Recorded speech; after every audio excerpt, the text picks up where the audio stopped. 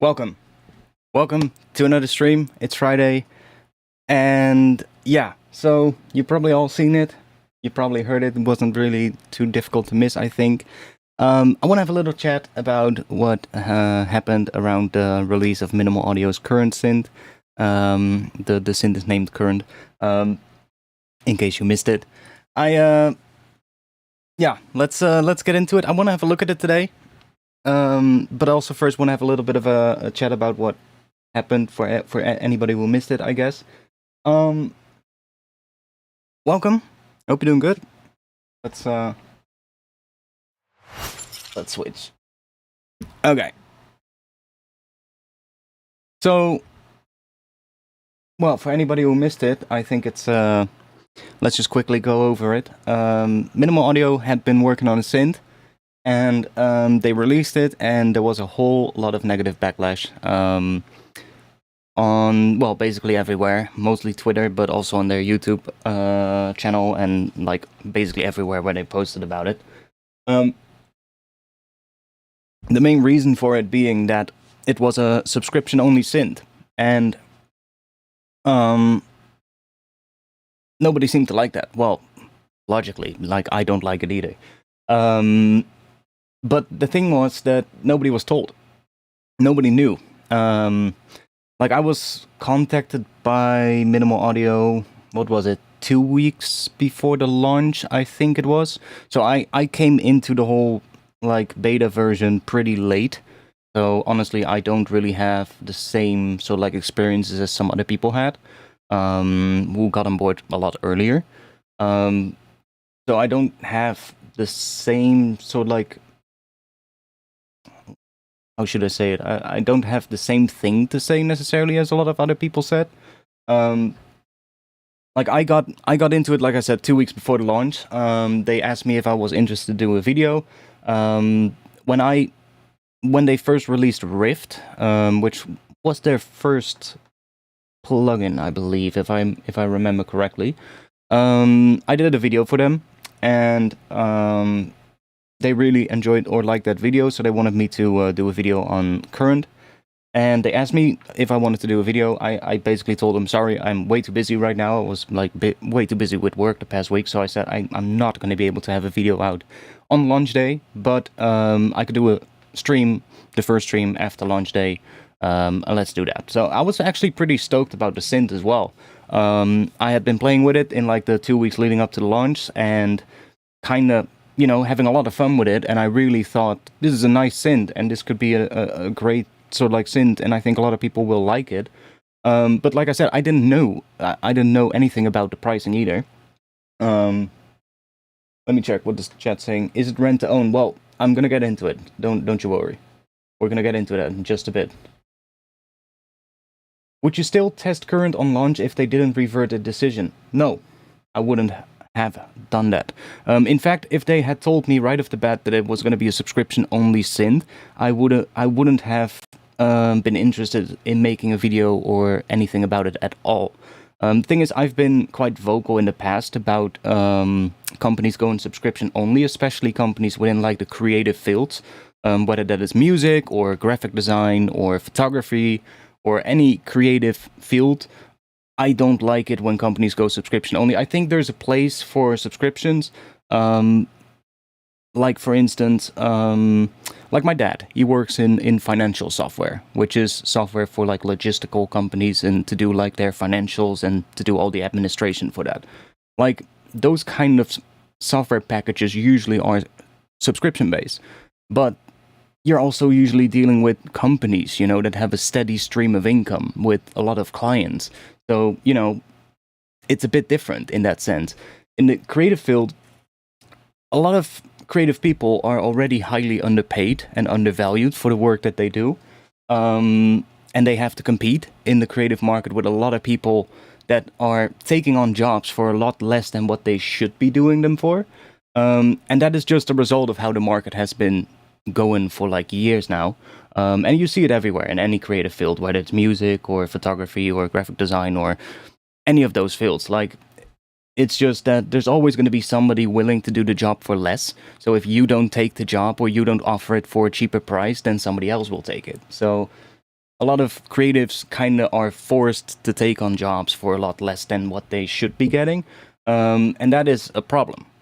So within music, it's even worse, I feel, because especially since like the death of like physical media in music, music itself isn't really earning artists anything at the moment, right?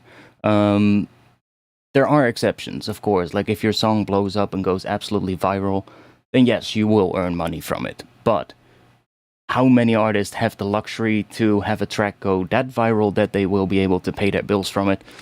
Not that many, right? So within music, it's already an even bigger problem because a lot of musicians going into music, they're not even going to break even with their music. Heck, they might even have to pay more into it than they're actually going to get back from it. So that is why there was a huge backlash when they announced that the Synth was subscription only. And then when, well, let me just start. Like I had been basically, well, I liked the Synth when I was using it before the launch, and I had also been quite excited about the launch. You know, I thought this was something that a lot of you were gonna like. So I had been posting leading up to the launch in Discord about it. I had been, you know, sharing a bit or two about what is in it and things that maybe not everybody knew yet. So I was like, oh, let's see, just hype it up a little bit because I believed in it as well. That was the whole thing, right? So I went to bed the day before the launch, and I woke up and I turned on my PC. And I see I have like 4 DMs on Discord and like 2 DMs on Twitter. And I'm like, whoa, what the fuck happened? You know, what did I do? Why am I getting cancelled? You know, I don't get that many messages. So I was like, what is going on? So I looked in the messages and I saw people talking about it. Why were you promoting this? Why did you tell us that we were gonna like this if it's a subscription only thing? Because people know how much I am against that. So I had to do, well, I guess you can call it damage control, because I had to explain to them, you know, right? Like, why, or that I didn't know about the pricing. So that wasn't a bit nice. It wasn't the nicest thing to have to do. And then when I went online, I saw that it was the same thing for everybody else. I saw Alchemy talking about it. I saw Dash Glitch talking about it. Who else? Well, several other people. So I went onto the website and I saw indeed that it was a subscription-only thing. And I was like, why weren't we told? That was the main thing that well, that felt a bit wrong, you know. Now, granted, I'm not going to put shade on Minimal Audio. They've made great plugins up until now, and I want to give them the benefit of the doubt because I think they deserve that.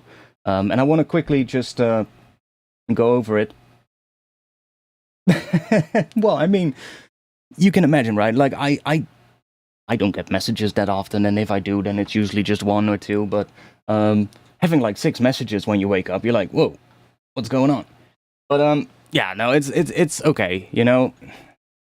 No damage was necessarily done to me, and I'm fine with it. But I do think that it is a lesson to be made for companies, because not only are you potentially damaging your own image as a company, this could have potentially also damaged the image of the content creators that you asked to do content about your product, and that is a problem. You know, that is something that shouldn't happen. People had to explain, you know, things that they shouldn't have had to explain.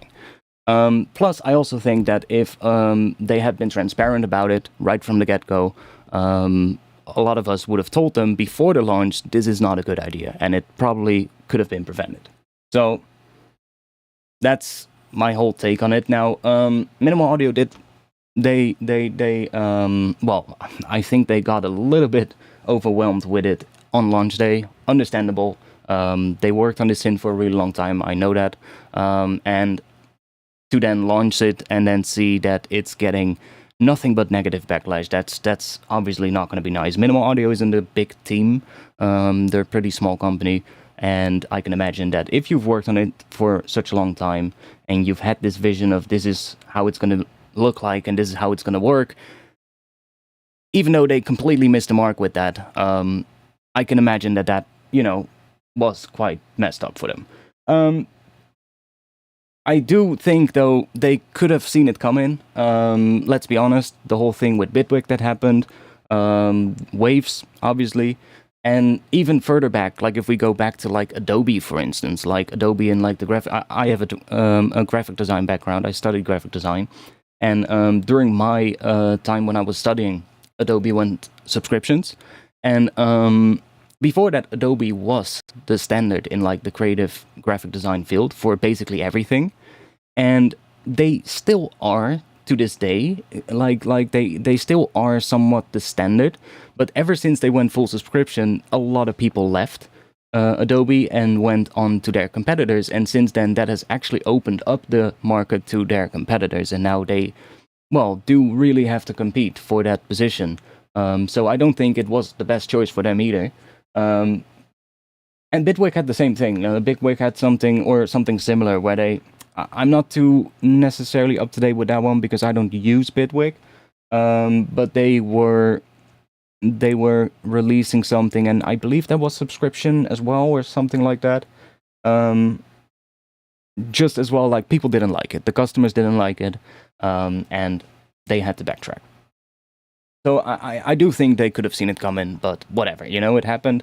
I quickly wanna watch with all of you the video that Minimal Audio posted, because I think that is, only right that I show that as well before we get into looking at the synth, because I don't want to be negative on here and,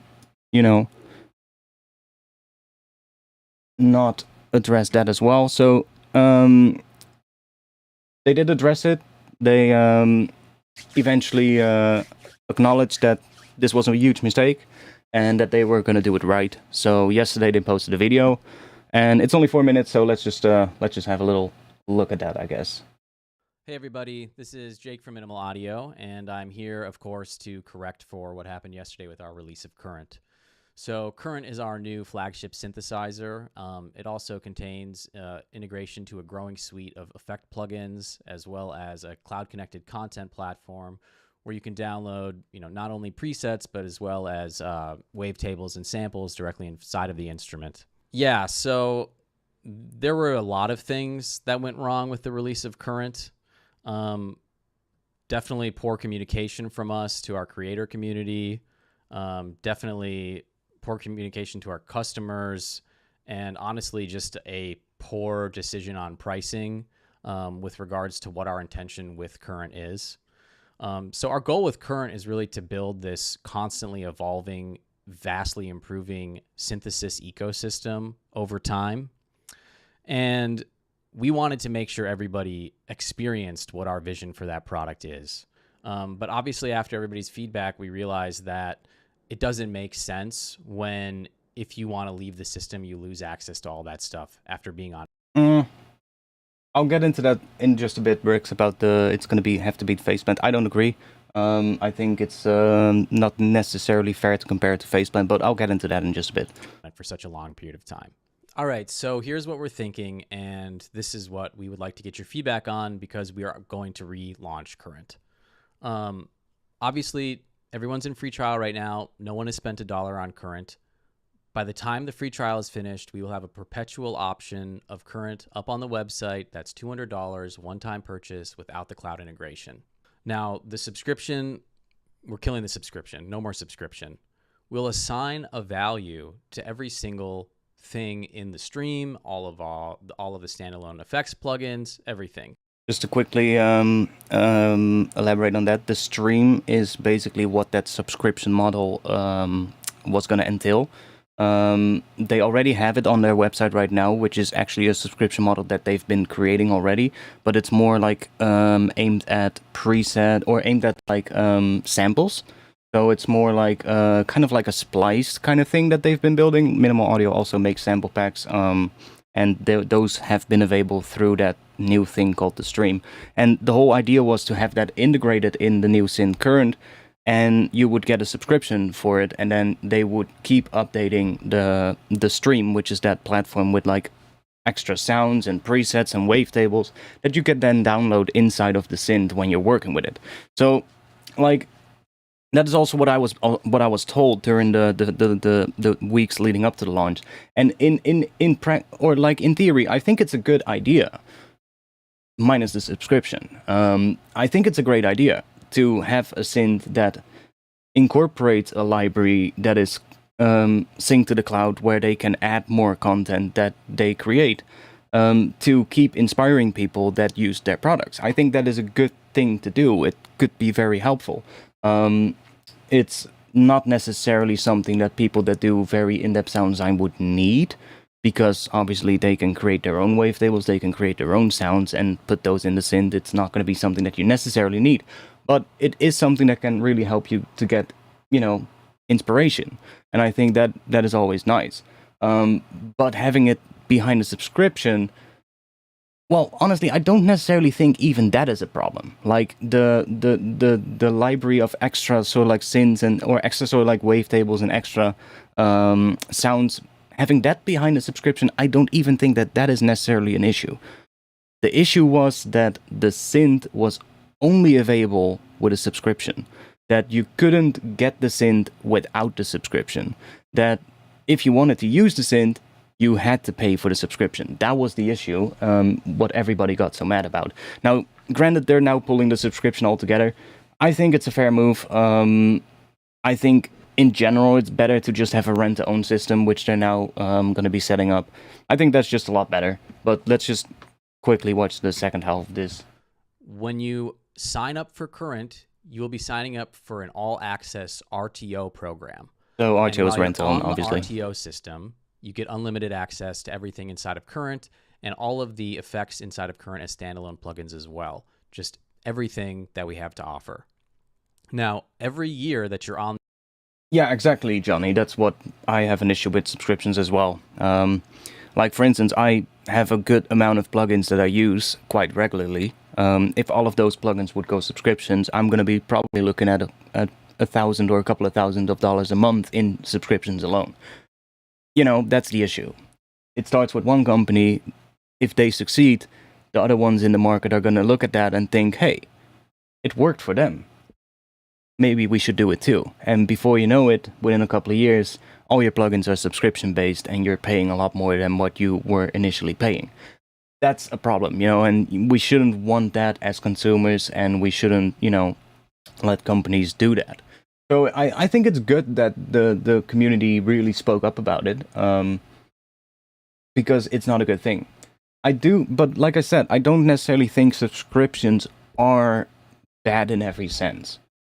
Like, if you make, for instance, a synthesizer, and it's already, it has a good amount of features, it has a good amount of content already, but then you have an additional sort of like market on top of it, where people can buy additional expansions for the synth with like a subscription or something like that. I don't think that that is necessarily a problem.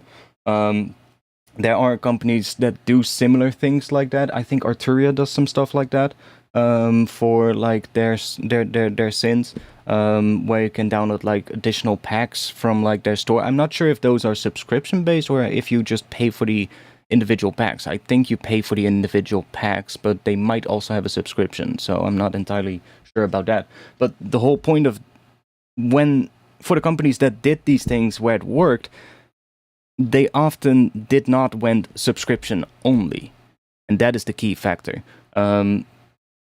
Subscriptions can help to open up expensive software to people who don't have that much money to spend every month, and that is a good thing. But when you take the perpetual license away when you go subscription, then you're basically that's basically a slap in the face of anybody who uses the software like regularly. And that's the problem. You don't want to alienate one part of your customer base by trying to cater to a new potential customer base. And that is exactly what this was going to do. So that's why everybody got really mad. You need to have the options, Make the synth $200 or $300 if it has to, but give people maybe an option to rent to own, so that they can also, if they don't have that amount of money, pay maybe a couple of bucks every month and then eventually own it after 2 years. That's also fine, but going just complete full subscription only and basically locking everything behind the subscription, that's just not what people want. And yeah, I think it's good that everybody spoke up.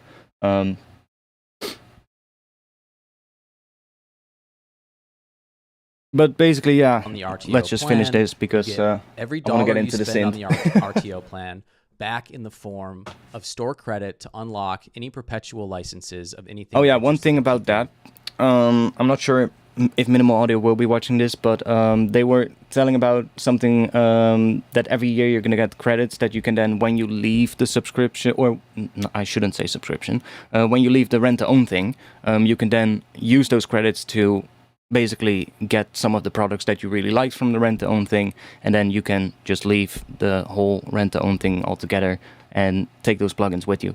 I think it would be, they said something about getting credits yearly. I think it would be a better thing to get them monthly, but maybe that's just, maybe that's just a wording thing that they hadn't really, fully thought through yet. But I think it would be better to get the just monthly credits, so that, it just feels a bit better than getting credits once every year. But I don't think that is what he meant.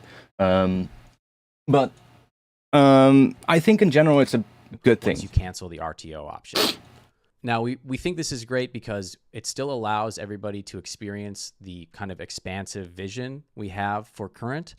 But as soon as that vision stops being valuable to you, you can take just what you want and leave with it.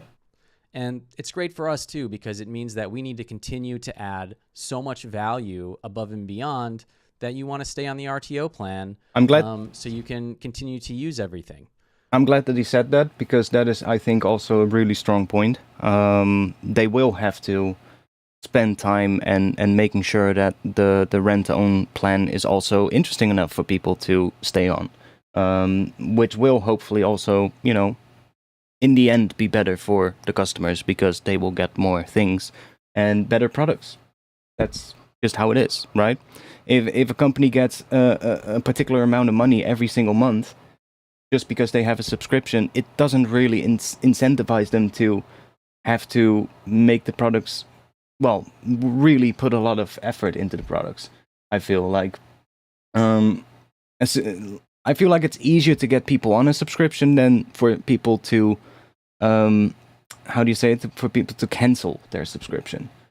It's something like I know how I am, like with subscriptions. I get a subscription and I completely forget about it, for instance. And then a couple of years down the line, you're looking at your bank and you're like, wait, I've been paying for a couple of years now for this thing that I've never used or that I don't use anymore. And then you're like, fuck. So like, yeah, I hope it's gonna turn out good. I think they've went into the right direction with it. So that's pretty much it. Subscription dead. RTO, unlimited access, is the future for this product. And that will allow us to keep the low barrier of entry we want, as well as I hope, allow everybody to experience the ecosystem. And for people that are truly just completely uninterested in it and they just want to spend $200 right now and get the synth, we'll have you covered as well. All right. So, we want to continue to build this ecosystem. We think it's exciting. And, obviously we can't do it without you. So I want to apologize again for just how poorly thought out this was. We have no problem with perpetual licenses. We like them too. But we were just so focused on the product and building this huge thing that we just lost kind of a business vision that made sense in terms of the pricing and the products on the website and the value to the user. It was kind of a moonshot moment where we just thought we'd just add so much value that, everybody would love it. So we will fix it, and I hope that you guys will give us another chance. Thanks. Cool. So I want to say, I think they handled it pretty well, seeing how negative the backlash was. Swift response, they responded quickly, they made the change quickly, and they were pretty, transparent in this regard in this video, so I think it, I'm happy with that. I do wish they might have addressed the thing with the content creators a bit more. I felt like that maybe warranted a little bit of a longer thing and a little bit of a longer explanation as to why nobody was told. But, you know, by now I know. I've seen everything about why this happened, and I think it's just, you know, whatever. It happened, and at this point, I think they've made the right choice. I hope it's gonna turn out good. I personally like the synth, so I want to have a look at it today. And who killed Mook? Yeah, I haven't watched the video yet, but I probably should. I'm not touching Serum, Faceblend, and a bunch of other synths. We have way cooler stuff in Bitwig. Hey, that's fine. So to get back at the thing about somebody who said they have to beat Faceblend, I don't really agree necessarily, because I feel like they're two different things. To quickly explain why I think that, Faceblend is a really modular kind of based synth, where everything is sort of like semi-modular, which is a really good thing for like getting really deep into sound design, and really, you have a lot of control over everything, but that also means you're going to have to do a lot more work to set up your patches. That really separates Faceblend from a lot of other synths that have a more sort of like organized UI, where everything follows a particular signal path that is sort of like predefined by the developers. Both have their own pros and cons, but I don't think you can compare it for that reason.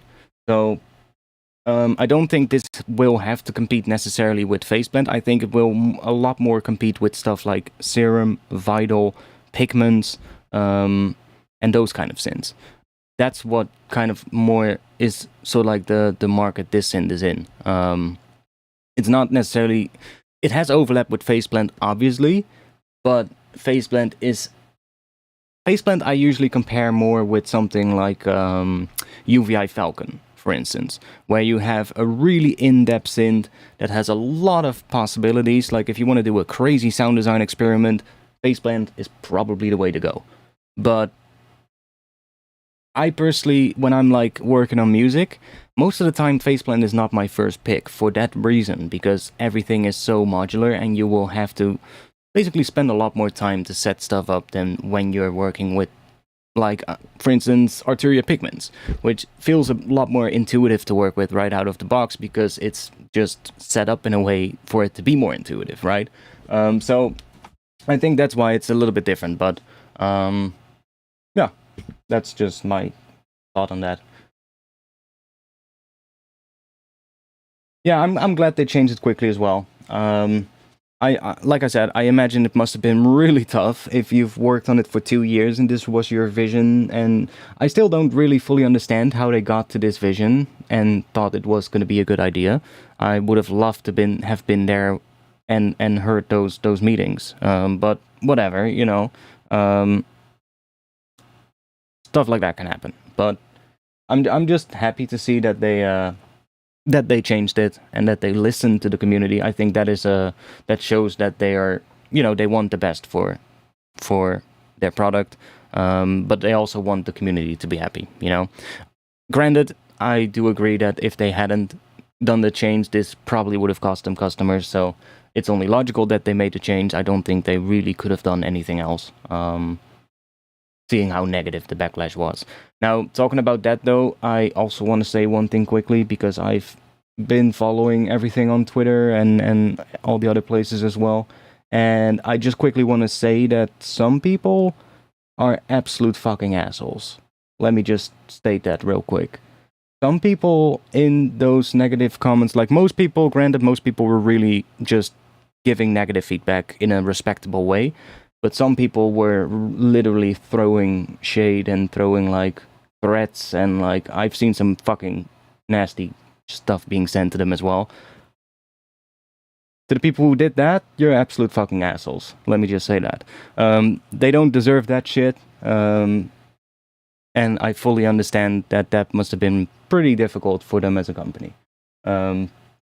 Most people weren't like that though. Most people were pretty respectable.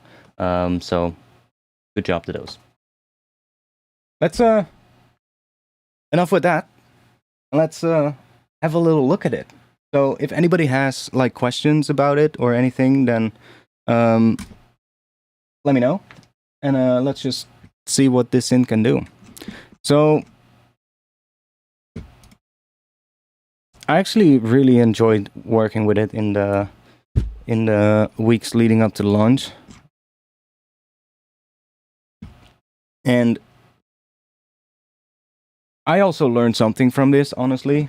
Like, from now on out, if a company asks me to do like a video or make content about something, the first thing I will ask, what is going to be the price? I learned that now as well. I think most of us have now come to that conclusion that maybe we should ask that. A little bit of oversight on my end as well. Like, I should have asked, honestly. I think last stream I also said it when I talked about it in the last stream. I said I probably should have asked them what this is going to cost. So that is a thing that I fully think that I should have done. Granted, I don't think any of us asked them, so that is a little bit of a mistake on our part, I guess. But as well, like within there were a couple of moments within the communication between me and Minimal Audio, or at least I don't know who from Minimal Audio I necessarily spoke to, but there were a couple of moments where I praised them for the amount of content that they put into the synth and the amount of wavetables and samples that were available on the stream platform. And that would have been a great moment for the Minimal Audio employee that I was talking to say like, hey, by the way, about that's going to be subscription based and this and this is how it's going to work. They didn't do that, but that would have been the best moment, I guess, to just bring that up. Plus, they also send out some press kits, and I think it should have been in the press kit, which it wasn't. Again, that was probably a big mistake by them, but, you know, whatever. So, big fan of Minimal Audio, not a fan of the sub, very happy to see it going away from that. With that said, I'm super excited to get my hands on this synth, and even better to see a great bass music streamer to... Hey, you're welcome, man. Some people only deserve 3x Ask. Hey, still, you can still do some pretty crazy stuff with it, if you combine it with other things. So what is Current? Well, Current is kind of like a hybrid synth, in a way. It just takes several different types of synthesis and combines it into one thing. At the heart of it, I guess it's a wavetable synth, because you have like 2 wavetables here, and then you've got 2 filters right here, with option for series and parallel routing, so that is nice. This is not the only set of filters, we'll get into that in just a bit. Then you've got a granular engine right here, so that's just a full granular engine with basically all the controls that you would expect. Reminds me a lot from the granular interface of Pigments, which I'm happy with because I really like the granular engine in Pigments. And then there is another tab here where we have a sub oscillator, where you get like control over the harmonics and the sub, which is really nice. And then we have a sampler right here. Then let's see, there is obviously an FM section here as well. So we've got FM and AM, and you can feedback everything, which is nice. So what also is nice, you have all these options, so you can, let's say, FM oscillator A from the granular engine as a modulator, so that's kind of interesting, and just all of these options here, so I think I like that. Then I guess the other big thing, well, would be the effects section. So the effects section is basically Minimal Audio's effects plugins library, but then inside of the synth. So some of these you might already know, like we've got Rift here. That's basically just the full Rift plugin inside of this synth now, and that means we can modulate it with all of the modulators in the synth, which is great. There's also MPE modulators. I keep forgetting how I get to the MPE modulators though. What was it again? Keyboard E. Oh yeah, right here, MPE. So we have to click one of these to open up this menu, and then there's also MPE modulators down there.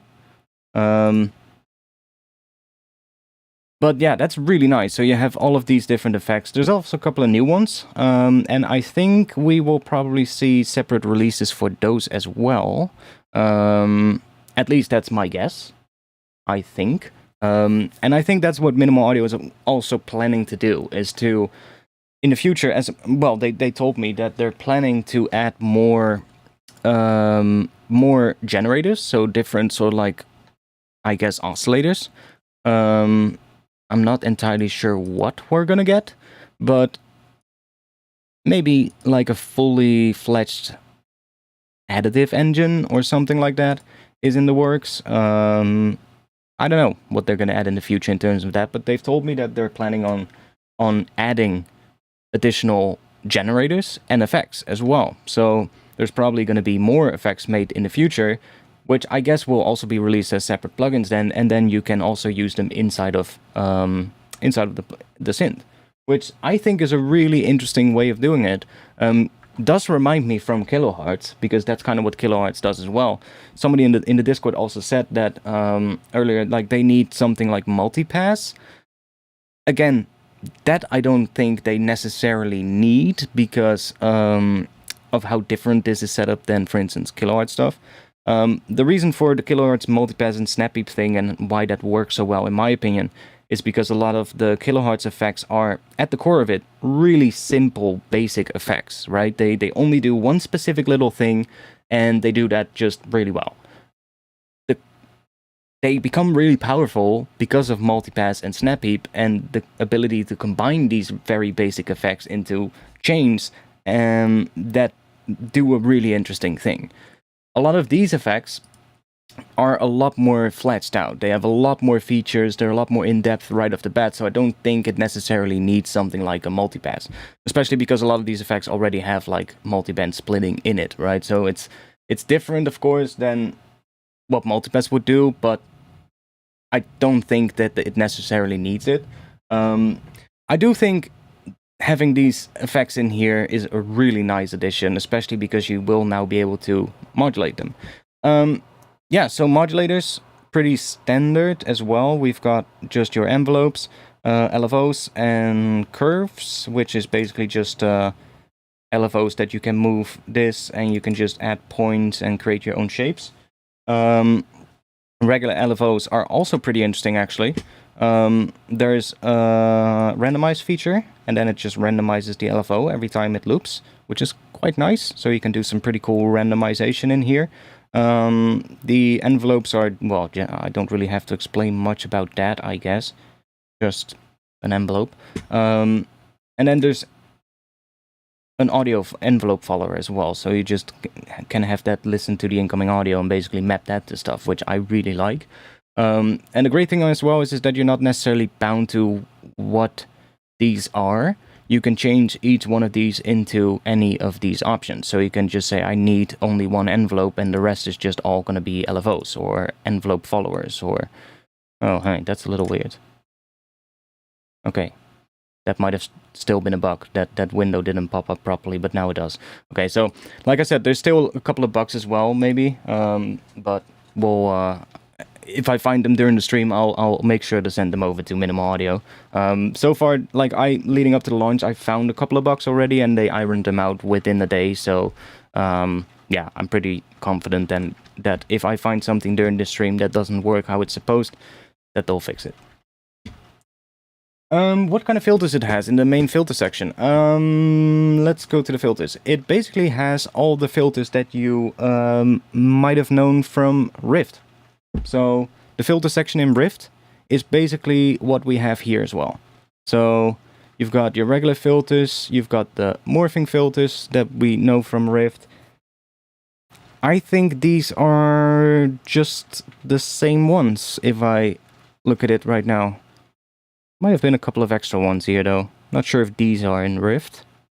Maybe they are, but there's some pretty a lot of different filter options. So, and those also have the morph options, of course. So if we go to here, take one of these, we got the morph option, like you probably also know from Rift. So that's nice.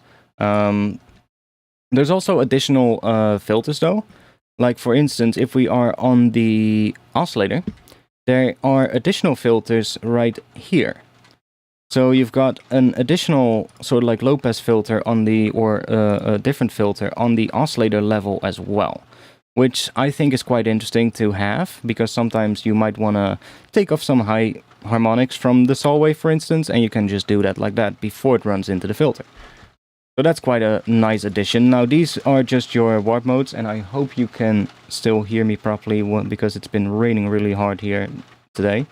We'll get more into these, I guess, in a bit. These are just more like sync modes and stuff like that. So kind of like modes that change the pitch or harmonics in the sound. Just in general, there's a lot of really interesting options. One thing I noticed as well on the first day that I used it that I really liked is this thing here. You can just remove the fundamental with a click of a switch from whatever wavetable that you're using, which is really nice if you're making a respace with unison. So let's say we have a saw wave with some unison, but we want the sub to be clean and without phasing, then we can just do that. And we can make sure, oh, we still had the sub, so let me just do that. And now we just have a separate sub underneath it. That is mono. So that's really nice. Right now I'm doing it with a saw wave, but I can just go to any of the wavetables, even a more crazier one like this one, and have this fundamental be removed.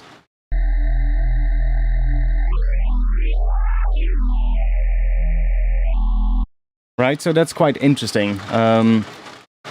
Damn, it's raining fucking hard. I can hardly hear. I'm probably gonna have to switch to my headphones. One moment, I'm gonna close the window because I'm feeling raindrops.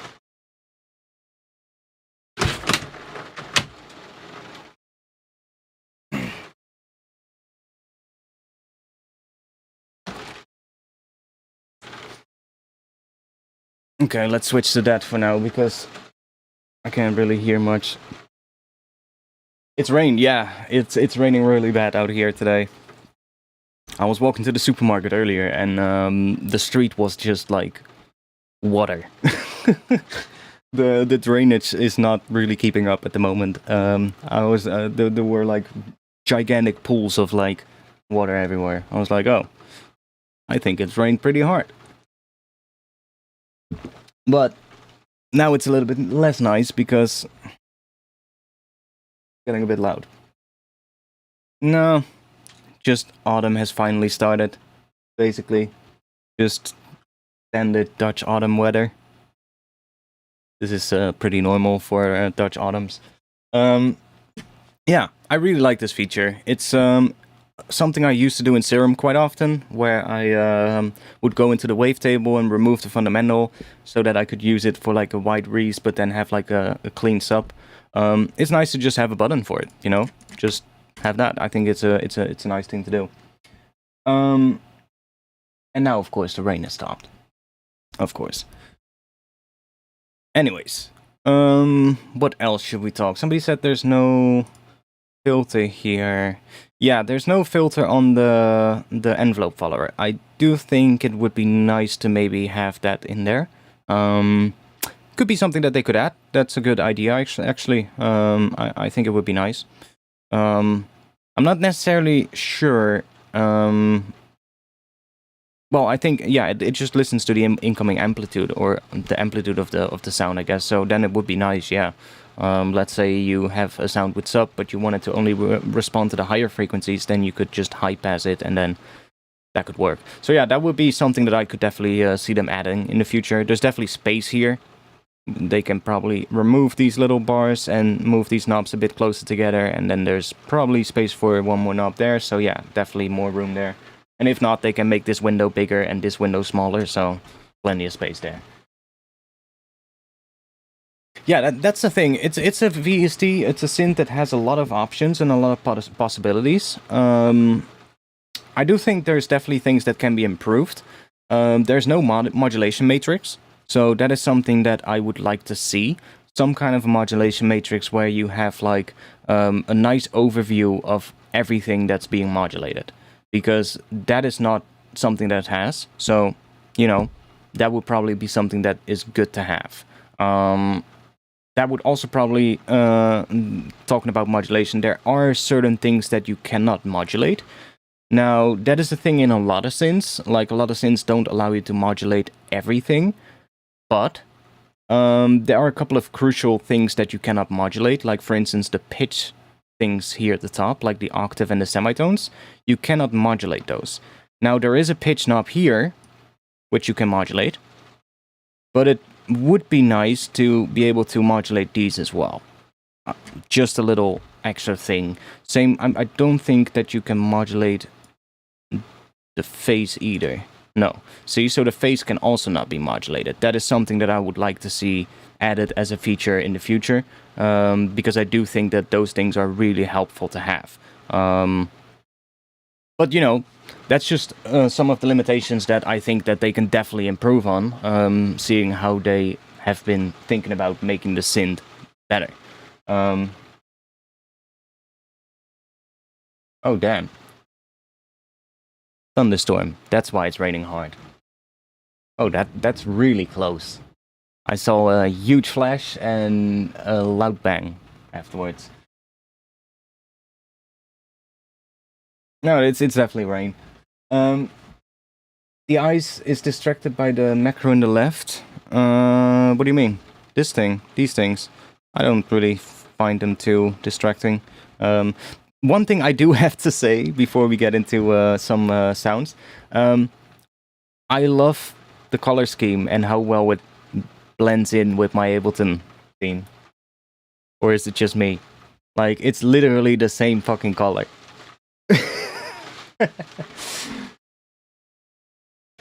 Let's see, is the blend control on top of the oscillator just a wavetable morph? I think it is, yeah.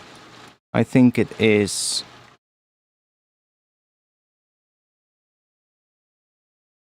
Let me switch to a bit of a simpler wavetable. Basic shapes, let's do analog morph.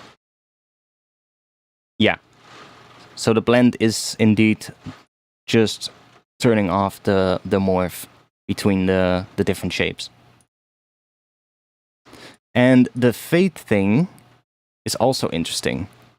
So if you have like, if you import a sound, because there is a way as well to import your own things. So for instance, if I go to my wavetable folder here, I can just grab one of my own wavetables and I can also drop that in here.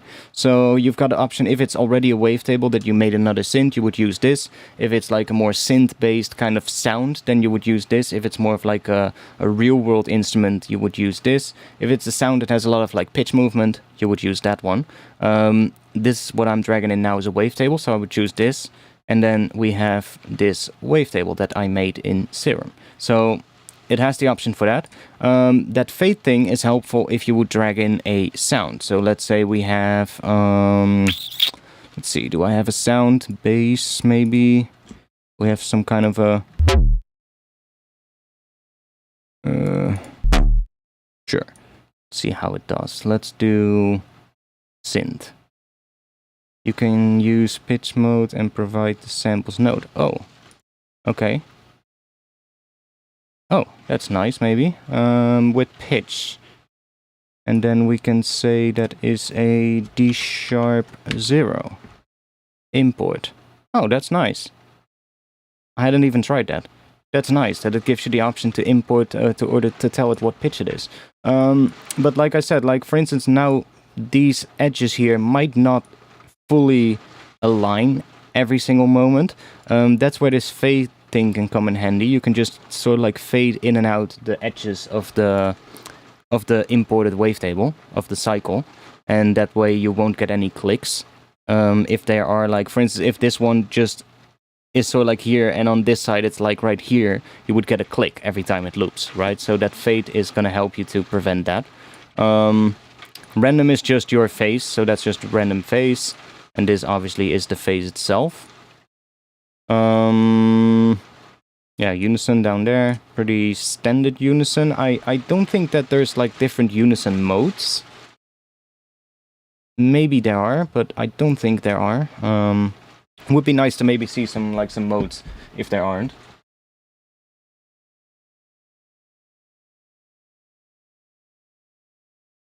It does, in terms of the color scheme, it looks a little bit like the Vital color scheme. I can see why you would maybe think it looks a bit like Vital, yeah. I really like the interface. The interface is really easy to use, really well designed. Everything is pretty easy to figure out. The one thing that was a little bit difficult for me to, or what I still have to get used to, is some of the windows, but I think that's just a matter of getting used to it.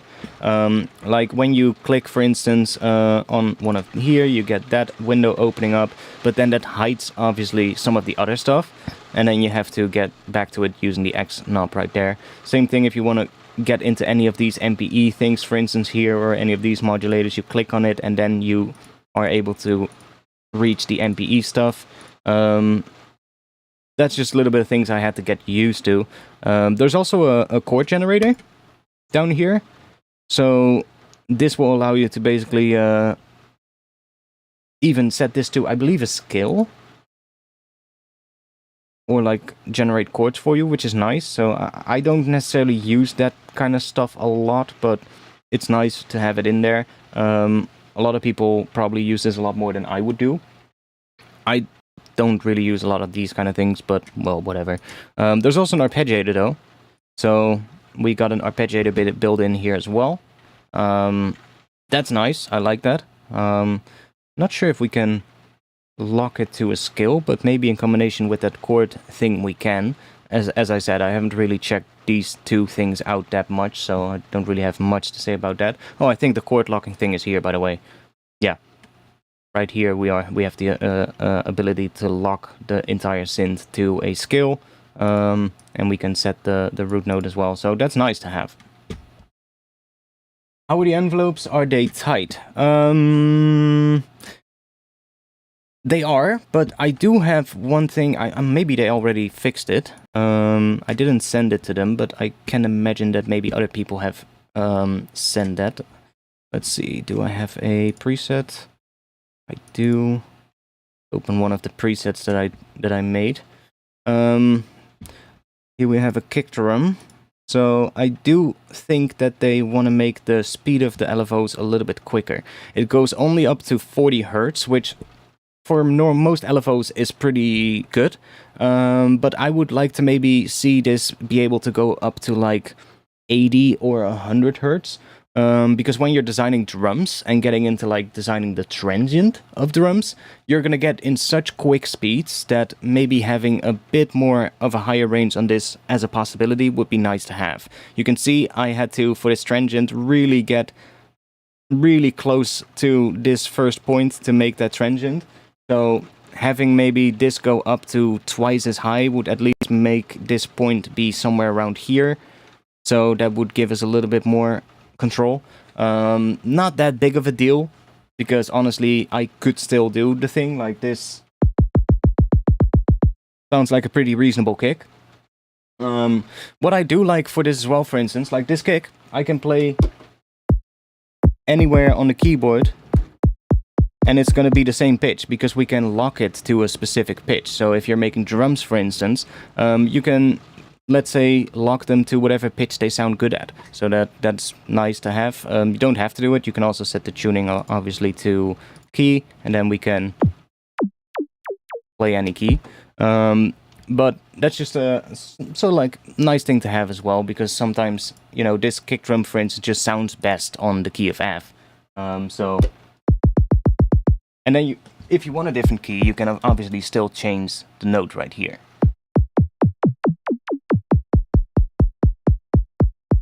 So, but yeah, like I said, it would be nice maybe to get a little bit more of a higher speed on this, so that we can get even faster.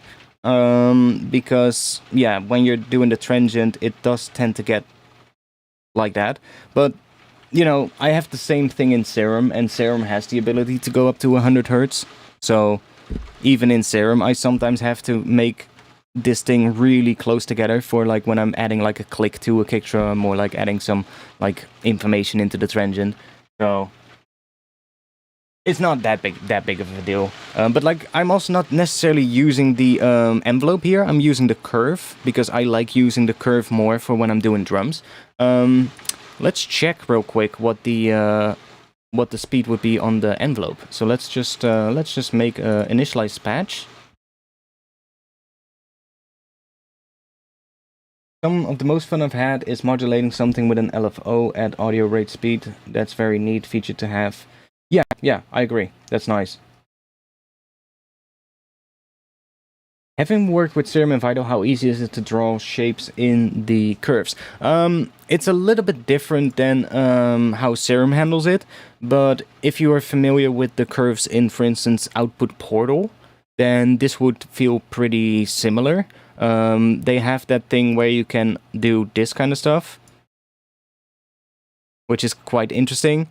Serum cannot do this. Serum will always have a straight line, and you can curve it like this, but you won't be able to curve it like if you have 2 points at the same height, you won't be able to curve in between those. This will allow you to do that, which is interesting, but also something you might have to get used to at first. But I do think it's nice to be able to do this, though. So let's see. Let's take a sine wave real quick. We can just do that, and then let's take an envelope, and let's just make a envelope like that. I guess we can get pretty quick with this one, though. Yeah, we can go all the way down, so we can get as quick as we want with this. So I guess if I want to do like a transient, I would probably use an envelope instead, because we do have the option to get really fast on that. So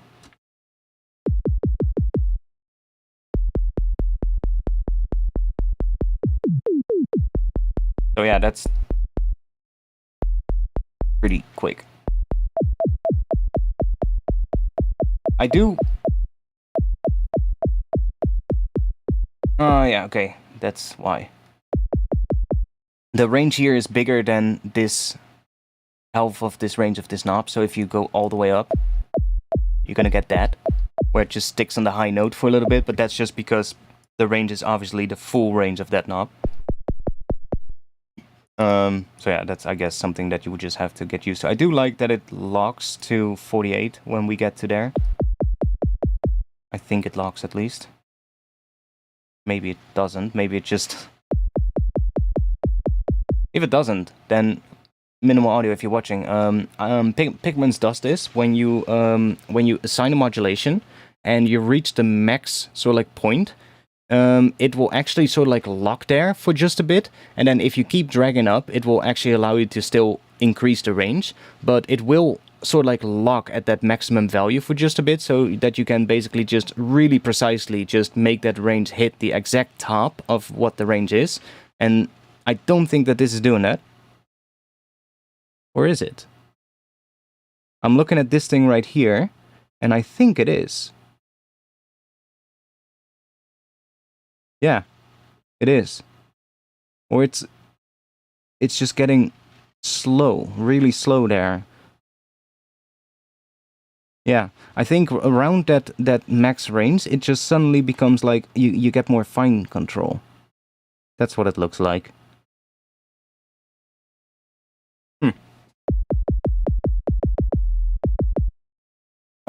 Would like to demo it, but there was no PayPal option on checkout. Will this be added, or are they serious about credit card only? That's something you would have to ask them. I don't know. Like, I'm not affiliated with Minimal Audio. I don't work for them. I'm not paid by them or anything. They just asked me if I wanted to do some content about the synth, which I'm always more than happy to do if I like the product. That's always the one thing I always tell developers. You can send me your product, no problem, but I won't do anything about it on my channel if I don't like it. But I like this synth, so I will definitely keep using this in the future as well. I think I can see this synth becoming my replacement for Serum. Honestly, I don't think it will replace Serum completely for me, unless they add a really good wavetable editor, because that is one thing that it's missing. It does not have an option to make or create wavetables inside of the synth, which for a wavetable synth I think is a bit of a missed opportunity. But what I think is the case is that that is something that they want to add in the future, but they just want to do it right. At least that's what my guess is. Serum has one of the best wavetable editors in my opinion. There's other synths like Faceplant and I guess Vital as well that has a wavetable editor, but they work in a different way.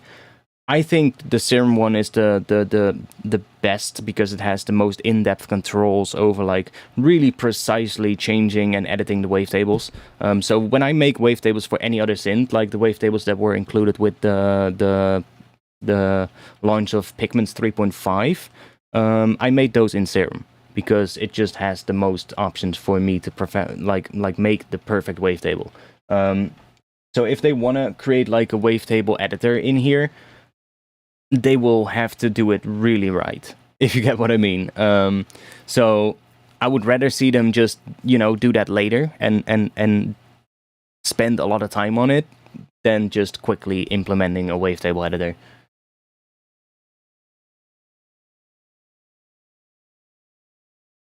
There is no modulation matrix at this point, no. I already said that. That is something I would like to see in the future. In the future, just something that allows you to just switch to a page where you can easily see sort of like an overview of everything that's being modulated. I think that is a good thing to have.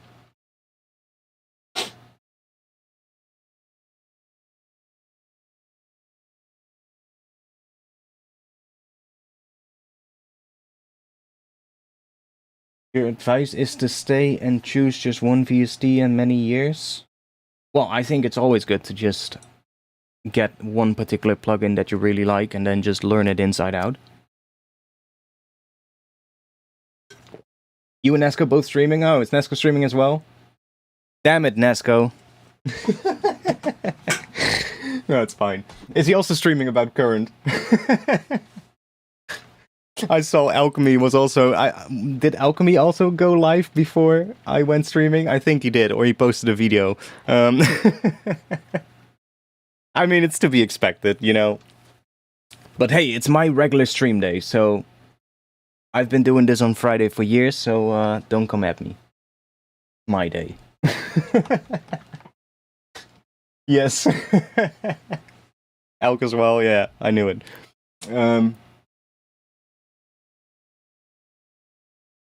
So... let's just have a little look at some of the sounds that are in here, because I think that is something we haven't really looked at. I guess we can first quickly go over these effects. Like, these effects are really nice. We've got a chorus. Have they already released this one as a separate plugin? I'm not sure. I don't think they have. Let me quickly check. Minimal audio...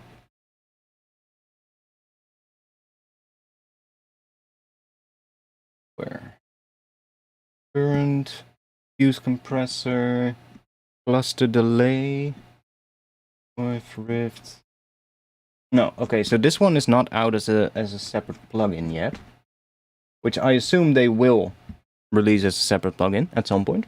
So that's we have a chorus, cluster delay. Well, that's just the cluster the delay that is already out. Hybrid filter, that's basically just the filter module that we also have here. So we have another of those in the effects section, which is nice. Morphe Q, that's really good to have this in the synth, because I actually don't have the plugin Morphe Q. Minimal audio? No, I'm just kidding. It's a really... I haven't used this before, but I used it now since I've been using the synth, and I really like it. So I might actually want to have the separate one as well. Rift is just, yeah, everybody knows that already, I think. This phaser is pretty interesting too. I guess that is also going to be one that they might release separately. Swarm Reverb. This one is pretty interesting. I haven't done a full dive into all of these effects yet, so that's probably what we're going to be doing today as well. And then that fuse compressor, which is like a multiband compressor. How would you say this compares to Faceplant?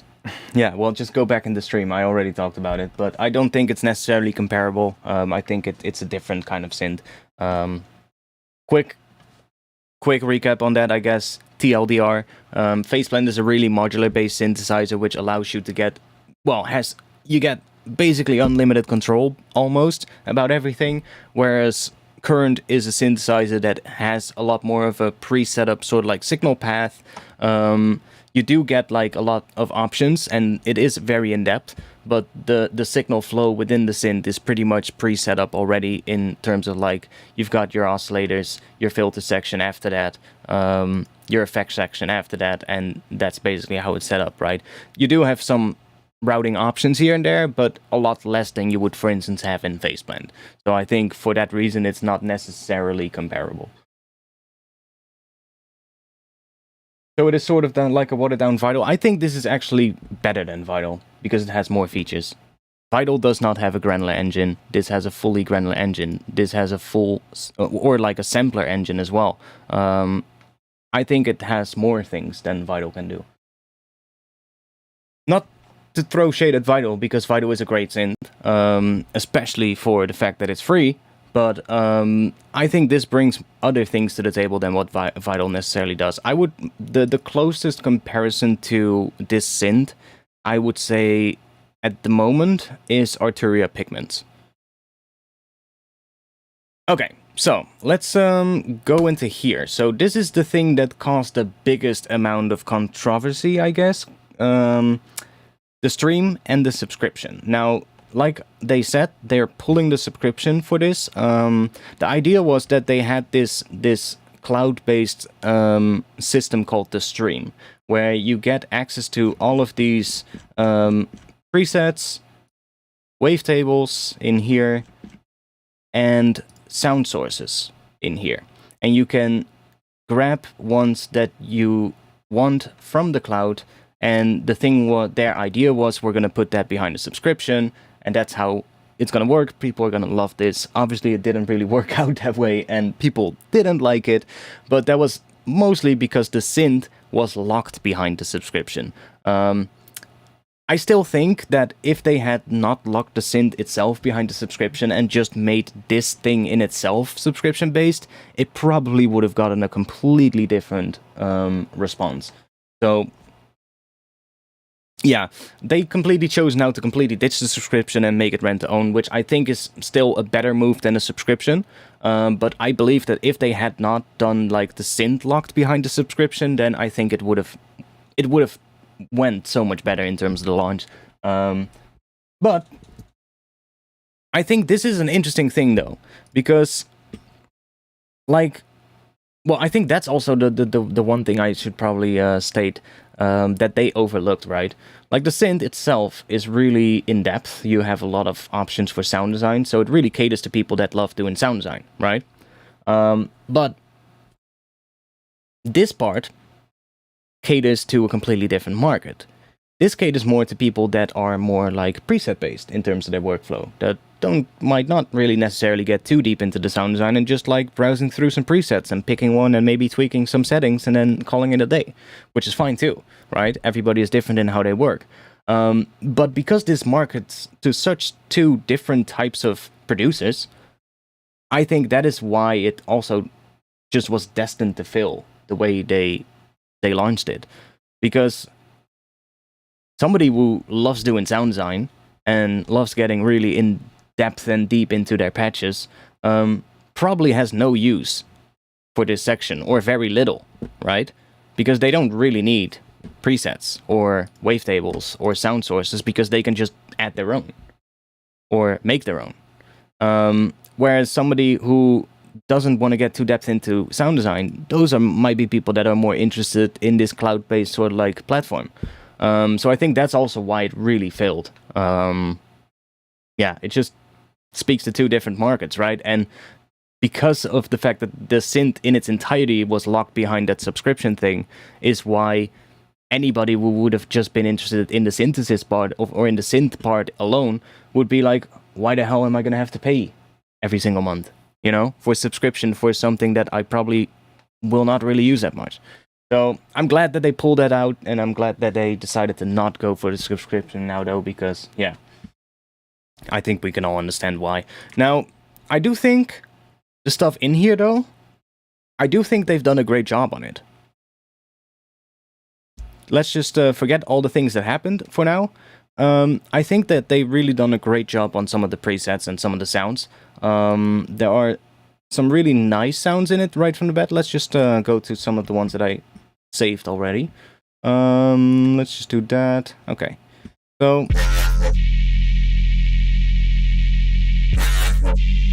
they've really done a pretty good job on the sound of a lot of these presets. Let me grab a drink.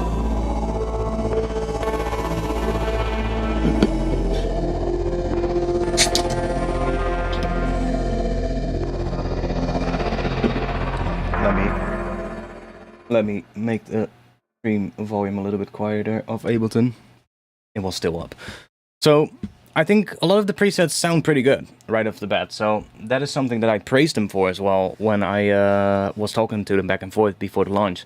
I think they really did a great job on that. And the presets, of course, it's just, you know, whatever, it's presets. It's nice, but it's great because you can just go in here and just listen to the previews. Say, oh, I like that one. You just click load, and it takes a little bit of time, obviously, because it loads everything in. It downloads the sound sources that you might need for it, and then you've got the patch there. So I think that is a nice. I like that setup. I just wish they hadn't done the subscription thing, and they just would have seen that whole thing coming. But it is what it is, right? Luckily that they decided to not go subscription now. Now, the same thing goes for the wavetable thing here. So here we have basically a whole list of additional wavetables that you can download as well from that cloud-based thing. So you can preview them, say like, oh, I like that one. And you can just say, I want to load that into Oscillator A. So now we have that into Oscillator A, right? So that's a really nice way of sort of like browsing for more wavetables. Plus they can add more in the future, which I think is a great thing. And the same thing goes for the sound source library. So here we got a library of sound sources, and I think the whole tagging things is pretty nice.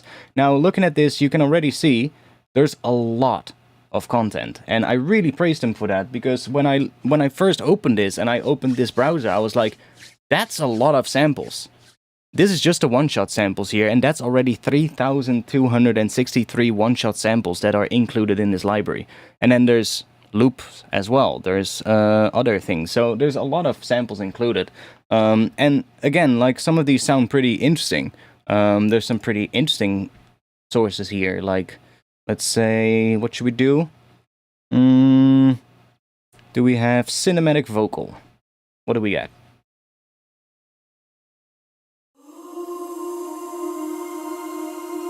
Okay, so let's initialize the patch, and let's see what we can do. Let's just make some stuff. By the way, it stopped raining, so let me open up the window because it's getting hot in here. Okay, so let's say I like this sample. I can then choose to either load it into the sampler or into the Granular engine. Let's choose the Granular engine. So now we have that in here. Let's turn that one off. And we can, let's just start making something, I guess.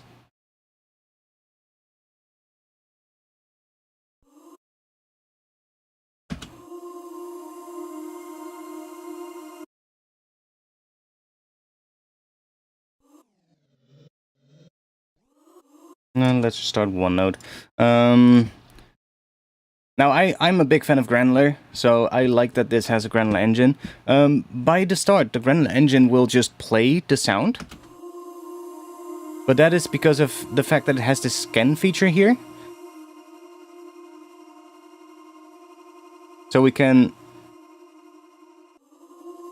use that to have it move by itself already, or we can completely freeze it, which is also nice. And then obviously you have the position up here. Now, it doesn't go back to the start, but as soon as the MIDI node retriggers, it does.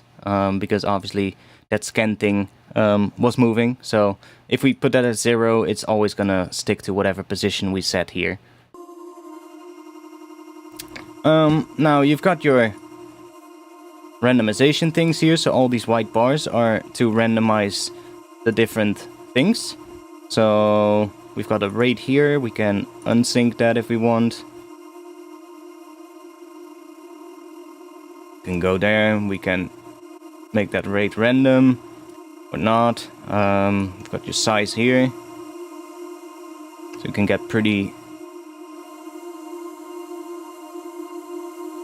dense sounding sort of like pad. Then down here you've got your pitch controls and the fine tune for the pitch. So if we want, I guess, some random pitch, we would do that.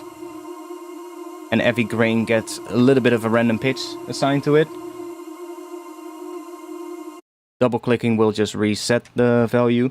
This is your amplitude shape for the grains. Now that is pretty self-explanatory, but I do like how they implemented this. Almost every granular synth has this option, or every granular synth has this option.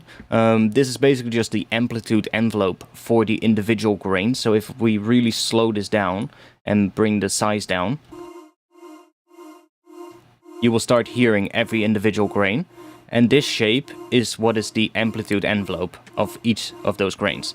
So normally in granular synths, you pick a particular shape, and they are usually preset shapes that you'll see in a lot of different granular synths. So if we for instance take Arturia Pigments real quick, which was my or is my granular synth of choice, we can also see that the granular engine does look pretty similar, right? But this is what most granular synths will have. They will have some sort of a menu, and these are like some pretty commonly used shapes for granular synths. The Gaussian shape, the Tukey one, trapezoid. There's sometimes also the Hun shape, which or some other named shapes. These you can find in, for instance, Unfiltered Audio Silo, which has granular stuff here. You've got these kind of shapes. And again, see, the Tukey one. These ones were also in Pigments. So those are really shapes that you see in a lot of granular synths. I think Paul Stretch has the same shapes as well for the amplitude. Minimal Audio decided to do it different. And that I really like. They basically just added it behind a knob. So you can morph between the different amplitude shapes. And you can randomize them, so that every grain that is triggered gets its own random shape, which is really cool. And then you've got a skew control here to kind of move it from left to right. So that's a different way of doing it than a lot of other granular synths do it. And I kind of like that, because it just gives you a pretty interesting way to add some sort of like, a bit of like randomization to it in a different way. Like I was doing it earlier on a patch. I'm not sure if I saved the patch. I think I did, but maybe I'll be able to open it later. And I was using that randomization here on the amplitude shape, and it just gave it a bit of a weird sort of like crunch, and it just was quite interesting. So that's a different way of how they do it, but I think I quite like how they do it. Now, I guess here we have a couple more controls, just pretty standard stuff though. That's just your playback mode. So if you want it free, one-shot loop, there you go. You can reverse the sample. We can choose the direction of the grains, and we have a gain control to just increase the level. Punch, I believe, has to do with when you hit a MIDI note, how long it takes before, like if you have a lot of grains going on, I think Punch will make sure that when you play, it just has a full sort of like all the sometimes when you have a granular synth, for instance, and you play a MIDI note, it takes like a little bit of time before it gets to its full density in terms of how full it sounds, because the first moment you hit the MIDI note, usually one grain starts, and then after that the other ones start as well, and if they overlap, then after like a couple of seconds you'll have a lot of grains playing at once. But usually at the start of the MIDI note there'll be a little bit of a fade in when all these grains sort of like are starting up. I think that is what that punch does. So is there a tooltip? There should be if we turn that on. When active, the first grain of each new note will have an immediate onset, bypassing the rising slope of the current grain shape. Oh, okay. Oh, okay, that's different then. That's like for if you want to do something with a transient, so that it bypasses this fade-in of the volume shape, so that you can create like transient sounds with it. That's interesting. That's different. Not sure what I would use that for though, but I think that could be interesting.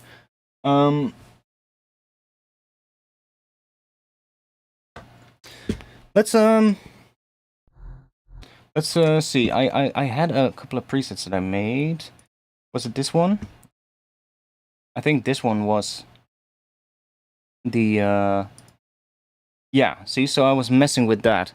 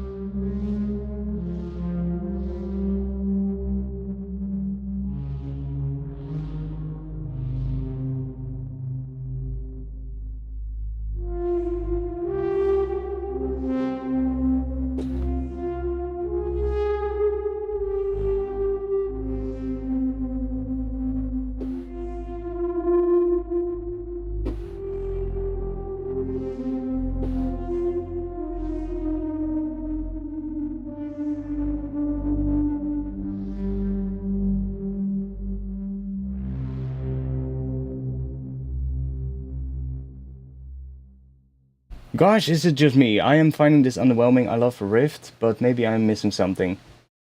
I don't know. I think it's not underwhelming. I think the synth is actually doing a pretty good job. It just, the launch really rubbed people the wrong way. That's just what happened, in my opinion. But I think they deserve a second chance, and I think they definitely have a chance to make it right. Which is, from the looks of it right now, is also what they're planning to do. So I'm fine with that. Yeah, so I do like how a lot of these sources sound, like the sound sources. And one thing that I haven't talked about yet is this thing. So you might be able to see that we have this layer span thing. Let me turn the tooltips off. We have this layer span thing. So normally, in, for instance, Pigments, for instance, you have a granular engine, and it generates one stream of grains. This one allows you to add multiple layers, so you can get like a lot more denser, so like pads, which is quite nice. So if we add 2, stupid mosquito. So if you add 2, then we now have the option to play with the offset between those 2 layers. So if you have like a sound source with like different things in it, you can have like one section be played by this section of the sound, of the sample, and then another section here. And as we add more layers, you can see we can get up to 8. And then we can sort of like really get a very sort of like big range in the sample. And all of these are individual streams of basically its own granulizer.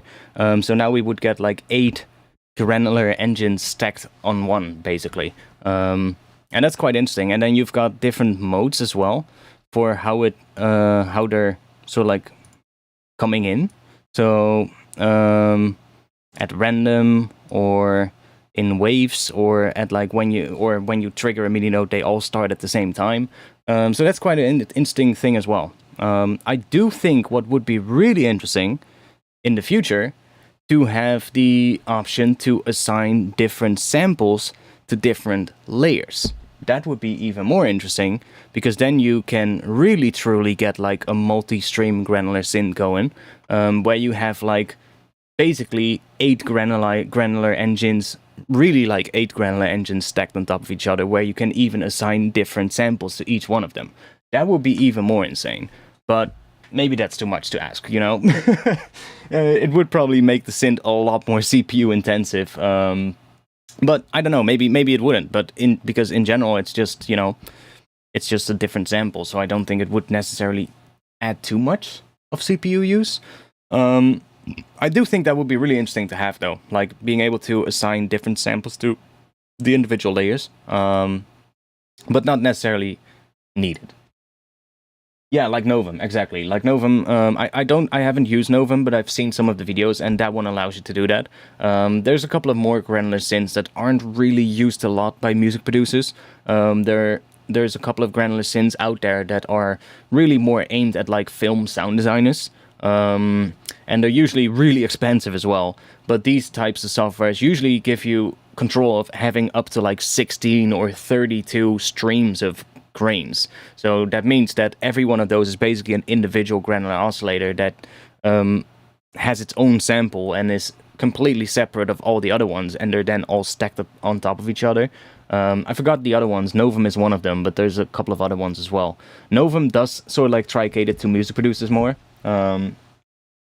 Dust 2, yeah, but there's also a different one that I completely forgot about. I can't come up with the name right now. It's not a plugin. It's a standalone piece of software, and it's really aimed for like film music, or not even film music, but like film sound effects, sound designers as well. I forgot what it's called. It's like a standalone piece of software, and if you look at it, the UI is absolutely mental. Not the most user-intuitive UI either, but it is a tool that has been used for a long time in the film music industry, or like film sound design industry, I should say. And that is kind of where this idea comes from, which is kind of cool, because you have that ability to create like those additional layers, and that's why I said it would be really cool to have like the option to add different samples to them, but whatever, you know? I do really like how this works, and I do generally like how these pads turn out. Like, this pad is pretty simple. It's really just, there's one LFO that is sort of like creating this movement here a little bit. Or no, wait, it's moving this. It's moving the position. It's not moving this. This is being moved by the random thing right here.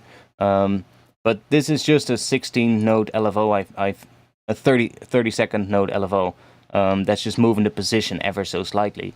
And I think that's the only modulation happening in here in this batch. There's no other modulation happening. Maybe there's some on the filter that is... Yeah, this envelope is on the filter. See, this is why I would like to have a mod matrix, so that we could see what is being modulated. Like, just having, like, I don't know, a switch here or something, or here, or maybe even in the top bar that moves you to like a modulation matrix page, or maybe even add a button here. I don't know how easy that would be, seeing these are already pretty big, but I don't know, maybe they could do one here. There's probably space somewhere, right? That would be nice to have, because it can get a little bit hard to figure out where everything is that is being modulated. Even though it does light up in a different color when you know, do one of the modulators, it does change into yellow, so that makes it easier, but since you cannot see every part of the synth at once, like if you're in the granular page, you cannot see the wavetable page, so it would be nice to have like one page where you can see all the different modulations sort of like stacked in one big list, and where you can also preferably set up your modulations. So like choose like, I want this destination from this source with this range, like most synths will do it. I think that was definitely something that I want them to add.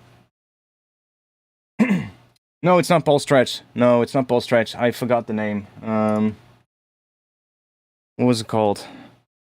Granular multi-stream synth software. Maybe I'll find it that way.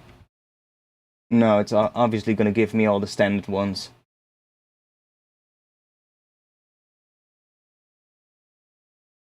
I forgot what it was called. This thing?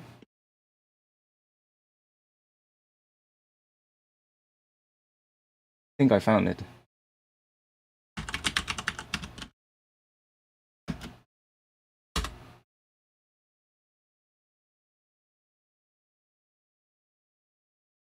Yeah, I found it. This thing. This thing. Crusher X. This is like a granular synth on absolute fucking steroids. Like, this thing is so fucking crazy. Most computers would probably die when they run this piece of software. That's how crazy this is. most people probably have not heard of this thing because it's not. Oh, they actually have VST support now. Oh, interesting. Oh, I remember back in the day it used to be standalone. From the looks of it, it has now become a VST plugin. But yeah, this thing is pretty crazy. I think you can go up to like, I don't know, I already see like generators 10 here. I think you can go up to like, I don't know, really crazy amounts. What does it say? Up to 199 individual grain streams. Like, that's what I mean. That's like, this is absolutely granular synthesis on steroids. And fuck, my window is behind millimeters. That's the one I was talking about. Form is sort of granular. Yeah, in a way, but not really either. It's kind of like in between, I would say. But I understand what you mean. It's not like a more conventional granular synth. But it does have like options that are similar to what granular synths would do. Okay. I do like this preset, by the way. This one that I made. This pad is pretty cool. It's sort of like, because that randomization is going on, every time I forgot how many layers I had set up, but I'll just go all the way. Every time I play, the notes are slightly different. And that is pretty interesting. Sometimes it starts getting like a bit crunchy, and other times it doesn't.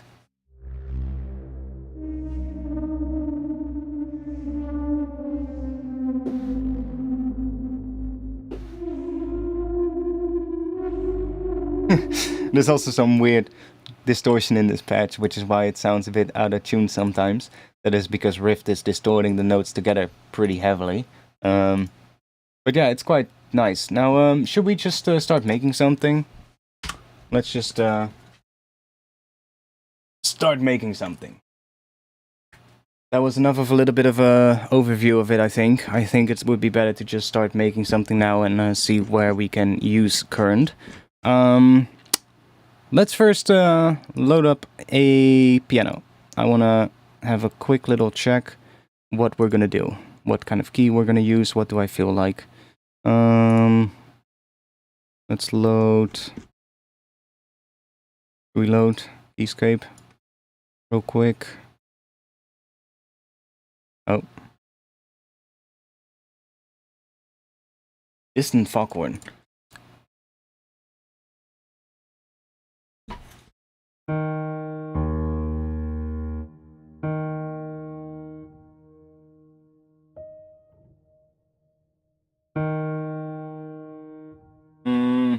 We just play in A minor, that's easier.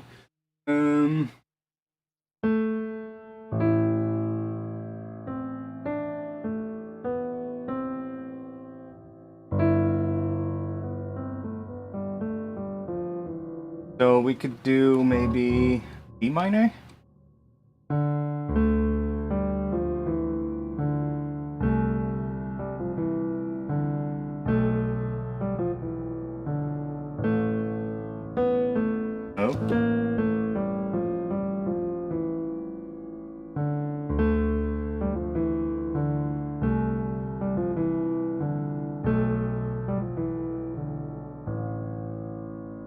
Or we could go...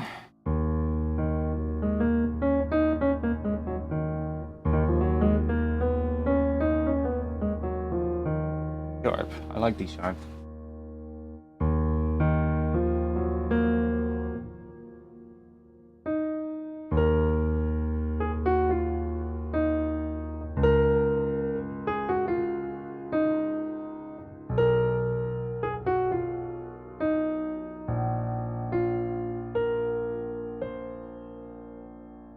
That. B in the D in the key of D sharp. That Lydian or Dorian. That.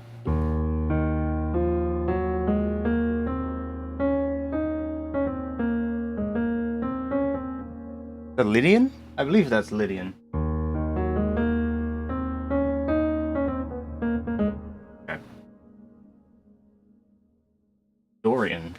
possibly Dorian. Scales. D sharp.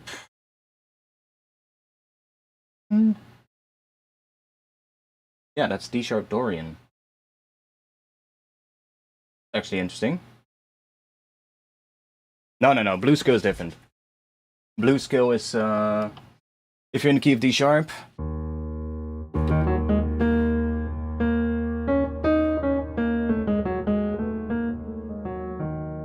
You get that A in there.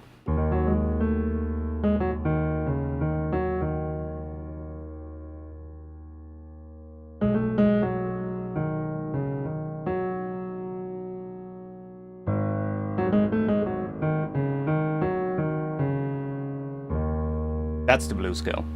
Lydian adds a C in the case of D sharp. So in case of instead of getting a B, which you would normally get in D sharp minor, you get a C. Which, what is that? That's I forgot. I'm not sure what that is called. It's a sixth, but I'm not sure.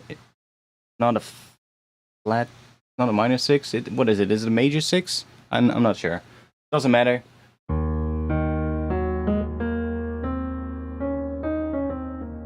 That sounds pretty cool.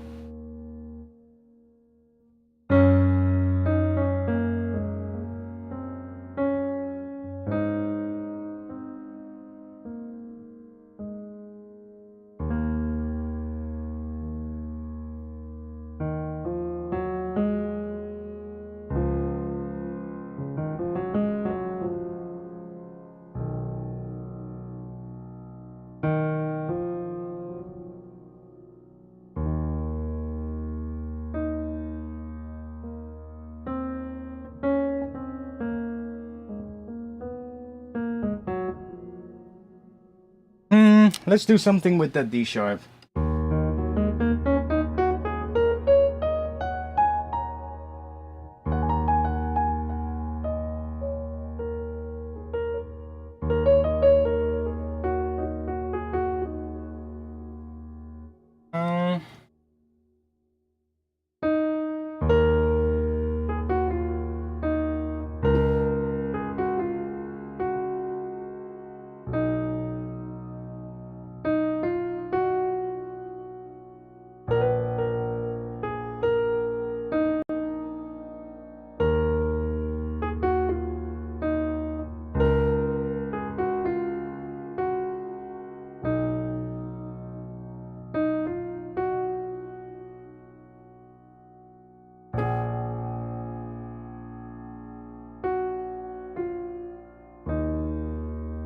Yeah, I'm liking that key. Let's do that.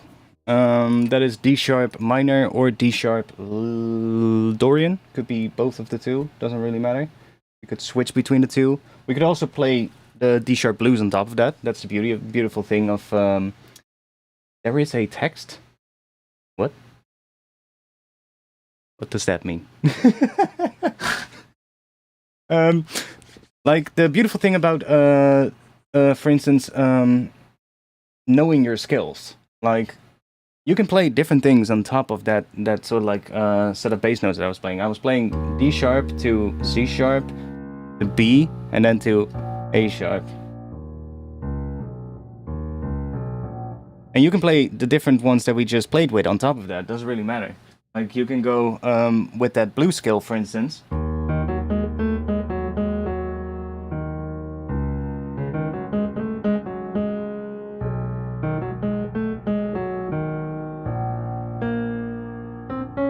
Oh.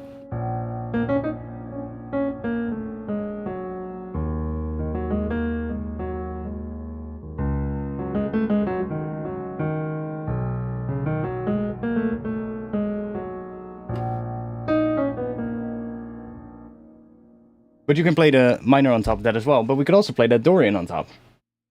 It would still work. That is pretty much the only chord progression that Justice uses.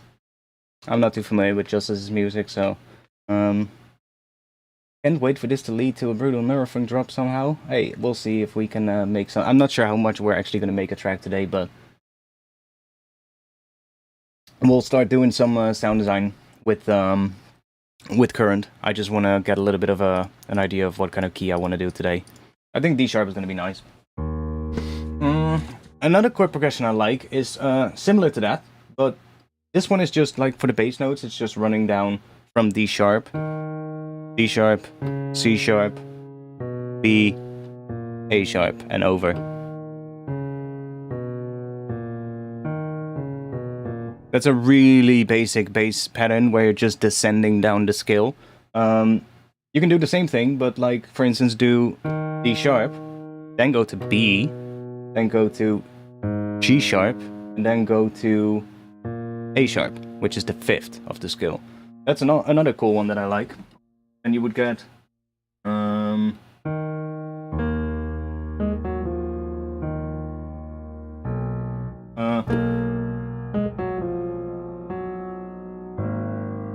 going down a little bit low there, let's make the pitch.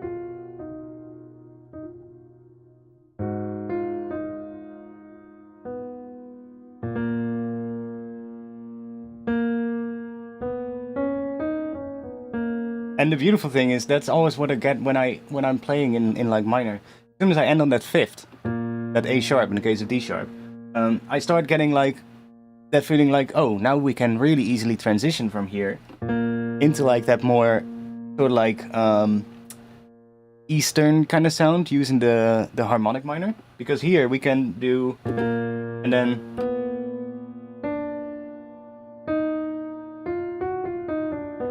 we can add that on top, and that works really well on top of that as well.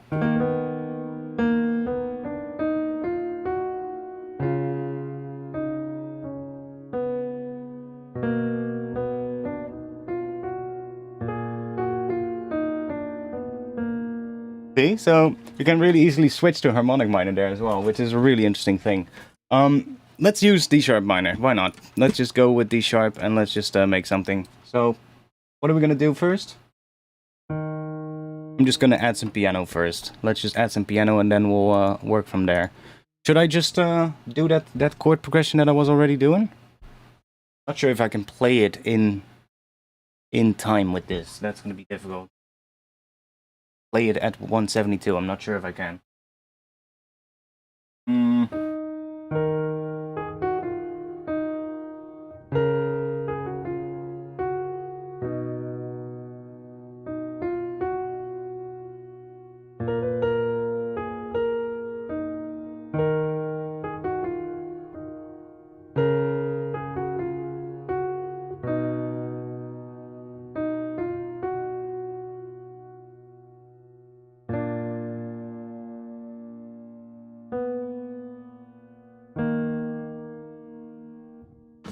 I mean, we can just bloop, do that, and then I'll okay, let's see what we have.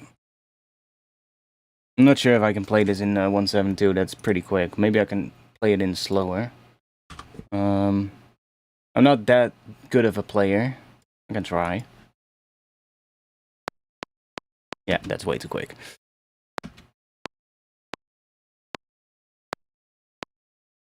I do it at half the tempo? Maybe.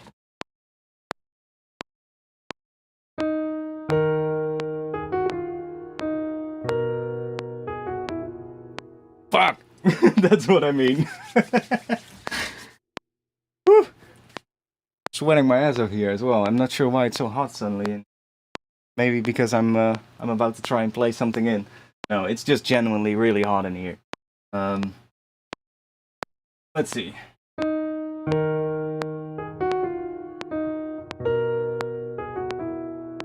That's wrong.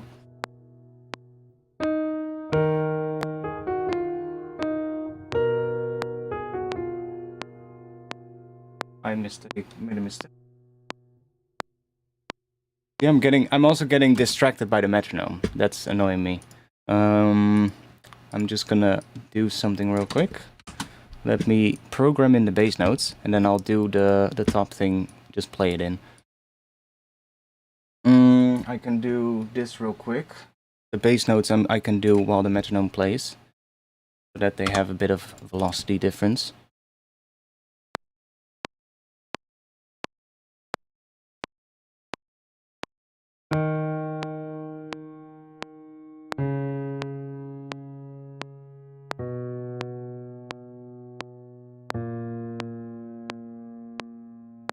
That should be good.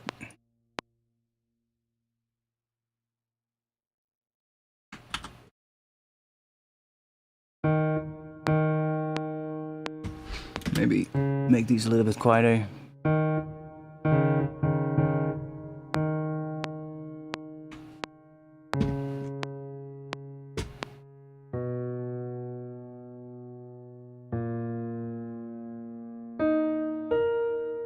Oh yeah, we need to loop that, otherwise it's not gonna work, eh?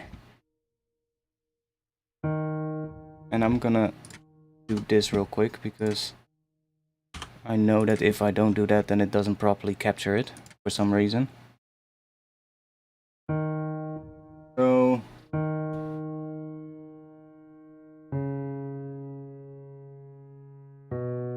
yeah, I might need something though. Let's turn it on.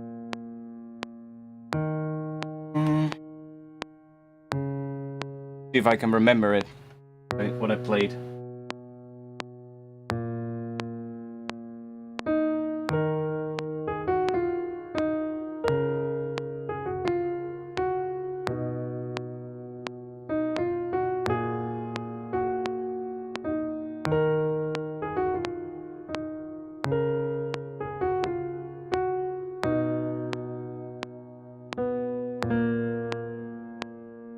That should be good.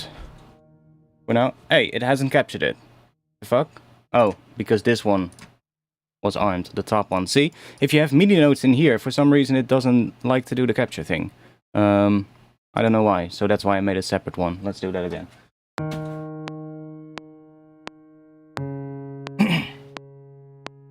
I could probably program those notes in, but whatever.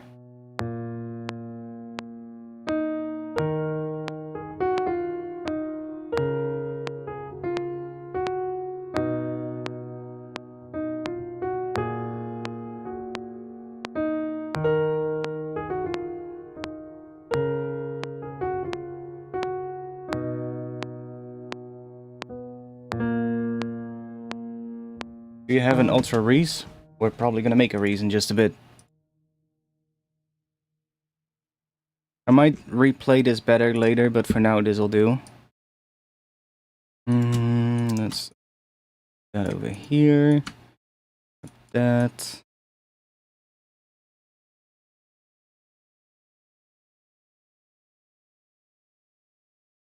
Okay, that started a little bit before the MIDI clip.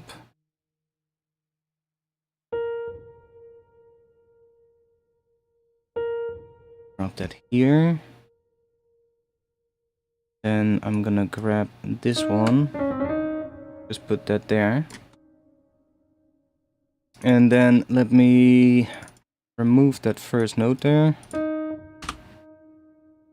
Just consolidate this one, and let me just copy all of this and paste it in the other one. I wish I could properly play stuff in time, but I cannot. I have to practice more. There we go. Now we have that. Bit messed up there, so let's make it a little bit better.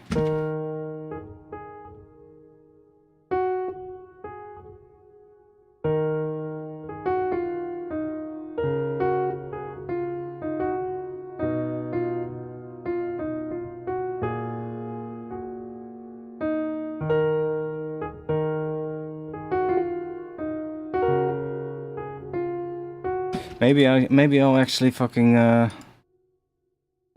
wait, can I do this better?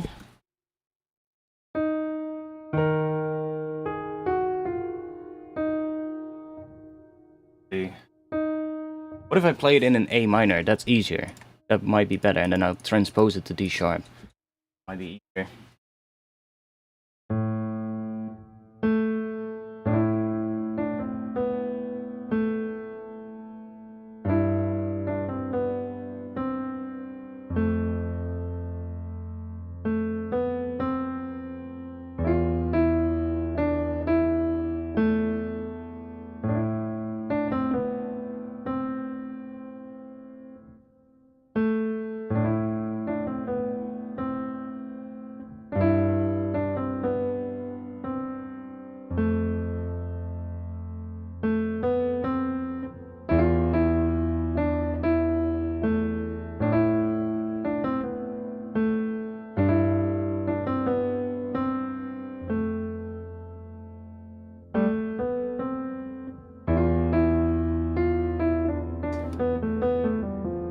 I think I'll be able to play it in easier in A minor, now I think about it. We can try. I'll just turn you on. I guess we can do that in A.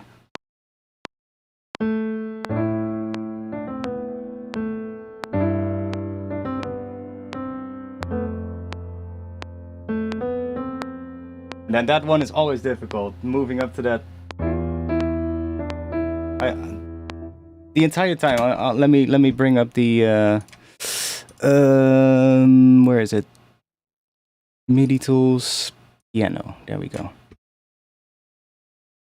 The entire time I'm playing the same note in the high note, but then on the last part it goes to one semitone higher, and that messes with my brain. So I'm playing like basically A to E over A. So we do, and then a little B to E. So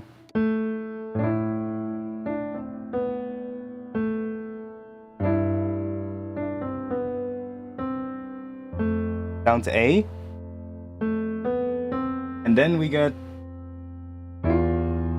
that thing.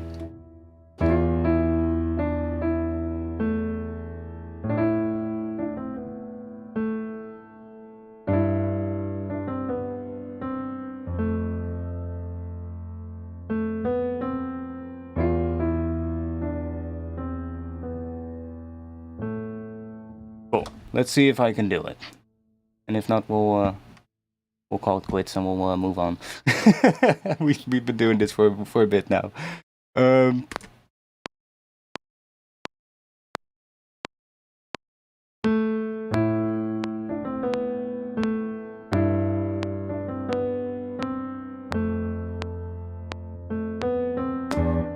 Yeah, see, again.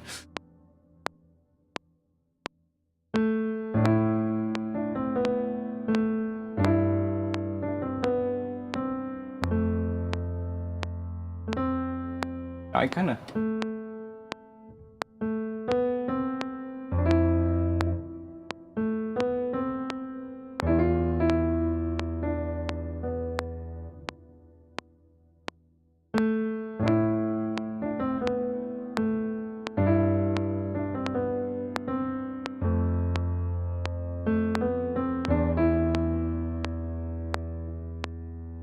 Again, that last chord is the one that messes with me.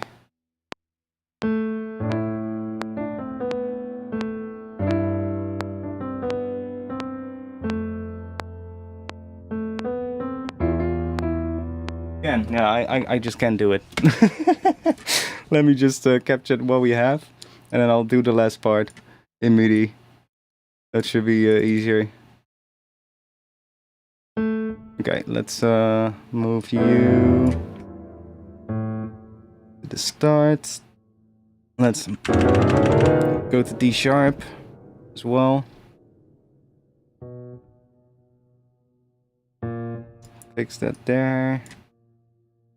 That looks all right.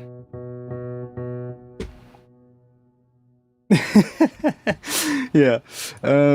Like this is pretty all right. Like you can see, that's pretty much what I wanted. So like maybe a little bit more like that.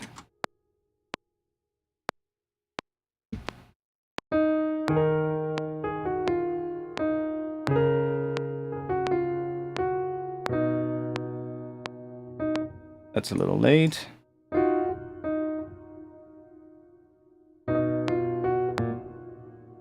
Dun-dun-dun.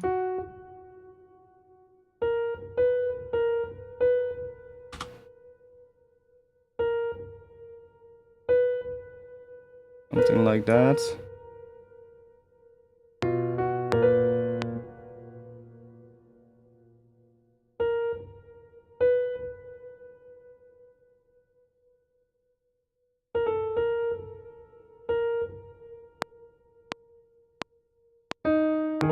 You are gonna be there. That should be it, I think.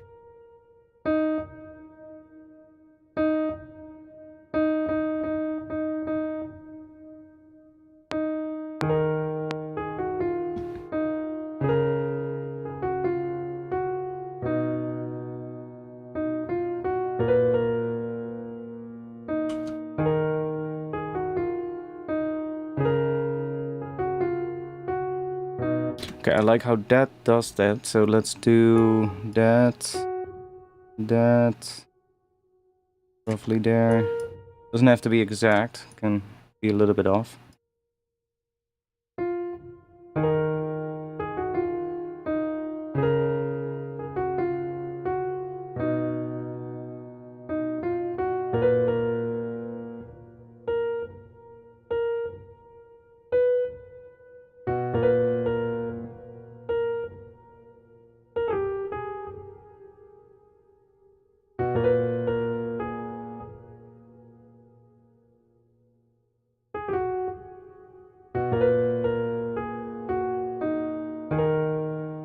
Maybe. At least we have something to start from. Let's move you away. Let's do that. And let's get rid of this. Let's move that to the start. Let's see what we can do with this. I should probably have that one there as well. So that we have that little start there.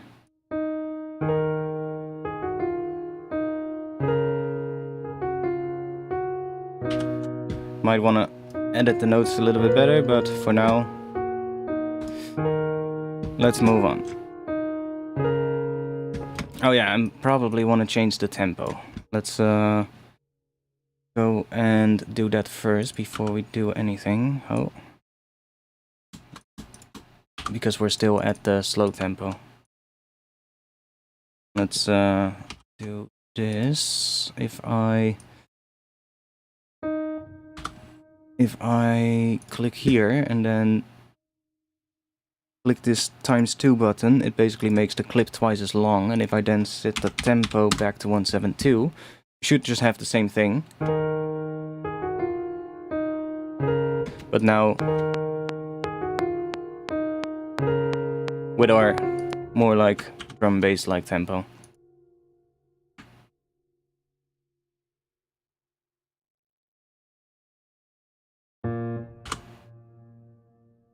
That, and then this one we can loop this one, so we can just drag that out.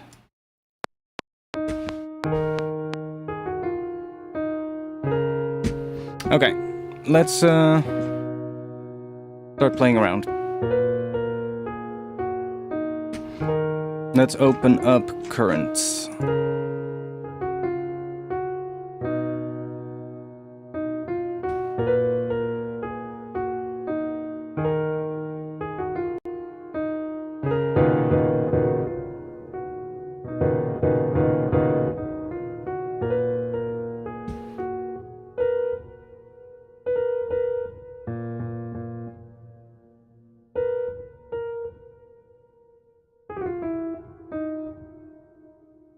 That one is definitely gonna be there. This part I don't like yet, so...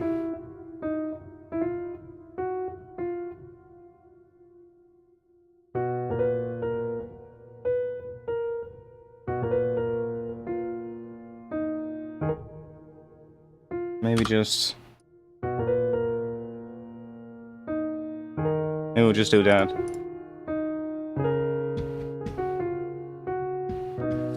Might be better. Let's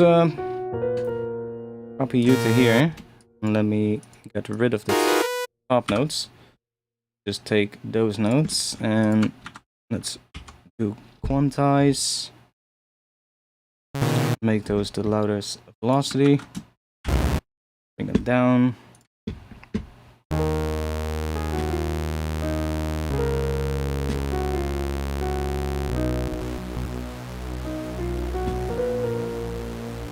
Let's remove the fundamental.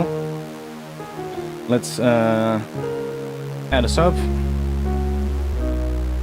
There we go. Let's run oscillator A through filter.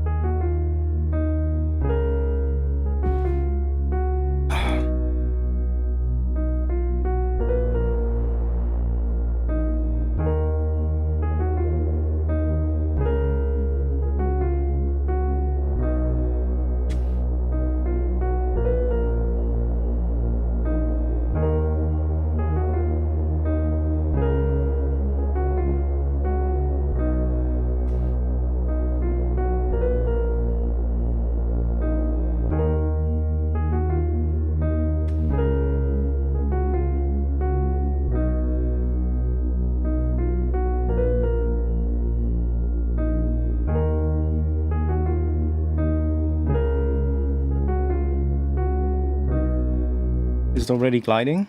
Or is it only gliding when the notes overlap? Oh, it's already gliding. Nice.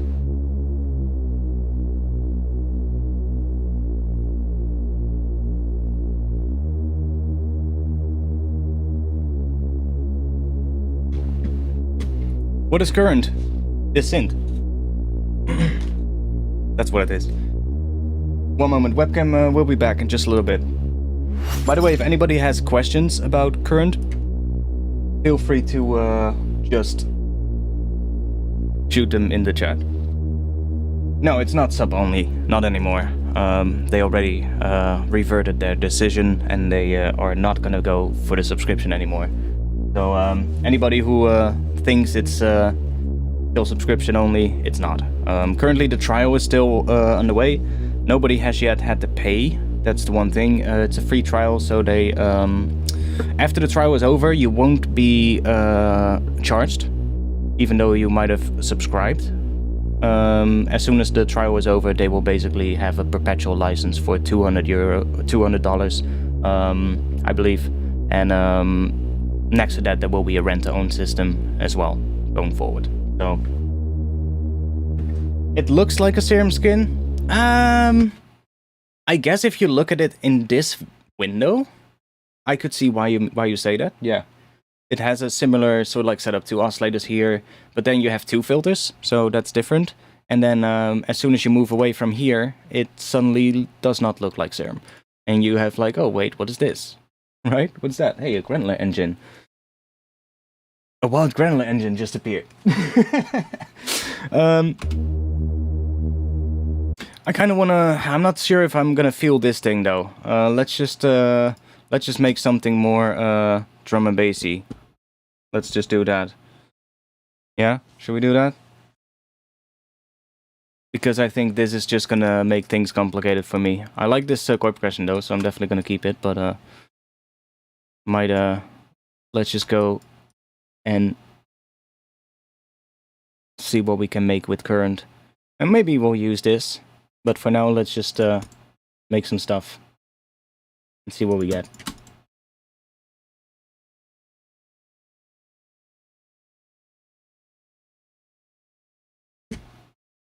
So yeah, I like granular stuff as well. So let's go into here, and let's go into the sound browser, and let's see what we can find. So cinematic. Let's see what we get there. Cinematic, tonal. Yeah, probably want something tonal.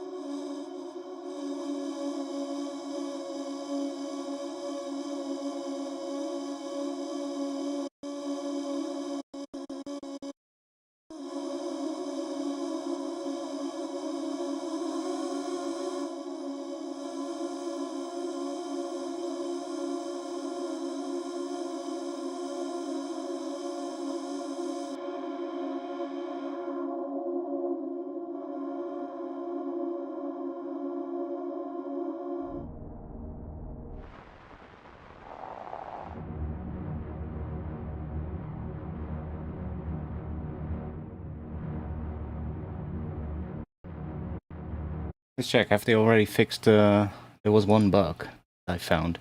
Not sure if they already fixed it. Let's see. I'm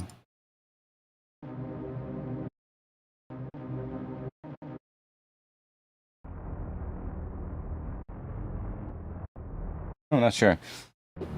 There was a bug before the launch already that I sent to them, where if you loaded the sample, it would not recognize it would not load in the proper pitch, and then you would have to switch between the tuning mode, and then it would reset itself to the proper pitch. But I think it's fixed now. So let's put in a MIDI note. Let's do some atmosphere first to start with. Let's go with same key though, so D sharp. Let's do D sharp here. Let's get going.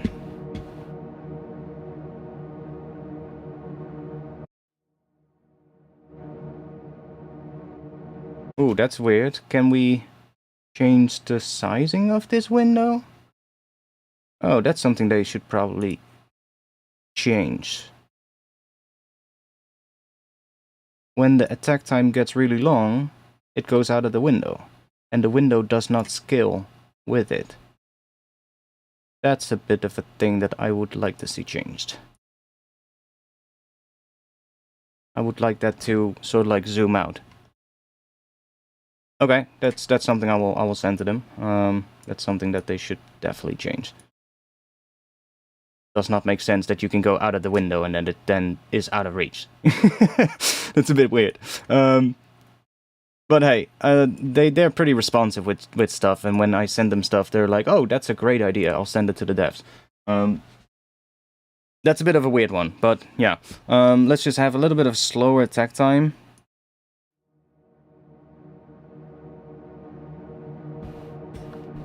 And let's add some random to the shape, maybe? Some more random to the offset. Do the size a bit. Maybe we'll do a bit of random on this one as well. Make it sound a bit more like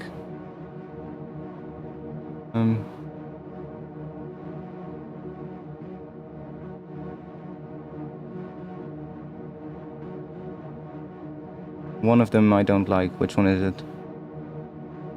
Not that one.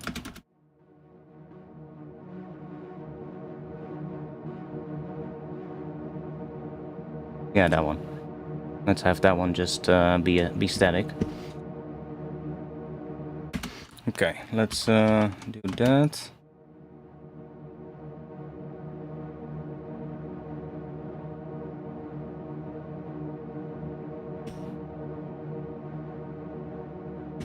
Let's go and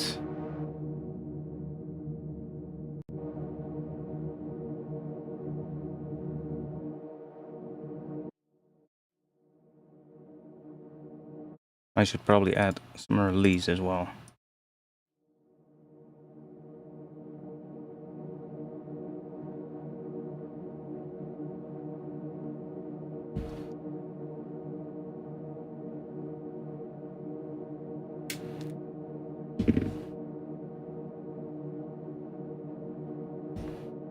let's add a little bit of a hi-hat or something, so that we have a bit of a... hey. Did the release not play?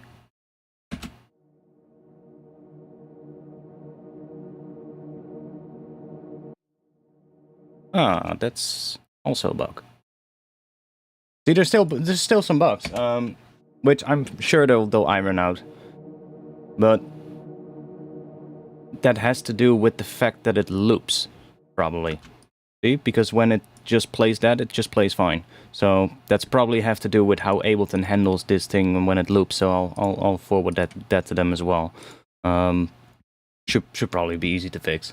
Yeah, let's add a hi-hat so that we have something just keeping the pace a little. Let's do a hat. And let's see, what do we have?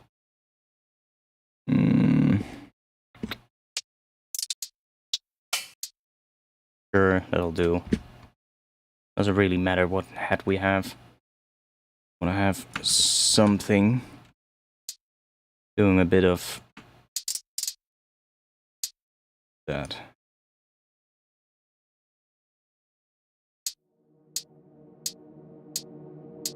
Okay, that hat is really wide. Let's pick something that's a bit more.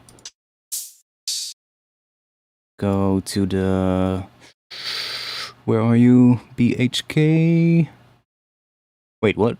It's not here? Oh, okay. Then we'll go here. Drums, hits, hi-hats.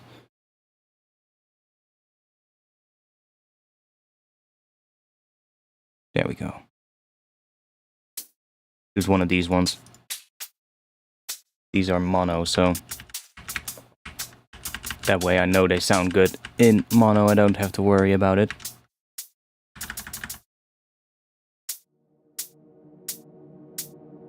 That'll do.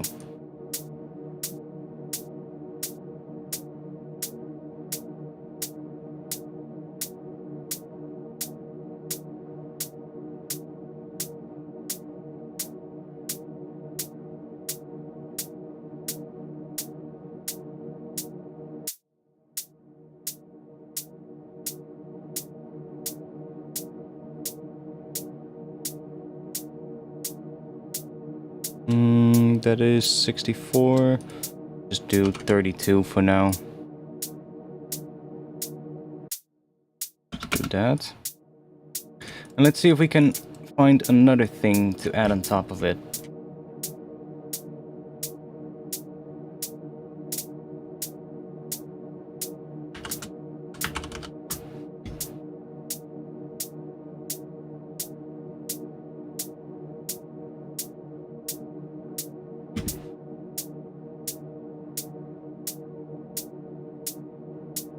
Let's just shuffle that whole thing and see what we get. Let's go again to... Oh wait, presets. Let's go to the sounds. And let's again do, where is it? Cinematic? Kinda like that. Nice sounds in the cinematic library. So, cinematic tonal. Let's see what we get. I'll just shuffle that.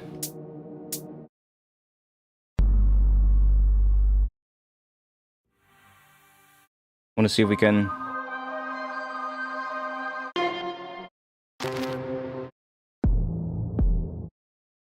If we can find like another cool thing to add something with on top. Oh, that could be interesting maybe. Let's load it into the sampler. See what we can do with that.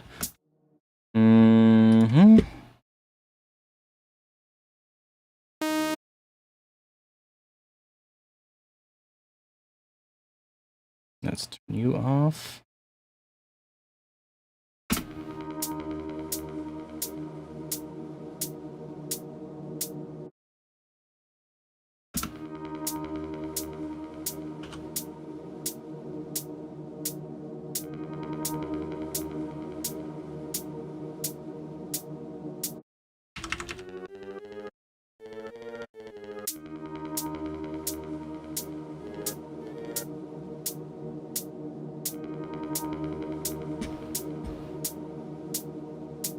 Haven't used the sampler yet, to be honest, so let's have a little look at what this thing can do. I think you can Yeah, you've got flex timing as well. So if you have like a loop, you can basically make it so that it's synced to a BPM, and then it will just stretch it. So I haven't really used that yet, but maybe we should try that out after this one.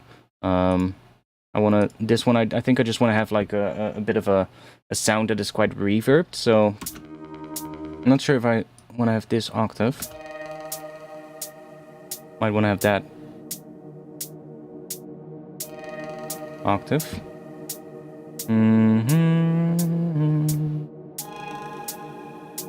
Let's see. Let's go in the effects and let's add U.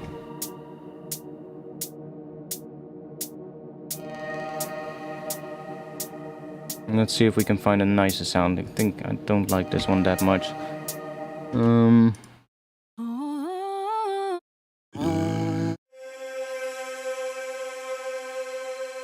It already is pretty reverb. That might work. Something like that.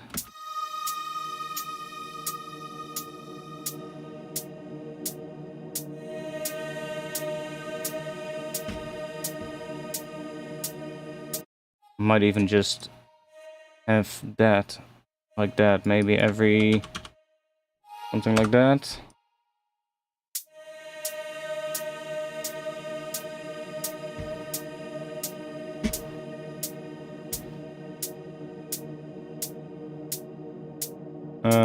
Sampler.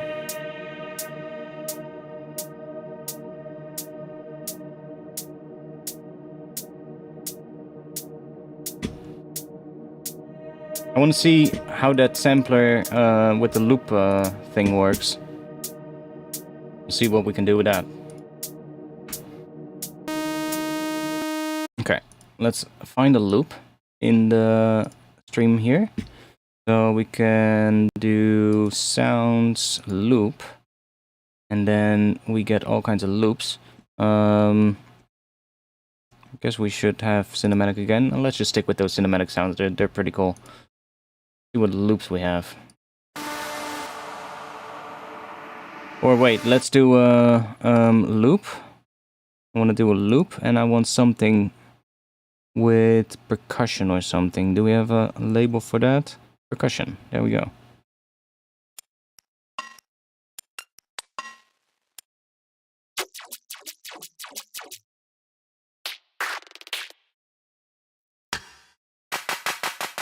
Do we have some like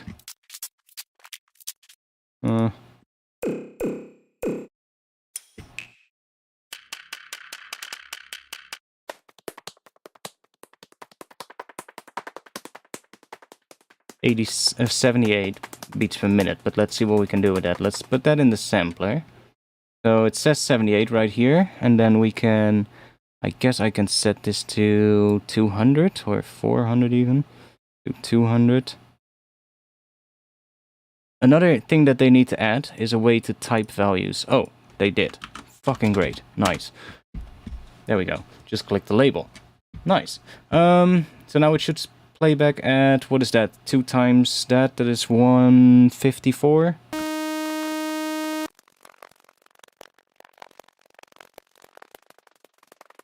Oh, it's actually going... It was going too fast. I need to go to 50% then.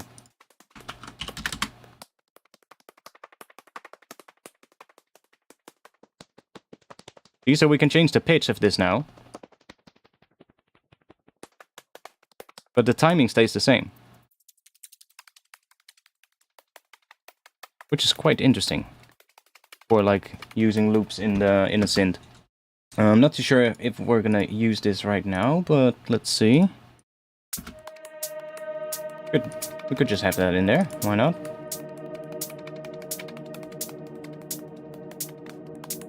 I like the first part. Let's just loop every... I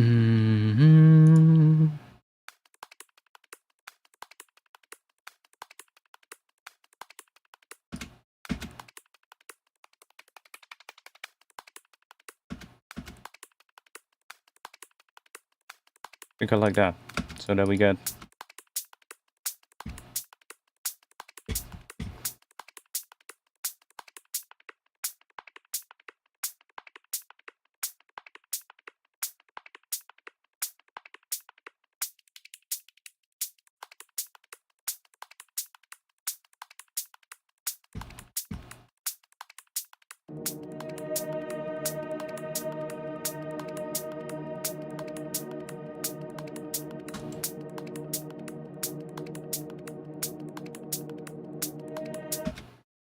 Okay, now let's go and add some kind of a bass layer. Oh.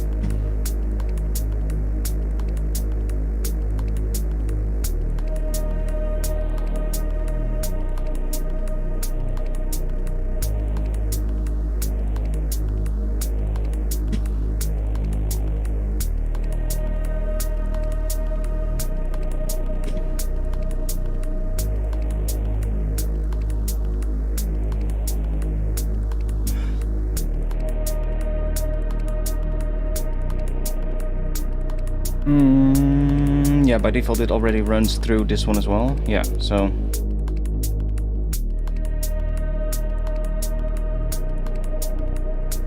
we can use that as a second low pass filter, or we can go into the effects first and say maybe add a bit of distortion.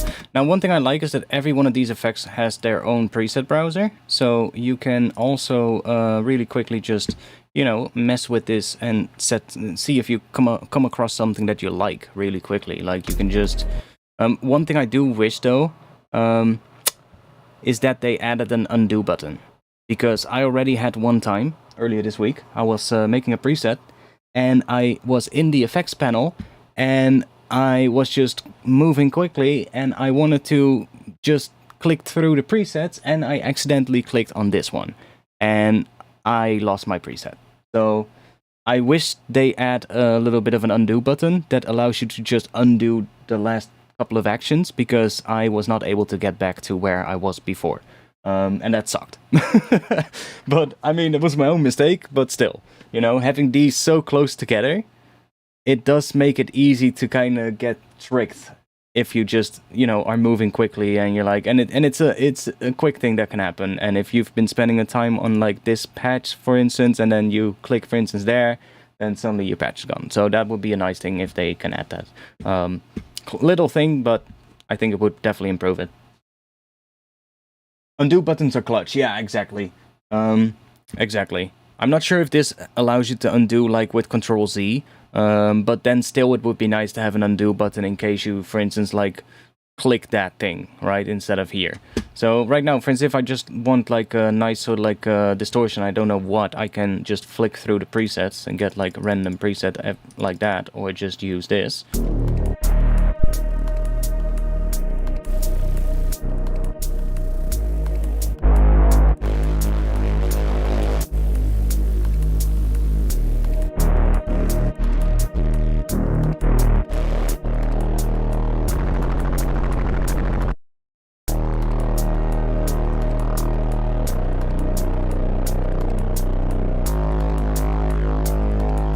But I think we will just make our own.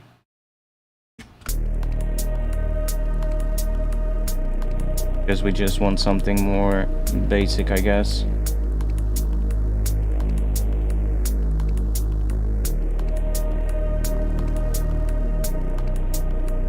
Nothing too crazy.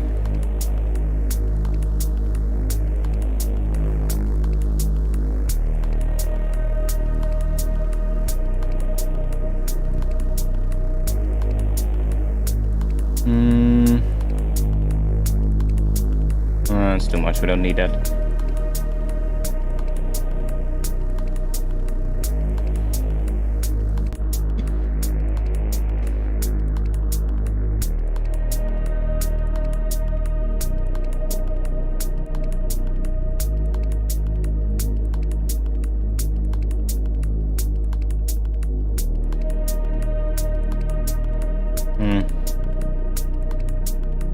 Oh yeah, you also have an envelope follower here. Completely forgot about that.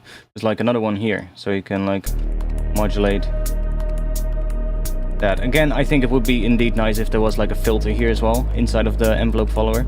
Similar for this one. That would definitely be nice to have. But it's nice to add like a little bit of movement that is just slightly more like based on whatever the sound is doing, as opposed to like completely just random. I've been using envelope followers more lately,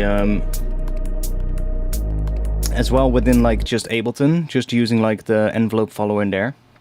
Just having that just modulate something ever so slightly, you know, even if just the filter just opening up a little bit or something like that, can really help to add some life to sounds. So I really like that they really put an envelope follower in there as well, instead of just having like your regular LFO envelope and the curve thing. And it started pissing down in rain again. Great.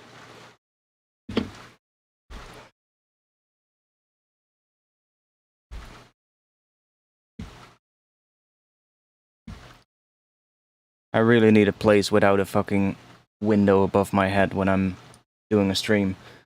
Because, yeah. It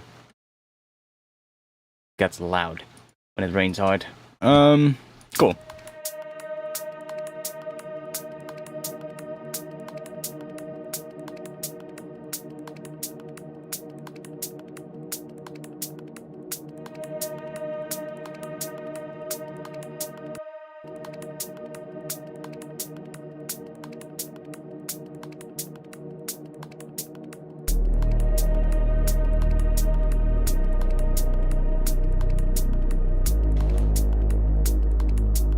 A little bit too much actually on the distortion. Oh, I'm in the wrong one.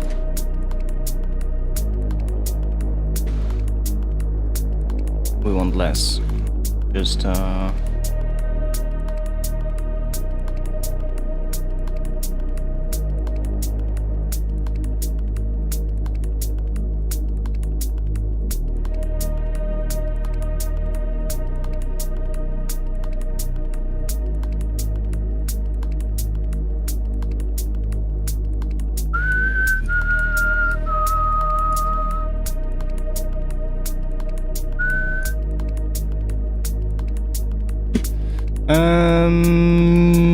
should we design a kick drum?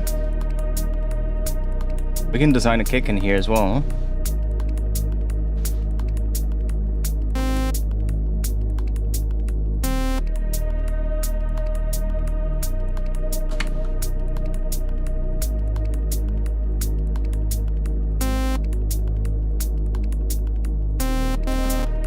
I know it's out of key.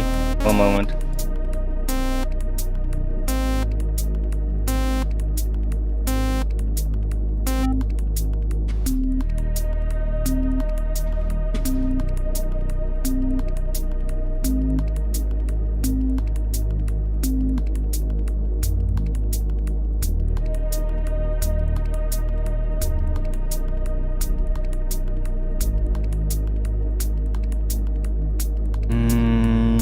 Let's grab you. I'll just I like working from here, so let's just make this one a curve. And let's do that. Let's do...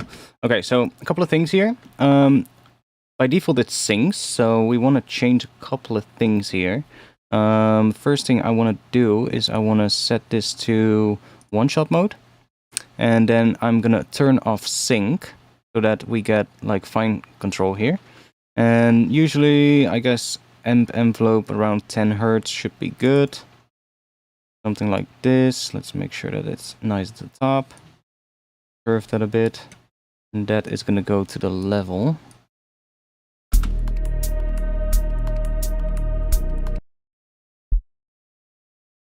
Bit loud, maybe. Let's just do a little bit less. It goes up to 12 dB, so we might want to go a little bit less. And then we want another one, so let's do another curve. Again, unsync that, and let's do one-shot mode. And let's go, I don't know, maybe 13, something like that. And let's do like that. And let's assign that to the pitch. I guess what we could do... How far does that go down? 48. Because if we want to get more range, like if I assign this to the pitch now, we get a range of 48 semitones. So if we want more range, I want to bring this down. So I want to, for instance, set that to minus 24. And now we get, what is that? 64? I believe. Semitones in terms of the range is obviously going to be a lot more, but then the note is going to be too low, so then we're going to have to bring this up 2 octaves here, and then we should be in the right pitch. Yeah, that way we have a little bit more range.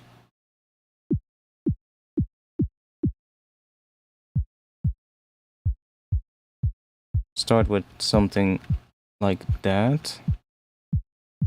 Then let's add another one on top of it, but this time I'll use an envelope, because that one, as we found out earlier, allows us to get a bit quicker. So we can bring that down. Then let's just curve that a bit. Let's assign that to the pitch as well.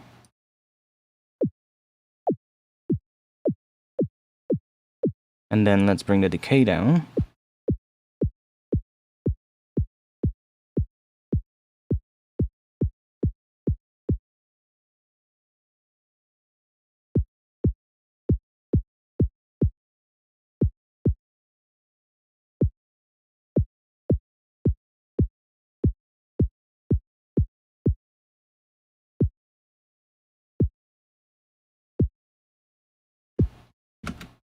Good enough for now.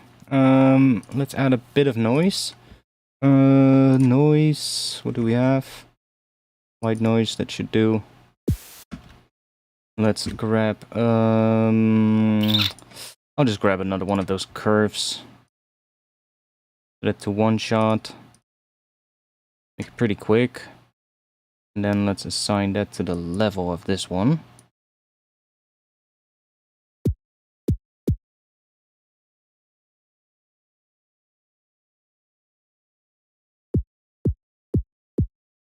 And we can probably also go in here and let's decrease the attack time.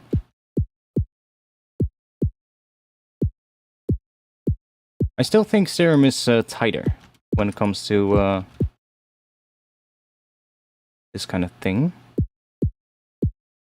But it's still not bad. Oh.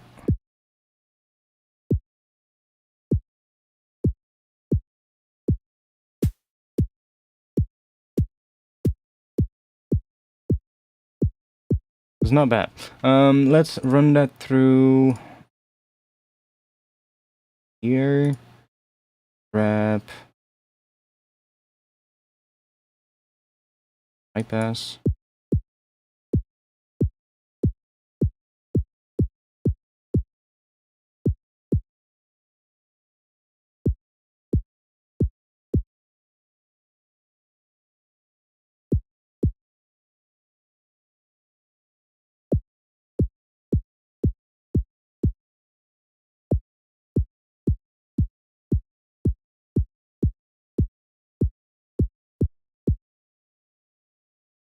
Is there a button to automate the curve in the LFO? No.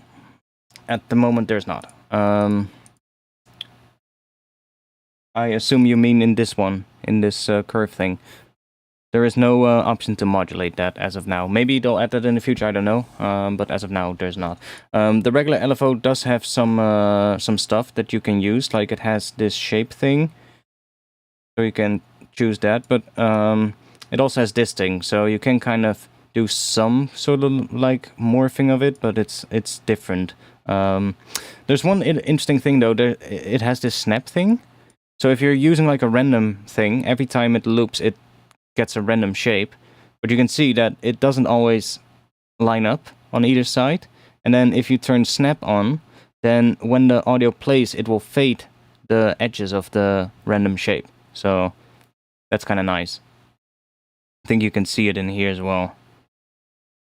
But sometimes it'll jump more drastically, and with snap on, it sort of like fades more. That's kind of cool. I do think it would be nice to have some kind of a curve automation thing, but, you know, at the moment, honestly, the only synth that I've seen that does that is Serum, and honestly, it still is pretty jank in Serum as well. So, you know, I don't think it's an easy thing to do.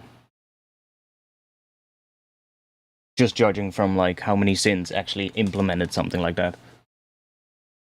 Because I don't know any other than Serum, honestly, that does that. Trying to think, but don't really know anyone, any other synth that has an option that you can like freely automate the curve of an LFO. Especially one where you have like a multi-stage LFO, right? Not just one like this one, where you just have a predefined shape, right? Like that. Oh, that's what the snapping does. Ah! That's what it does. Oh! That's cool. Now I understand. So I'm not sure. I think like even in Serum, it still isn't perfect. Like it's a bit janky in Serum as well. So I do think it would be good, but it's not really necessarily needed. You can, of course, use an envelope, because in the envelope you've got separate curve controls here. So you do have the ability to use that, which is nice. Not all synths have that option either. Some synths just give you attack, decay, release, sustain, and then they'll have like a graph where you can change the curve. But then you cannot really automate that. Here they decided to also give you like the curve knobs, which is good, because then you can actually automate them. Yeah, I think Serum is the only one that actually gives you the ability to automate like individual, like, especially if it's like, I can imagine that it's really difficult to implement, because especially in like something like this where you can add more points, like in Serum you can also like automate the point itself and the position and shit. I think that is really difficult to implement and to make it to make it work right and like without like bugs and stuff. I'm not sure how Steve did it with Serum, but at least it doesn't crash anymore when I do that. But I remember when he first introduced it, it would just get so buggy as soon as I started automating the points, and it would just crash on me all the time. That has been fixed though now, so it's definitely better now, but it still doesn't sometimes, well, it's sometimes still a bit weird. Sometimes doesn't update properly or stuff like that. So yeah, I'm not sure how difficult that would be, but if they can implement it, that would be really sick. I agree. I'm not too sure if I like this synth yet for designing drums though. I have made some drums in it. I think it has potential for making drums, but I think the curve one, this one, needs to have quicker speed. And I also still feel like there is some sort of like wait, that was weird. Why did it say here? Why does it say minus 23.99 and not minus 24? If I click here, it's minus 24. That's weird. But I'm not sure, like, it feels less tight than when I'm using Serum for drums, so I'm not entirely sure if I like it for drums. But for a lot of other things, it's definitely nice. I'm not. You can still make good drums in it though, like decent kick.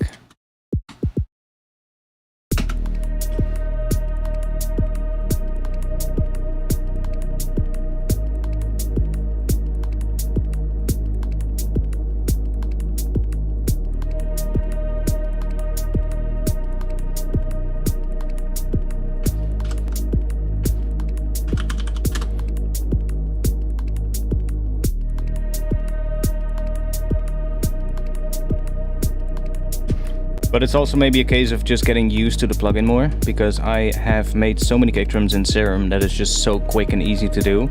And this synth, it just, you know, it does work a little bit different, so that might also be a little bit of a factor that plays into that, of course. I made a couple of snares in it as well. I can quickly check how those sound.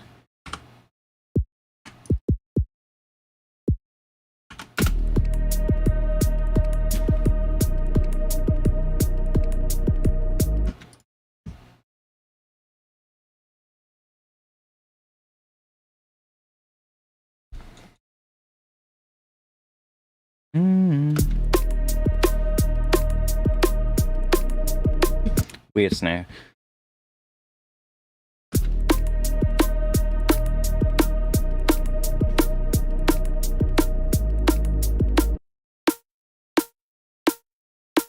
I mean, it's alright. One thing I also hope that they can fix is improving the preset load time. Sometimes, on my machine at least, switching presets can take like 2 to 3 seconds sometimes. But not always. I'm not sure why that's the case. So that would be something that they might want to see if they can fix as well. Like I said, there's just some bugs and issues still. But I'm pretty certain that they'll figure it out. This one sounds kind of cool.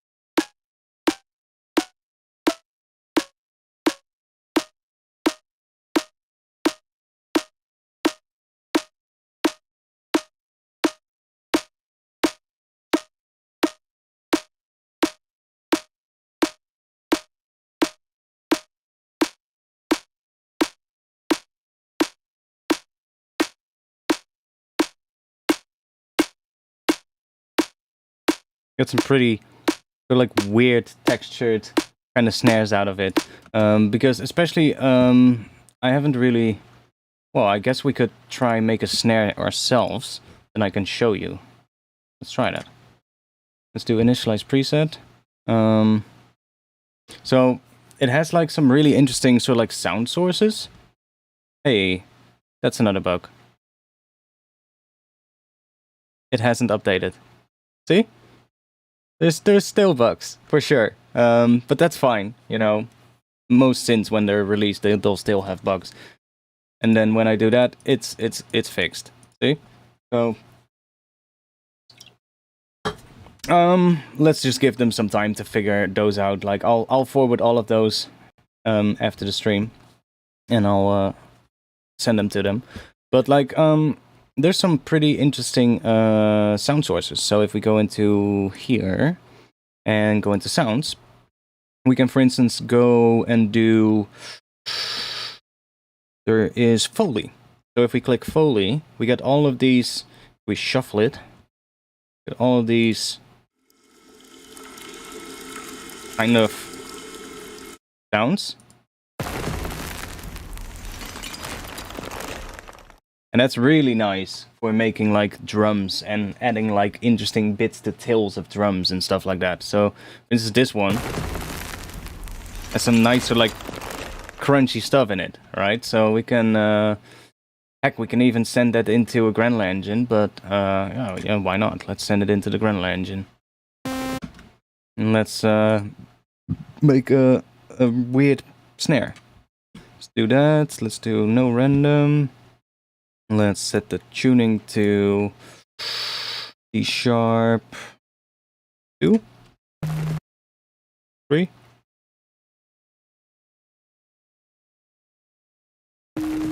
That should be good. Let's do whoop.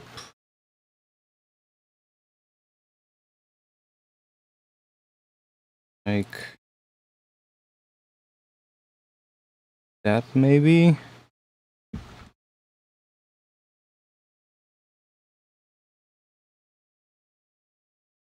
One shot mode. Pretty quick.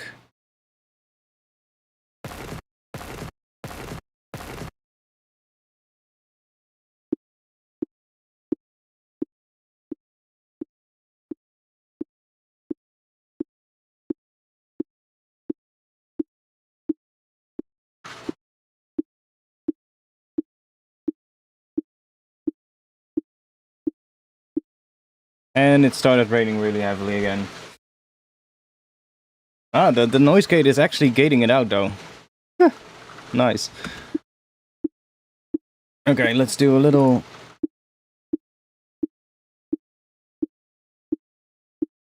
Gonna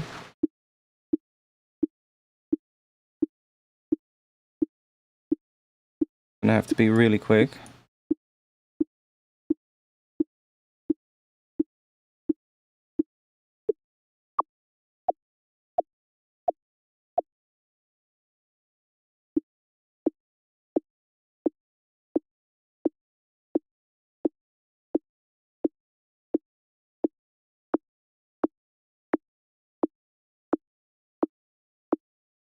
There we go. Bit of a transient.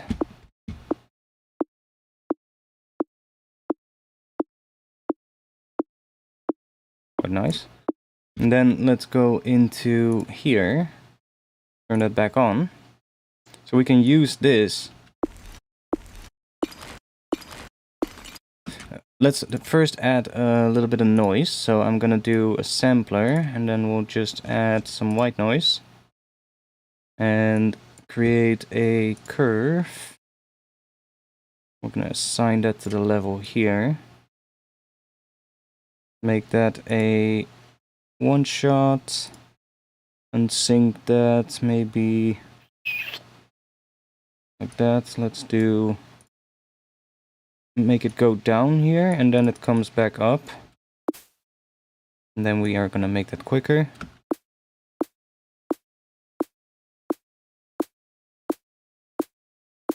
And if we undo that, so if we turn that off, we can get more fine control.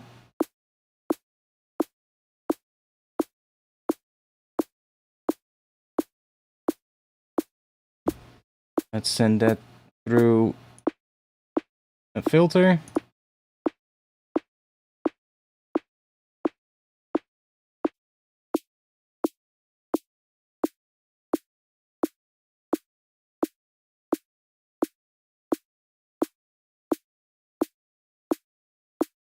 That should do for now. And then now we can use that granular thing to add something in the tail. So let's see if we do that and then create another curve. Set that to one shot. Let's speed that up a bit. And make a shape, I don't know, something like this. Maybe it's gonna stay a little bit here and then it's gonna go down. And then we'll assign it to the level.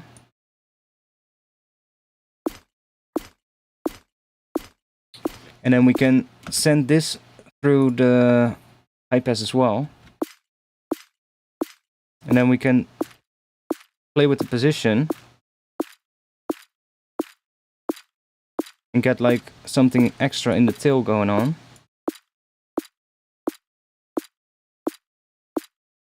Kinda cool.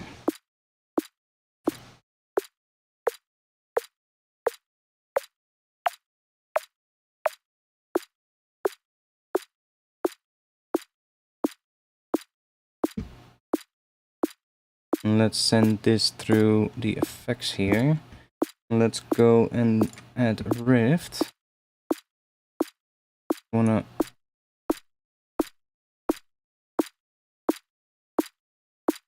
Guess we can also just do this.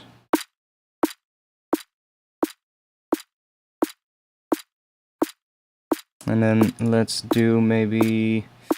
Let's just add the more EQ in front of it. And then we can...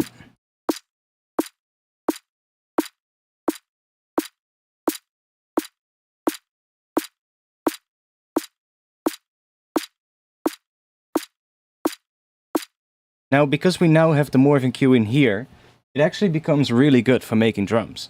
Because we can say, for instance, do that, and then I can control click and create another point. So now that is the point it's gonna morph to. And then I can use, let's say a curve, set to one-shot mode. Make it a bit quicker. Make it a shape that goes like this. And then I can assign that to the morph. So now every time it hits, it's gonna move this up. See? So it actually becomes really good for making drums.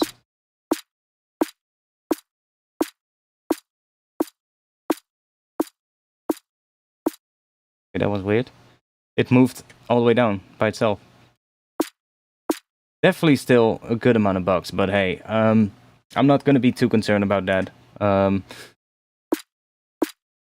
I saw how quick they were with fixing the bugs that I sent them, so they'll probably fix these ones as well. But I think that's a really good feature now, to have that for like drum design. Like, that is something I would also do a lot in Serum if I make drums in Serum. Use like the EQ with like an LFO or like an envelope attached to the EQ, so that you can emphasize like the high frequencies in certain areas. So you can like boost the high end in the transient, but then in the tail make it fade out again, which is nice. And we can also say I want that to move. So if I want this sort of like thing to move, I can also move this like there, for instance. And now it's gonna go down up there, and then it's down there again, so...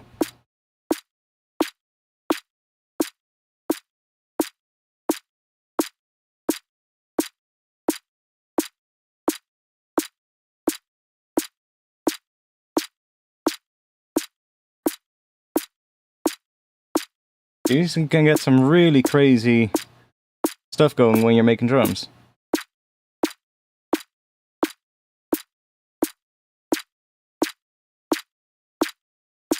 And because this gives you now so much control, you can just mess with the shape and see what it does, and just listen to it. Like, find all these weird sort of like drum sounds. Like, why not? Why not do that? It sounds kind of cool.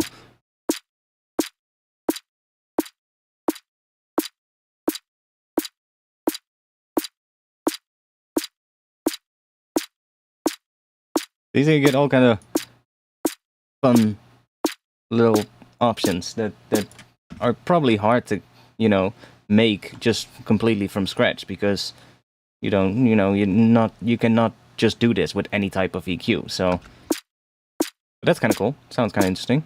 Let's maybe add another point. Let's see if we can add another thing that adds a bit of emphasis. Maybe do one here.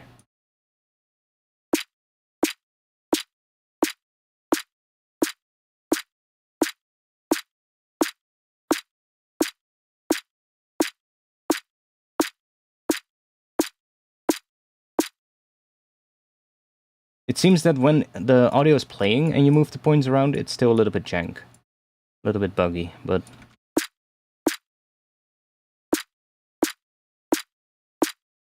I really like how the morph EQ can be used for like making drums.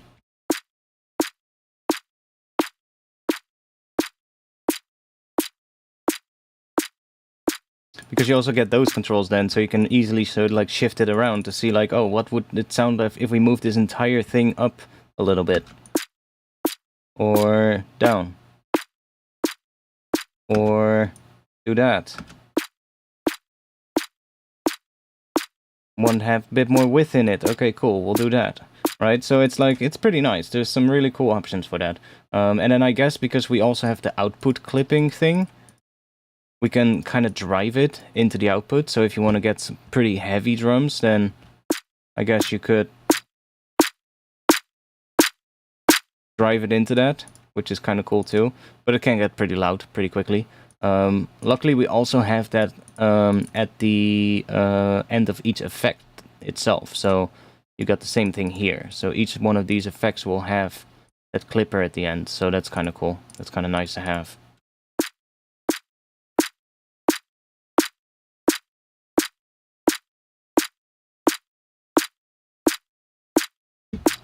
And remember, if we go... Yeah, I'm gonna tweak that one a bit.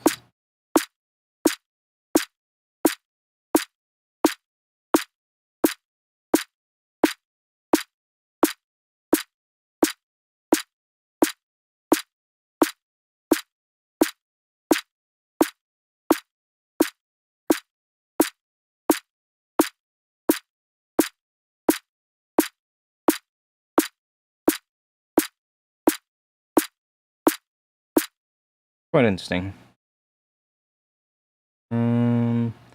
It's a shame can we multi-select? No, we cannot. That would be even sicker. The one thing I'm not used to yet is these curves. When you move a point that it so like does that. I'm not used to that at all. It's gonna take a little bit of time for me to get used to that, but it's fine. It's not that big of a deal.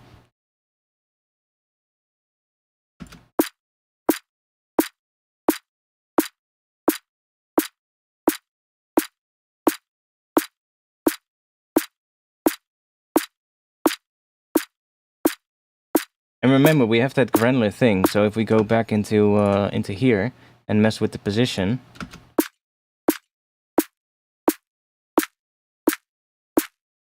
we get a different thing in that tail. And if we want it to be fuller, we can of course bring this up. So we get more grains being created. And then if I use the layer span, we can even get like like variation within the different layers. So maybe 8 is a bit much, but maybe 2. And we get like 2 different like things happening within it, within the tail. It's kind of nice. Okay, one thing I also asked them, I want them to basically lock this thing to this knob, which it is, of course, but I want you to be able to click here and drag it around. I'm so used to that, that every time I'm using this, my brain just intuitively just clicks here and tries to drag it around, but you need to use this one. I sent it to them and they were like, yo, that's a really good idea. I'm sending that to the devs. I think that would be just easier to use, you know? I'm not against this knob having that. I think it's good, but just lock it to that so that you can click and drag here. That would be even better. Ooh.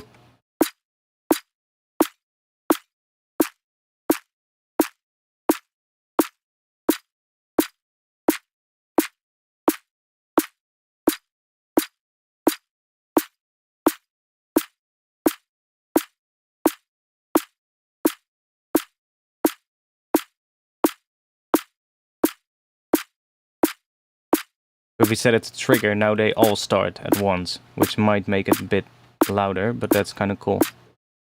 Yeah. Now it's a bit more usable for drums.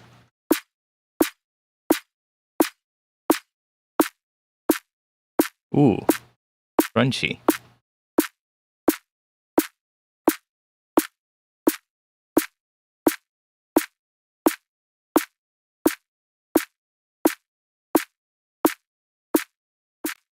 Oh, no, not a rift. I wanted to grab another Morphe EQ. Let's do another little thing here. Somewhere around here, probably. And we just want to have a bit of a boost, probably with the same one.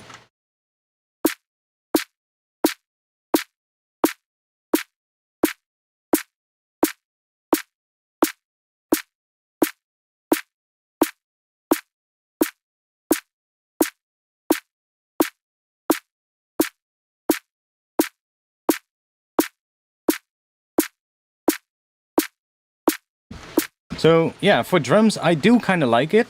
I like it more for making snares than for kicks at the moment. That's one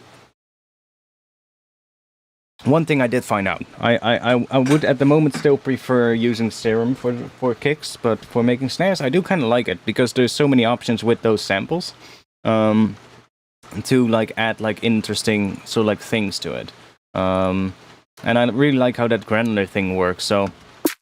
Also, we are using the speed, so it is also moving around. So if I don't do that,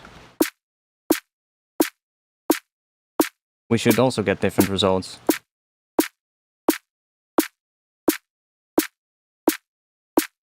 So there's a lot of ways to manipulate that sort of like crunchy texture in the tail of the snare, which is nice.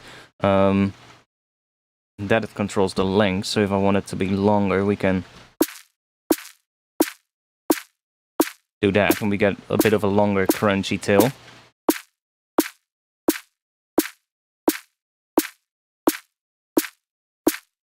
But I really like this one, so let me actually save this patch because this is quite interesting. Let's just do snare name later 1.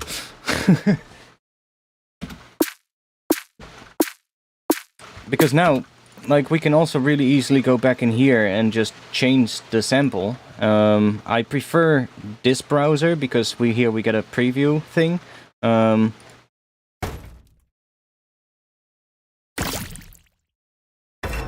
Oh, that could actually maybe be also fun. Has a bit of like a liquid kind of sound. If we throw that in here now, we have a different snare, right? So we get a different sample. This is another thing I asked them, if they could add a feature that just locks this, so that when you have it set to fixed, for instance, so that it plays the original pitch, or just plays whatever pitch you want it to do. If you change samples, that it remembers that it keeps that setting. Because right now, if you change the sample, it switches back to key mode.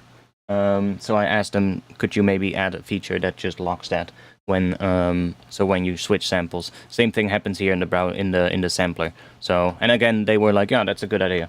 So just turned on your stream. Is this something like Splice? Let's just do a quick recap for anybody coming in. Minimal Audio released this synth, and it was met with a lot of backlash because of the fact that they had this vision of making a synth that was combined with sort of like they call it like an ecosystem, basically a platform that is like a subscription-based platform that is synced to a cloud host where they host like a huge library of sounds, wavetables, and presets, and you would then be able to just inside of the synth browse these things and download whatever thing you like from that cloud storage space, basically, and they will add more like content to that in the future. So they would keep expanding it, and also add like more effects down the line and stuff like that. And everybody was pretty hyped. I was pretty hyped about it. And then they launched it, and then they made the huge mistake to decide to make it subscription only. Not just this, not just the sound browser, but the entire synth. And everybody got really mad. And, really mad. Everybody was just not down with it. Everybody was like, yo, this is not the right thing to do. No, just don't. And their launch went horribly wrong. Luckily, they listened. They listened to the community and released a video. What was it? 1 day after launch, I think, or was it 2 days at that point? maybe a day and a half or something like that. They released a video basically saying, okay, we hear you. We're pulling the subscription. The subscription is not going to go on. We're just going to go into a perpetual license and a rent-to-own system, which honestly is a much better option. So that's what it is. I really like it. I really like this synth. I'm still getting used to it. Obviously, I've only had it for like 2 weeks or something like that.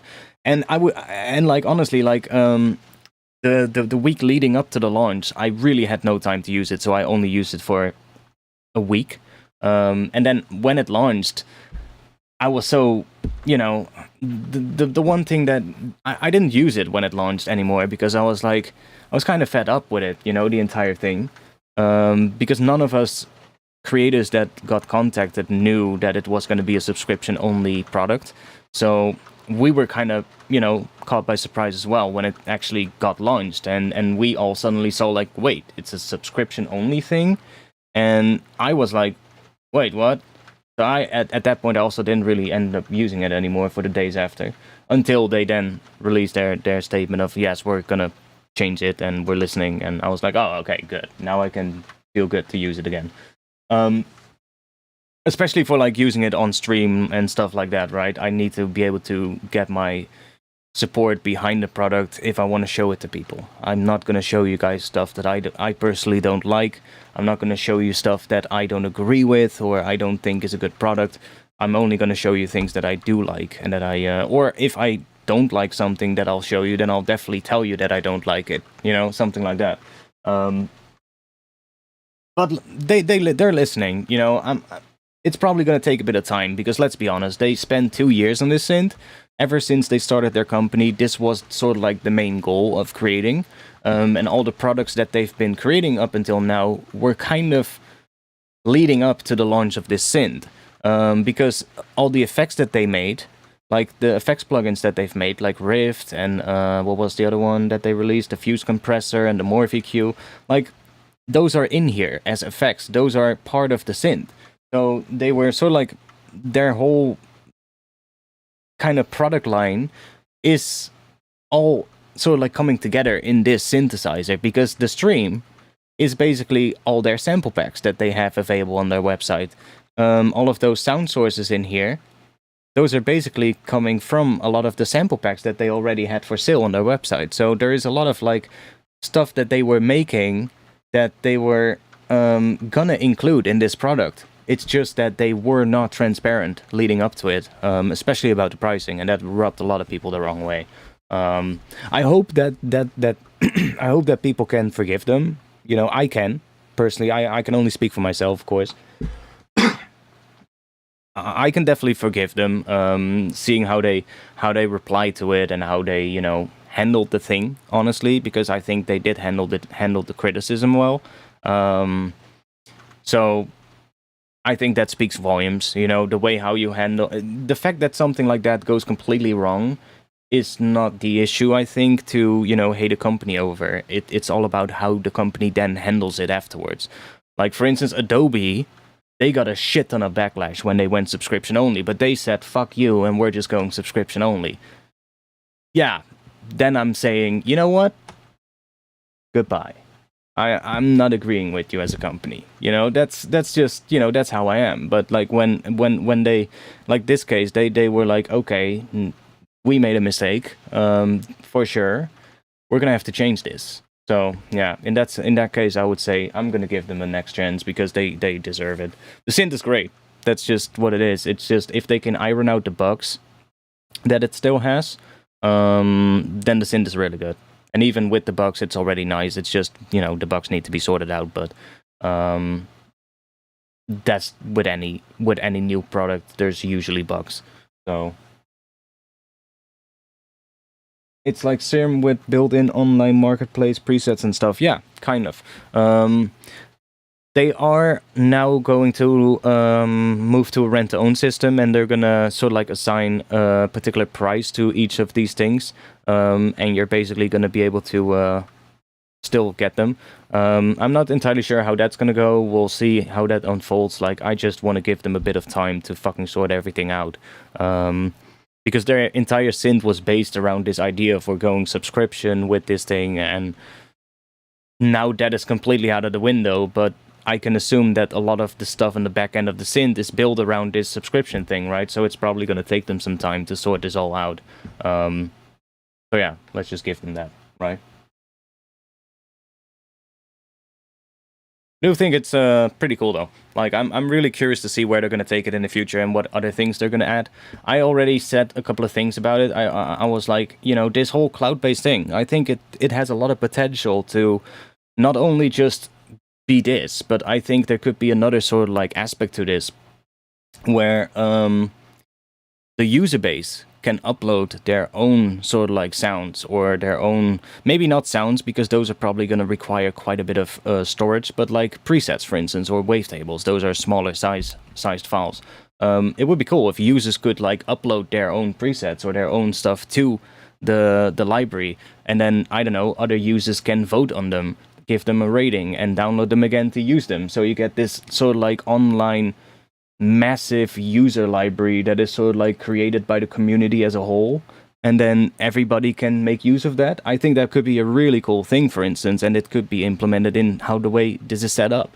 So I think there's a lot of possibilities to sort of like expand on this in the future as well. And they can keep adding more content, which is always nice. But that was one thing that I thought about. I was like, that would be so cool, just having like, you know, being able to like upload presets to the library and have other users just be like, oh, that's kind of cool. Like the Cable Guys preset library. Yeah, they do that, right? They have that, I think. Like, I love it when companies do stuff like that, because it just gives, you know, it's just a nice way to share stuff and you know, collectively with the whole community make like cool stuff. Plus, it might inspire you quite a bit if you have like sounds that you didn't make yourself. I know I sometimes have that. Especially when you have a writer's block or something. That's a good moment to just, you know, go and look at some presets and see if something inspires you. By the way, I need a drink. There.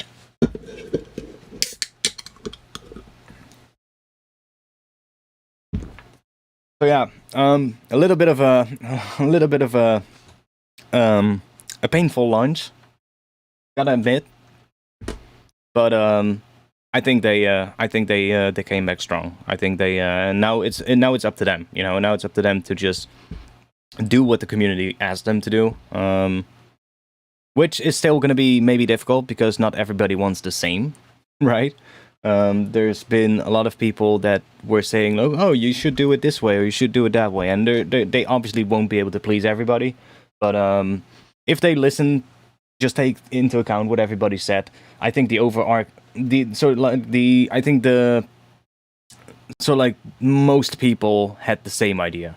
Just make it a perpetual license with a rent-to-own system, and maybe like paid extra like expansions for like the sound library or something like that in the future, so that you don't have to get them, but if you want to get the extra sound, you could get them, you know? And then if you have to pay a little bit for that, you know, whatever. That's always better than a subscription model, in my opinion.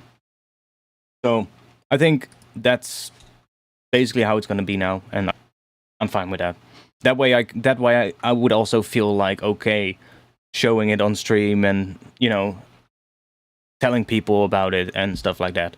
If it would be subscription only, I would not be able to get myself to make tutorials about this synth or, you know, make videos about it, because I just wouldn't feel comfortable doing that, you know? The one issue I have with subscriptions is, especially with these types of subscriptions, which are aimed at like presets and stuff like that, it's really easy to get beginning music producers, like beginners that don't have a lot of knowledge about their tools and about the things that, you know, come with music production, to buy into subscriptions like that. It's really easy to get those people to buy into them, because they don't know what they need. And if you just tell them, hey, this is fucking sick, you need to get this, they're gonna get it, you know? So I don't really like that kind of, way of marketing, that kind of thing. Not a big fan of that. You already got Splice and Loopmasters gonna, yeah, like what I said, like, for instance, like I have a few dozen plugins that I use regularly. If all of those went subscription, I would be paying a couple of €1,000 a month for those plugins alone, just to be able to make music. It's not viable. It's not realistic. It's never gonna work. Especially not in a market where the people making the craft get paid very little. Because let's be honest, we all know that music itself pays almost nothing these days. So yeah, that makes it even harder to justify a subscription thing like that, right? So yeah, they really missed the mark with it, but it's fine. It would have been bad if they would have just said, nope, this is what we're gonna do, right? That would have been bad. And then I would have said, no, okay, today we're not gonna do a stream about this thing. But luckily they changed, so it's good. It's good. I'm happy now. Cool. What were we doing? I need to piss. I need to take a short break.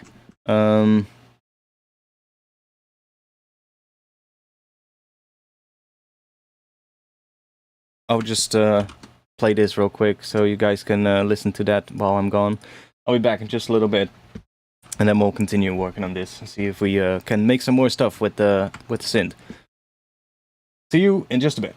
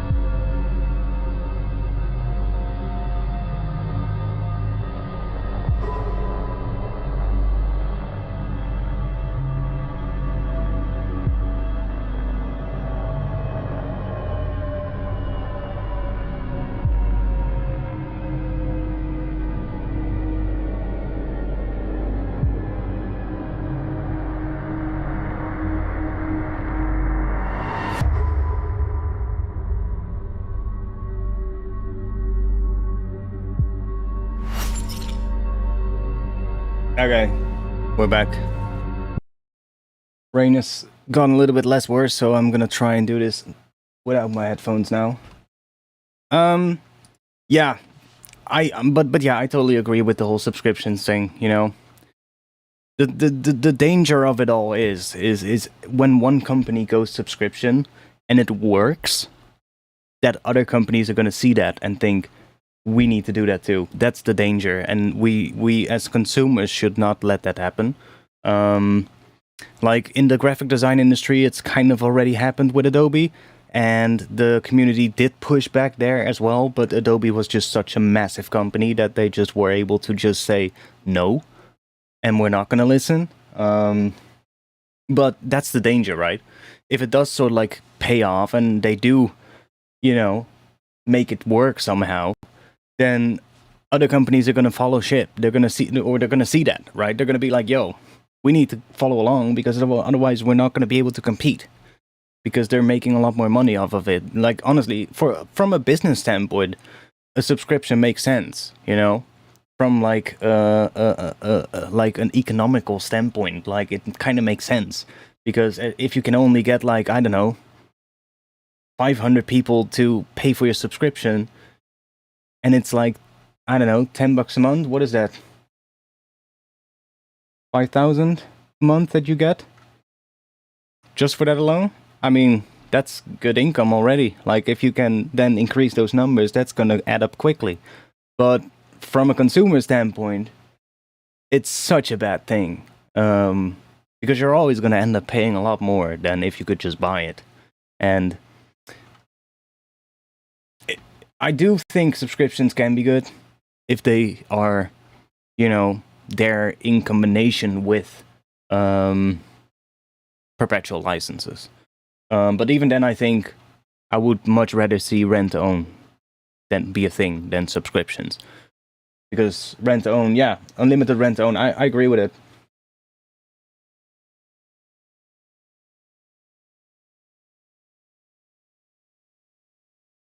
No, rent to own is nice. Rent to own is good, That's fine. Because then you just, you just basically just pay, and after a while you've paid so much that you've basically paid for the entire product, and then you just basically have it. It's yours. So I like rent to own. Subscriptions are a bit, kind of depends, depends on the company. Some companies go subscription and then it also kind of stagnates their development because they have a really steady stream of income and they don't really have to worry as much. I find still from like the whole subscriptions thing, people are much more eagerly to subscribe to something than to unsubscribe. So people forget, people, have the fear of missing out, or they need to basically have the subscription, otherwise they can't use it anymore, and they might have clients they work with. So there's all kinds of reasons why people cannot or don't unsubscribe from a subscription, right? So, and it will add up really quickly. So for like consumers, it's not a good thing at all. But then again, like, it does. There's also the case to be given for like things like rent to own. Like, a lot of music production gear or like, well, software is pretty expensive. Let's be honest. There's some pretty expensive stuff out there, and that limits hugely who can actually use it. So that's where rent to own and subscriptions definitely do have a benefit, because they do open up the market of music production to a lot more people that might not have that amount of money every month that they can just, spend on a plugin. So that is a pro for like rent to own and subscriptions. But as soon as that then replaces the perpetual licenses, then it's a bad thing for the people that, were just capable of buying it. So that's why it's important that you have both, that you have the options. That way you can please both sort of like customer bases, the ones that don't have the money and the ones that do, which is what you should always do, in my opinion.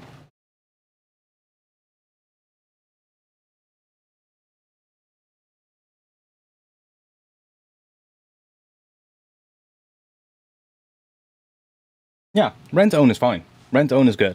I think rent own is great.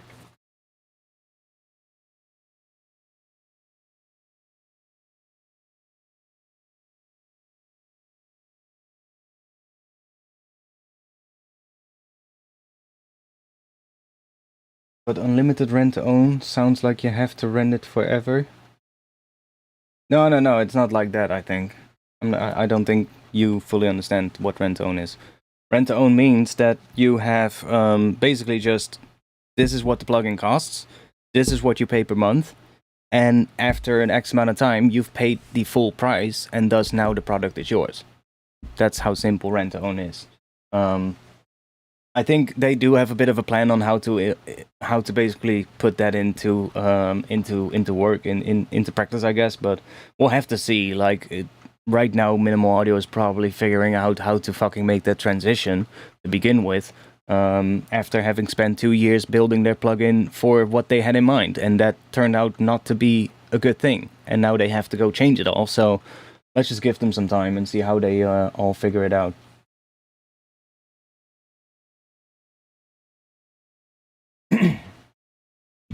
Cool. Mike not picking that up?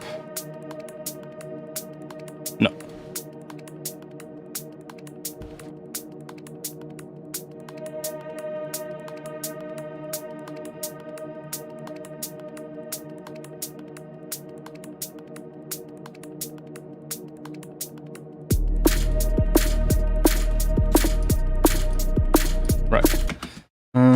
let's move these down there.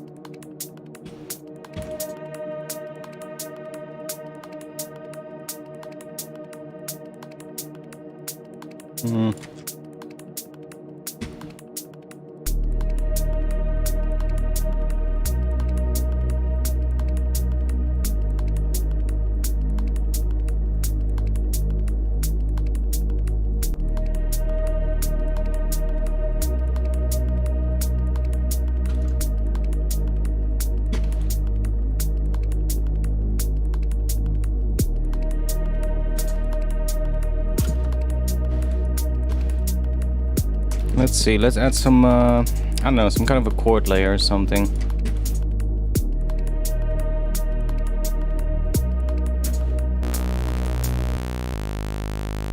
Let's make some chords out of these notes and see what we get.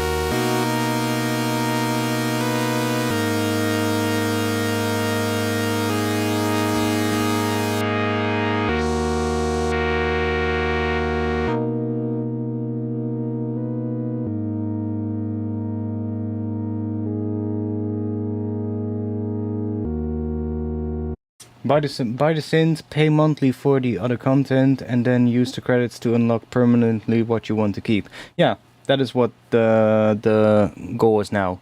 So, and I think that there probably also will be a buy outright option just for like, because like the things in here, like all of these things, they're all part of packs as well. So it's not like they necessarily need to have you buy every individual preset or every individual sound. Like all of these are part of these packs here at the top. And they will probably just assign a perpetual purchase license for each of these packs as well. So at least I hope they will do that. That would be the best thing to do. Just have an option so that you can buy the synth, and then you can also choose to do a rent-to-own for the synth. If you don't have the $200 to just pay outright, then you can do rent-to-own for the synth. And then the synth obviously will come with factory content that will be already included in there. And then you have the stream, which is basically a whole platform where they will keep adding more content to in the future. And then all of those packs, in my opinion, should also have both a perpetual license so that you can buy it straight off the bat, because some people just don't want to have subscriptions and stuff like that. They don't want to have to deal with monthly payments. They just want to be able to just buy it. I'm like that. I would much rather look at this and be like, oh, I need to pay this much to get this pack. Okay, I'm gonna save up that much amount of money, and when I have that amount of money for it, or when I, or if I currently have it, then I'll buy it. If I don't have the money for it, I won't buy it. Right? So I'm like that. I don't like having to pay monthly for things. There's already too many things that I pay monthly for just for regular things in my life, like my phone and all that kind of stuff. Right? I don't want to have to deal with that stuff for like my plugins and my music software. There's already way too many subscriptions that I need to pay for, so let's just not bring that into the music production field as well. But like, if they do that, then you can just say like, okay, I need this pack, that pack, that pack, that's so this much, I'm gonna buy that. And the same thing they can do for like the expansion packs for wavetables, or and for the effects as well. I also think if somebody has bought Rift, for instance, they should automatically then also have access to Rift inside of Current. I'm pretty sure that that is also what they're going to do, because that's, that should be the case. Plus, I think if somebody then decides to buy Rift for Current, they should obviously also get access to Rift as a standalone effect. But I think that's also what they're gonna do. And if not, I'll definitely talk to them about that, and tell them that that's probably the best move. I haven't heard from them yet since the launch, like personally. And they did reply to one tweet of mine just to clarify some things. But I can assume that they might also get in touch with some of the creators that they were already in touch with before the launch to just probably do a little checkup to see what they're now planning, if that's actually going to be the right move. What's the full price of this? They're going to price it at $200, I believe, for the perpetual license.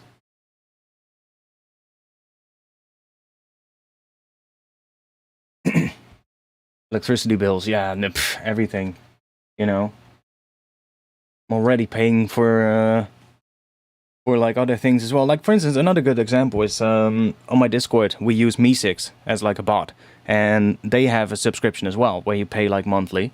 But they also have just for the pro version, they also have like this one-time payment. You just pay $100 and you're gonna have that bot for life, basically. So in that case, I am much more inclined to pay the higher price that I just pay once, because I just pay it and I can forget about it.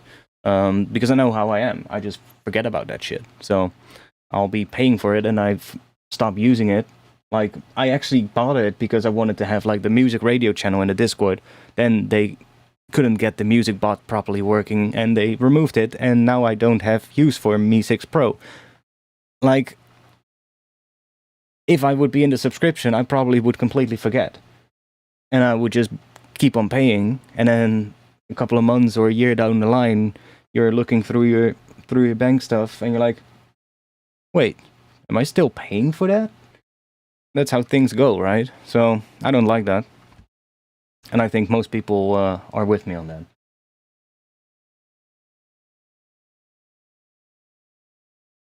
Yeah, I do think they need to add more payment options. I do think that. I'm not a fan of credit card either. I personally don't have a credit card.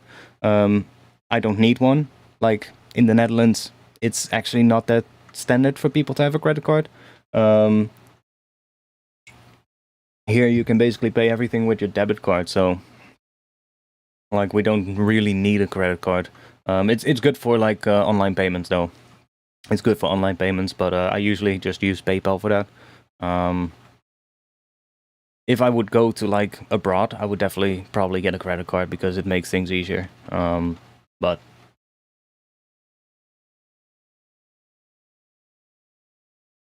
yeah, Adobe is fucking even worse, mate. Adobe was one of those companies that just, when they went subscription and everybody went apeshit and everybody said, yo, what the hell are you guys doing? They just said, fuck you.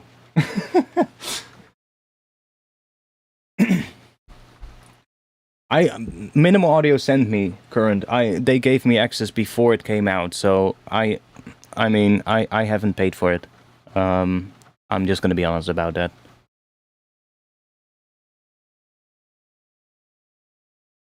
Debit card doesn't build up your credit score. No, true. True.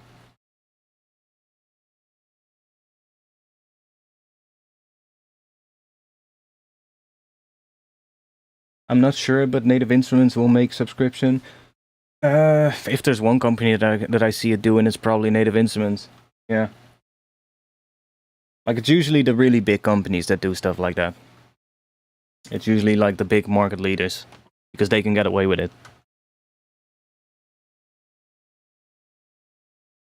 And that's also the danger, because if the market leader can make it work, then it becomes even more so that other companies are going to try it. But that's the thing, like big companies can usually kind of make it work. I think, with like in the music industry, it's a little bit harder because most companies aren't that big. Like there's definitely big players, obviously, but most like plugin companies are often like not that big of companies. Like most of the time, they're just sometimes heck, it's even one dude or something just making plugins. But there's definitely also bigger companies, of course. And now, especially with the whole thing of like companies being bought by bigger sort of like investment firms or whatever it is. There's been a whole thing going on in the music industry at the moment with companies being bought out by other ones, and it's actually getting hard to keep track which ones are bought by who at the moment.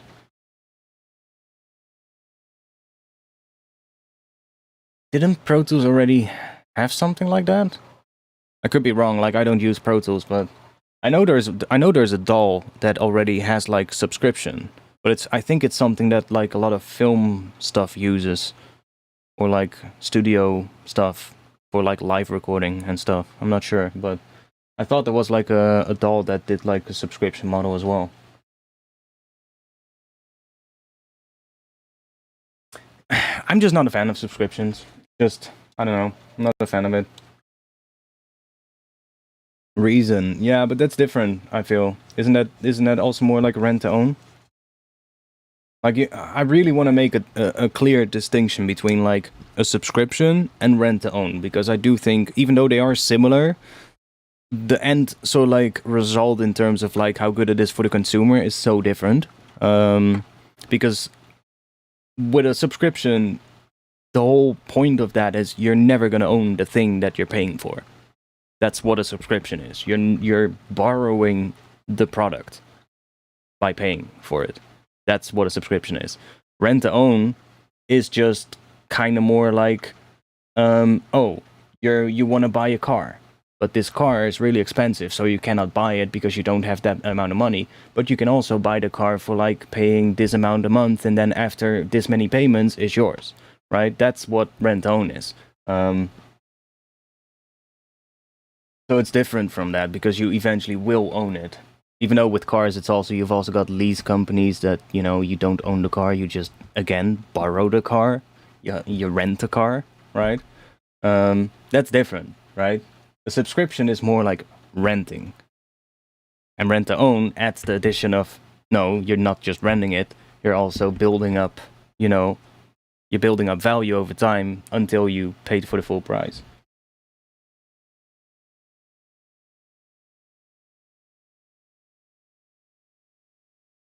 Yeah, I'm not entirely sure. Again, like I don't use Reason, so I want man. Just to get sidetracked a little bit. Did you guys see Object? That thing for like Reason, that resonator thing. They really need to make that thing a VST plugin. I know that they don't want to, but like I'm not gonna get a whole fucking ass doll just so that I can use that one device, because that's literally the only thing that I want to use of them. But that thing looks so fucking insane. What was it called? Object, I believe?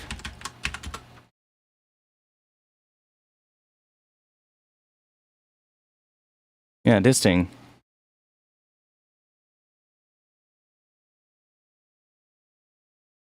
That thing.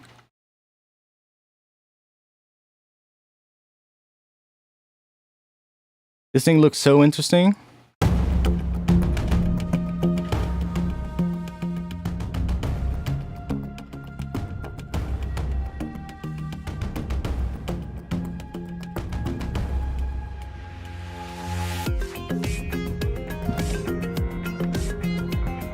New in the Reason Rack, Object Modeling Synthesizer, a brand new physical modeling instrument from Reason.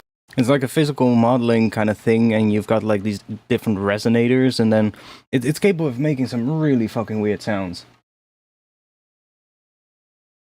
If you get the baby version of Reason, I think you can buy Object as well. Okay, I might look into that though. Like, I just wish they made it like a VST as well, you know? It's so fucking stupid that you have to get a Reason rack to, you know, use it. I mean, it makes sense from their point of view, of course, because they will earn more money because you have to buy Reason. But, again, it's one of those things that I don't like, where you have to get this other thing to use this, even though you're probably not even interested in using that other thing, necessarily. So, you know, I don't like those kind of, sort of like, marketing practices that companies tend to do these days. I would just rather see them just be like, yo, yes, we know not everybody uses Reason, let's just make a VST port of this thing and release that separately. Why have to go through this fucking loophole of making like a Reason rack that then can be hosted inside of another plugin, inside of another piece of software? It just, I don't know.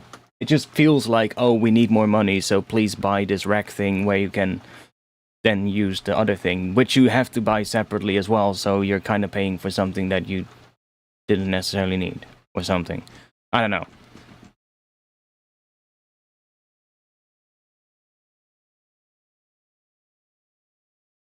It would be a much better look towards the customer if they just made it a VST plugin, right? You're kind of making customers jump through hoops for no reason. But, yeah. I do get it. Like, it probably earns them more money. But this thing looks so interesting. It's kind of like a weird resonator thing. In studios. And I really want it. Synthesis is finally done right. Packed into a form factor that seems all too... Can we get some sounds?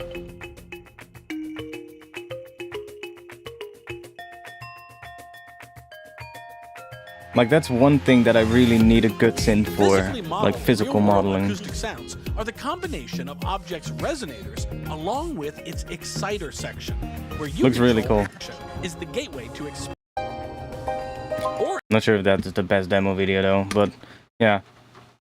I just don't like I said, that I have to get the whole Reason Plus or Reason Rack thing, whatever. I don't even know what you need to get at this point. Just give me a fucking VST, mate.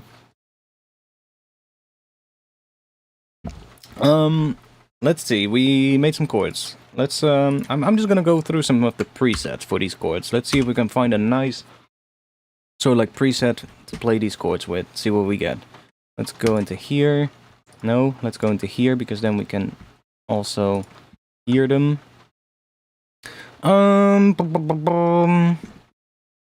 Let's do pad. And let's give it a good shuffle.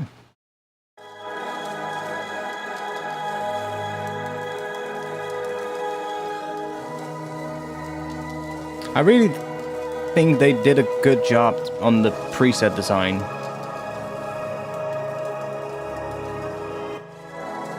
A lot of these presets sound pretty good and like out of the gate. It's like a lot of them have like a pretty nice textured sound as well.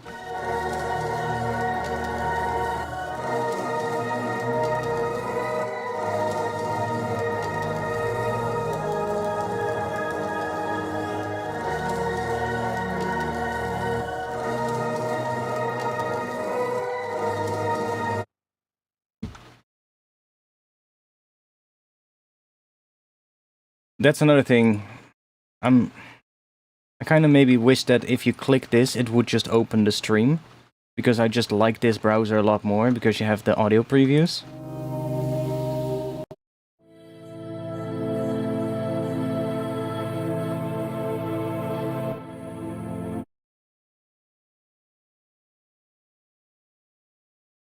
There's a VST of Rob Papen, Blade 2. It's the same thing? What are you talking about?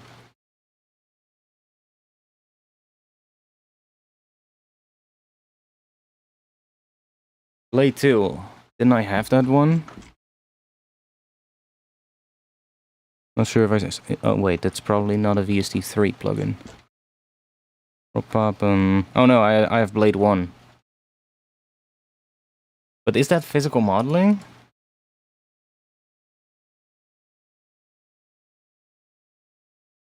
I thought that was just some other weird synth. Is this physical modeling? Oh, I kind of guess it has some kind of resonator thing. I just don't like the interface. I'm sorry. I really can't be asked to fucking work with this interface. I like Rob Papen. Some of his plugins are great, but this one, no, sorry, I'll pass. It just gives me fucking headaches when I look at it. I'm not a fan. I like this interface. This is a great interface. This looks nice, sleek. Maybe a bit many knobs that are just a bit, you know, too similar all, but it looks a lot better. But that Blade one, no, sorry. It just... No, not a fan. I guess Albino was another one that I liked. This had a good interface. This one is discontinued, but this had a good interface. But yeah, sometimes it's really hit and miss with his interfaces, in my opinion. But I don't have the newer ones, so I don't know how those look. He made a new Albino? Really? Nice. I didn't even know that. Yeah, Rob gave me his plugins like a really long time ago. I forgot which bundle I'm on. Explorer 4 or 3. I'm not entirely sure, but he sent me a license for his plugins a really long time ago. Like, I think the first video I did on my channel, I already had a license that he gave me. If I remember correctly. He was one of the first companies that sent me a license when I started my channel. Same design, I think. Oh, that's nice. Now, I still have it because, you know, I actually like Albino. Albino is a great synth. There's a couple of other old ones that I like, which got discontinued recently. I guess the other one is that one. The good old Absinthe 5. Such a shame Native Instrument discontinued this one. I just wish they kept on making it, or just made a better version, but they decided to pull it, which is fine, but...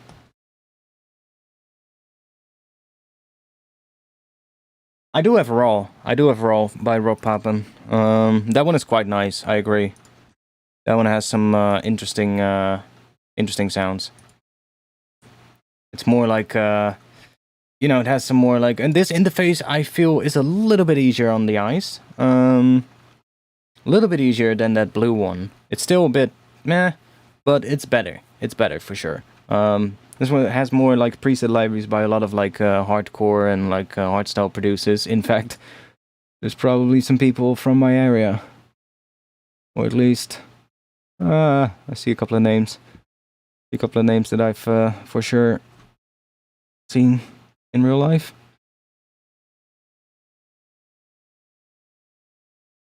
Vidian, Promo, Mad Dog, Hidden. There's a couple of names that I definitely recognize from a long time ago. Absinthe is great. Absinthe is sick, but it's such a hard synth to get into. It's such a weird synth, and it's really difficult to use. The creator of Absinthe, the original creator, is actually still making plugins. And when Native Instruments pulled Absinthe, he actually was pretty down because of it. He was like, yo, I really don't like that they did that, and he is actually now making new plugins because he said like I want to make a plugin that basically is more newer and up to date and incorporates a lot of the things that I was doing with Absynth, and he's planning on making a new plugin, so I'm pretty curious to that one as well to see like what he's gonna make in the future. I forgot what the name of the company was. What was it again? Absynth 5 developer. What was it again? Oh yeah, Rhizomatic Software.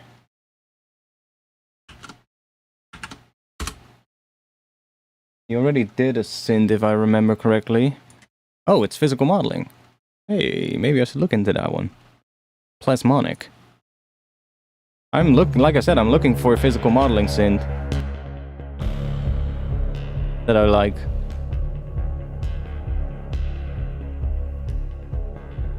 So this is from the developer of Absynth. Okay, interesting interface. Not sure if I am too keen on that interface. Looks a bit... Looks a bit like a mobile phone app or something. But that sound is good. If that's made with the plugin, I assume it is.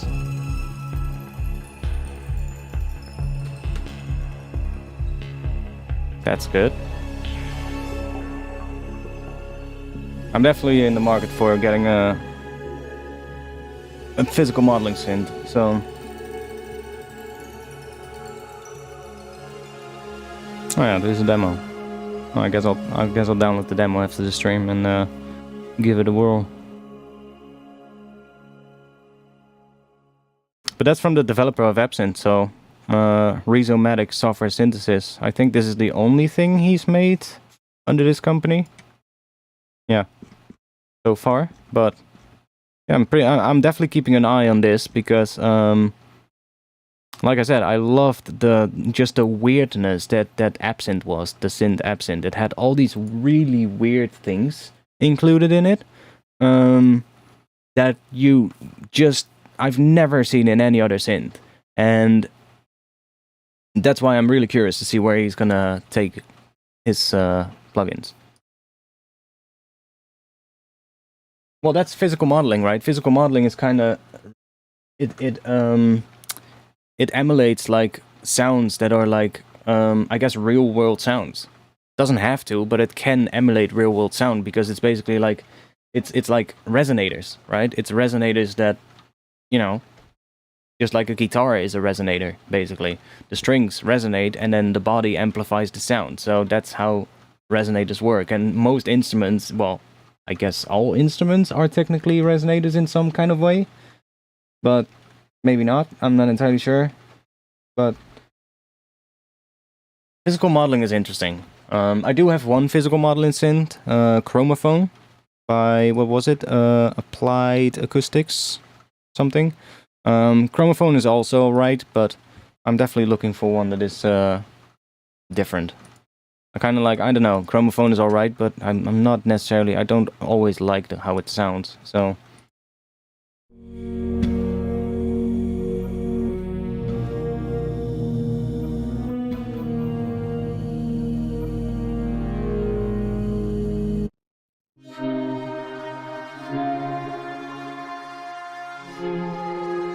Like, I really like how textured a lot of these presets sound in here, though.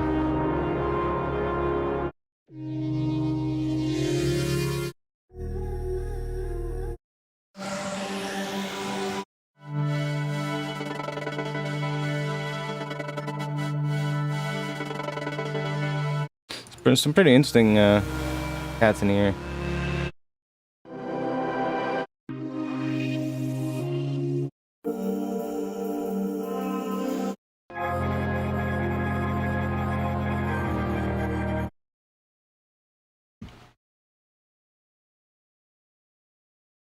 Yeah, I'll probably grab the demo and see how I like it. Because if it's good, I might get it.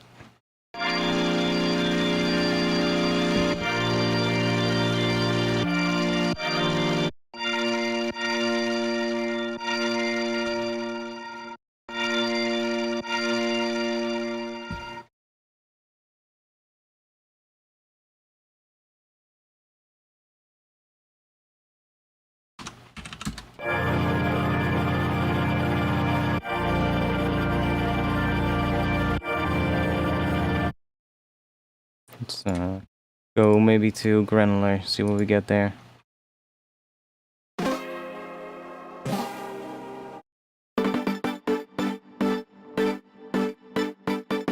Oh, that could be interesting.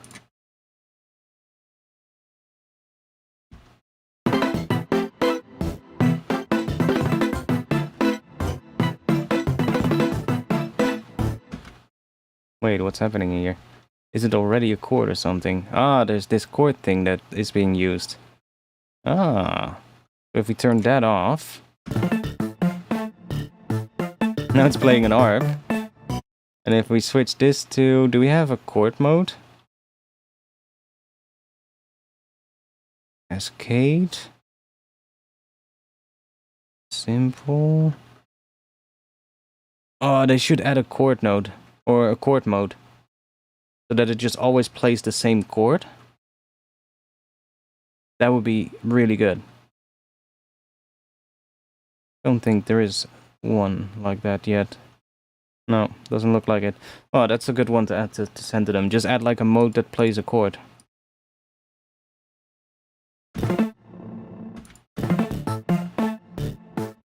I get that they have this thing, but, you know. I already have a chord, right? I already have a MIDI chord, so I don't need this here. So I wouldn't like to have a MIDI chord, just a chord option in here that just makes it just play the chord that you have in the MIDI there. That would be sick. Chord and then verse. Yeah, that would be cool too. What other Granular presets do we have?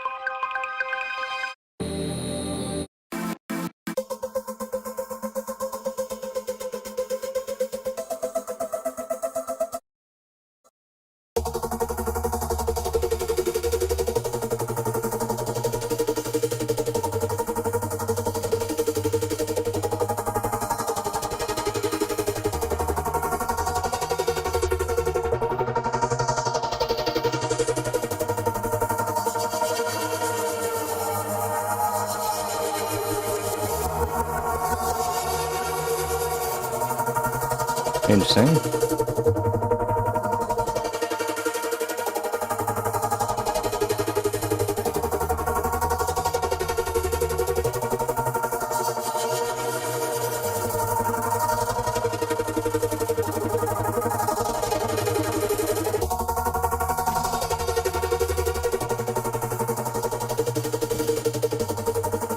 Yeah, it has really good presets. I really feel that it has great presets. Like, they're really pretty inspiring presets right out of the bat, and most of them sound pretty good. It's not like you go through like 30 presets to find one good one. It's like most of them sound good. So that's pretty good.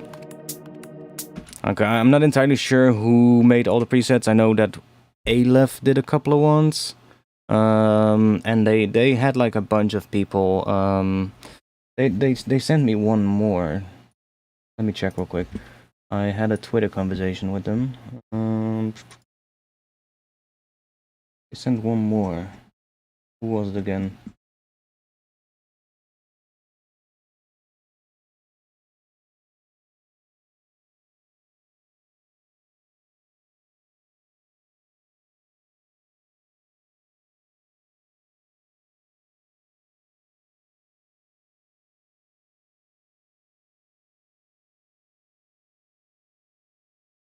Damn, that's we're going back quite a bit. Oh yeah, Tom Finster also did some stuff, some plugin, some presets. Just to name a couple of names.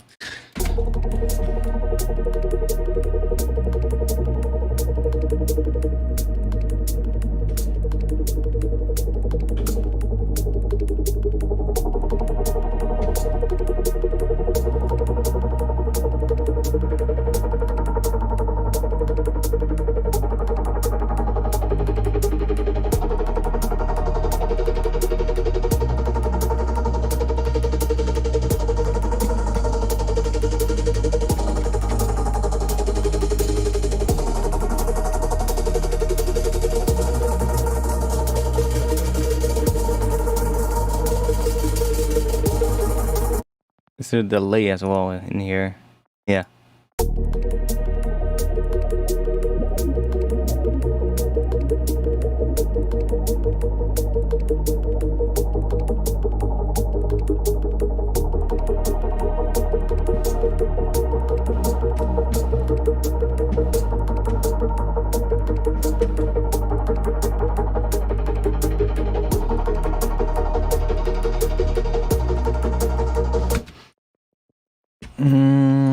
Not sure if I like this preset for this thing now.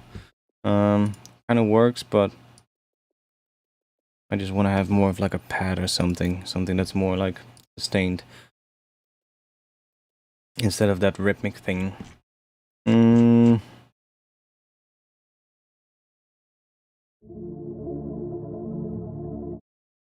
I marked that one, so I like that one.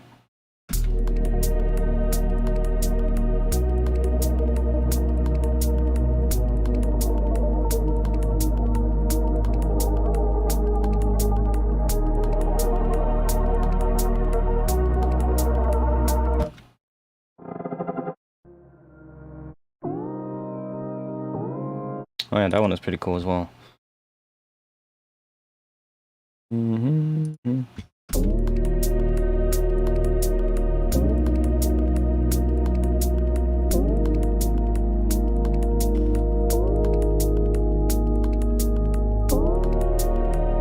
Now, one thing I do have to note, things can get pretty CPU intensive.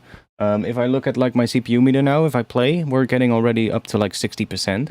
That is mostly because of the granular stuff. Like the granular stuff is in general, granular can already be pretty CPU intensive, but because you also have the option to really up the amount of layers, things can really get CPU intensive. So you do have to be careful a bit when you're using granular stuff, especially when you have this capability here. So like if basically every layer of this is one granular engine. So as you up the amount of layers, you're basically adding a lot of extra grains, and that can get, well, it can stack up. So you do have to be careful a little bit.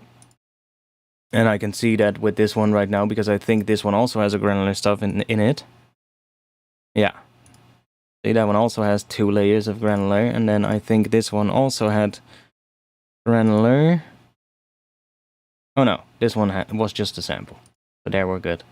But like these two both have like granular stuff going on, so that will obviously give us a bit more CPU use. Okay, well, we're hovering around 50, going up to 60 when there's like the next chord coming in, so that's definitely something to note. But I bet you that if you add like if you stack like 2 or 3 pigments on top of each other with like a granular thing going on, you're gonna get the same thing.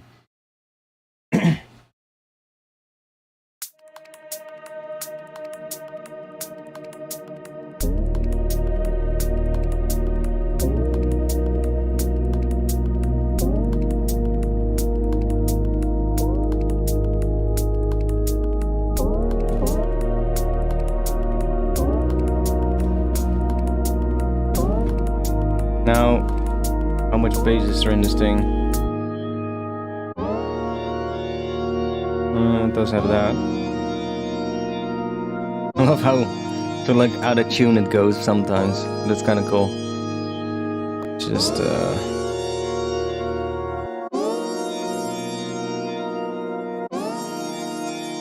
that. Sample sound reverse with pitch modulation.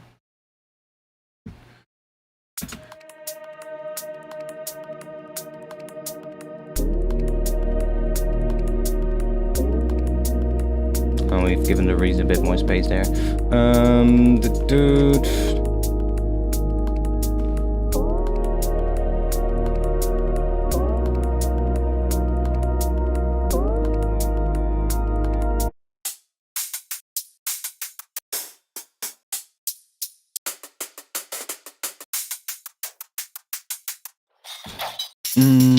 What are we gonna do? What are we gonna add? Want something.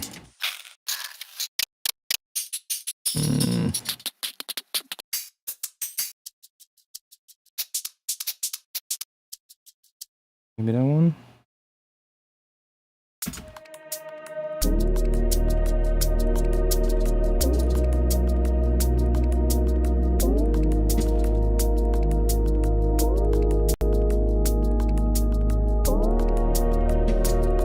Maybe.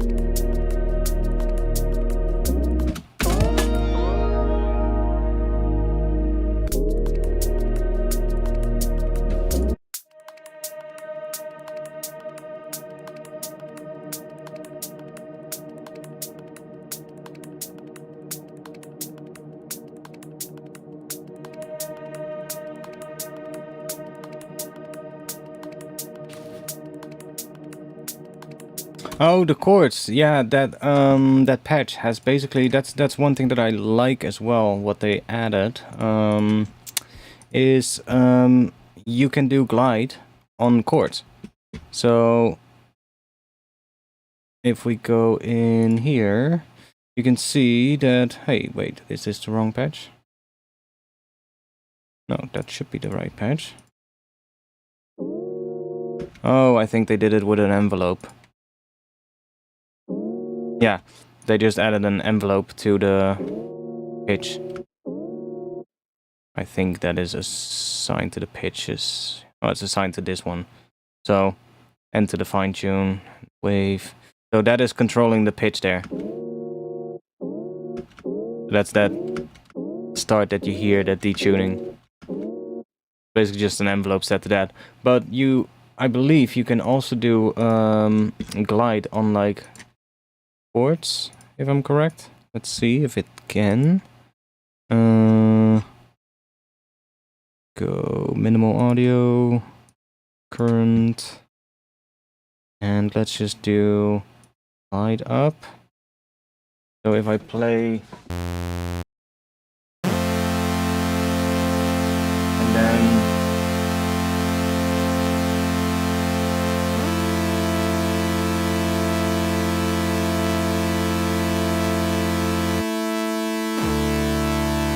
you also get glide on, like, even though you're playing chords, which is nice.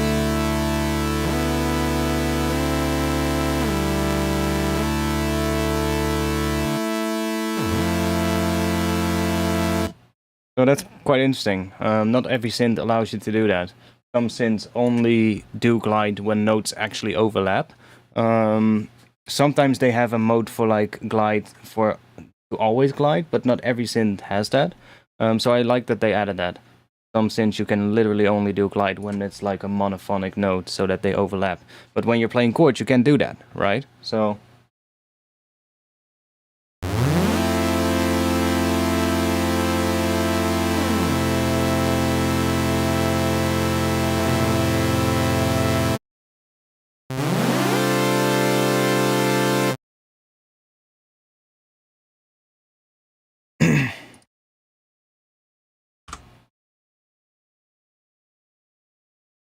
need to piss. You guys will listen to this. I'll be back in just a bit. One moment.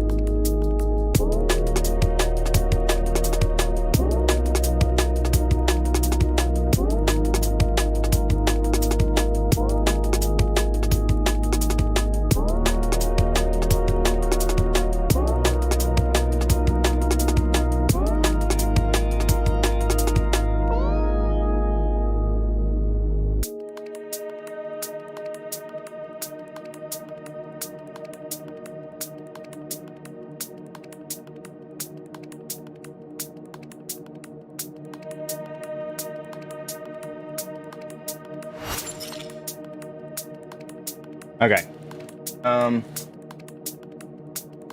Let's see.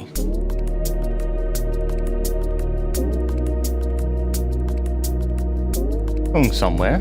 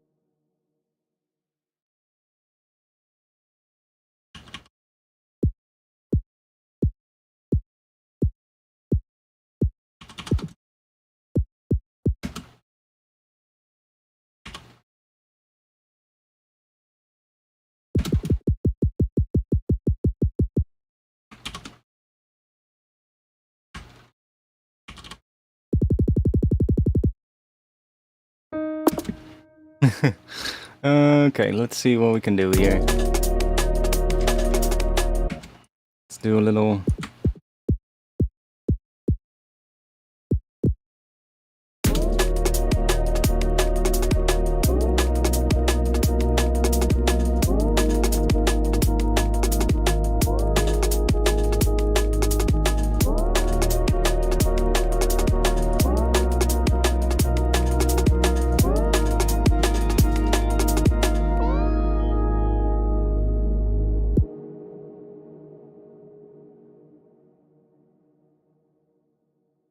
Okay, I wanna do a little thing now. Let's just move these, or I'll just yeah, let's move them to here for now. I wanna focus on this.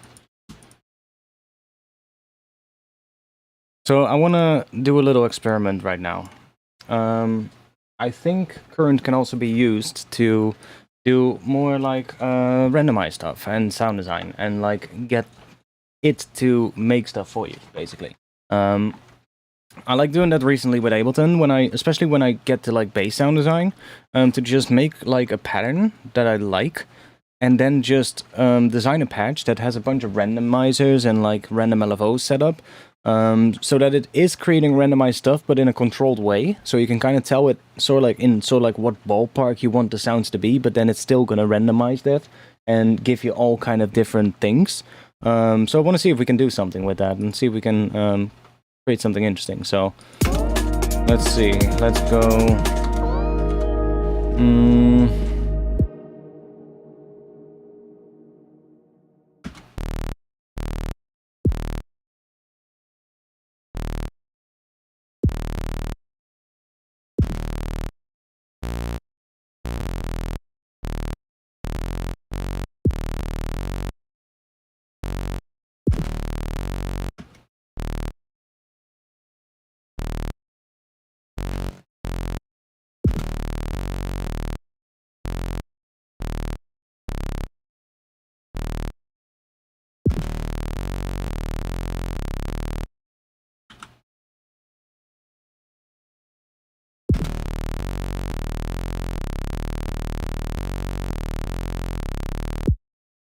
Just make a little pattern to start with. See what we get.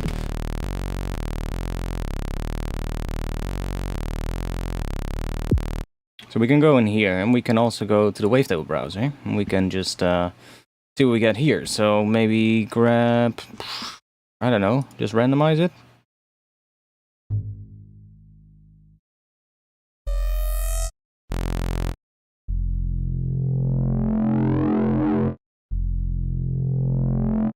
I already downloaded that one. Let's just put that in.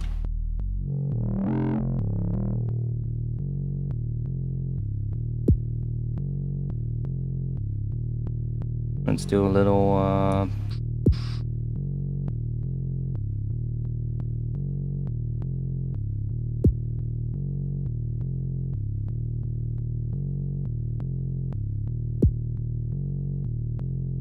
let's do one-shot mode. Let's assign that to here.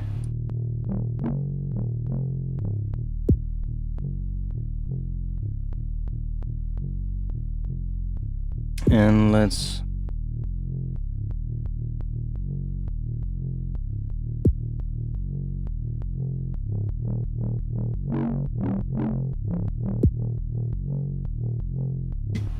do that. And let's see, I want to have some LFOs, so let's put that on LFO. And we can go in here, and then I can unsync this. Set to hertz. Let's turn you up. That's gonna do that. And then I want to have another LFO. And let's connect that to the rate here.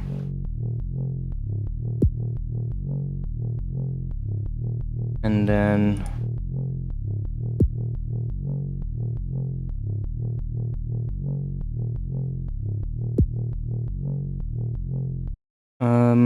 oh yeah, I forgot. This one, let's set that to, no, not one shot, let's set that to 3. And that one as well. And then this one we can assign to all kinds of stuff. So this is now moving around randomly, so if we assign that to, I don't know, the position here, gonna move that around. Creating like different things, and then we can, I don't know, maybe have another one. And then have that one also modulate this one. Let's set that to hertz, to 3. Give it a bit of a different range. Let's bring that up. And then this one we're gonna assign to the depth here.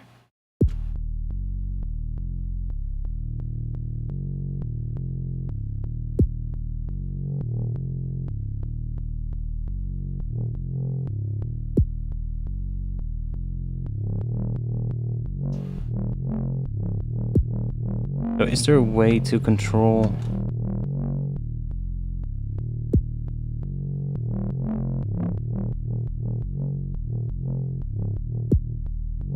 What's that? Show depth mode panel. Oh, okay, so that's how it switches to.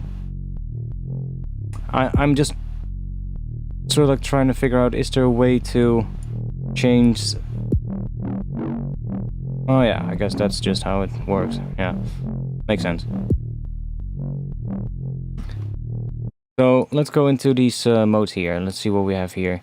There's all kinds of weird, interesting modes here that change the wavetable.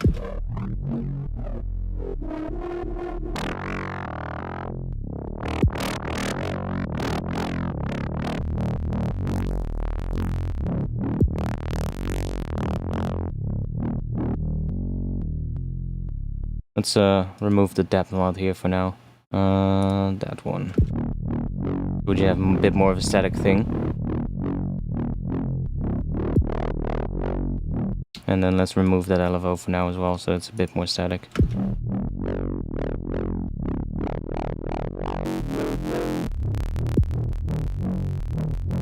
See here, it starts clicking a bit, I guess. Yeah, see if we then up the fade, it kind of removes that clickiness again.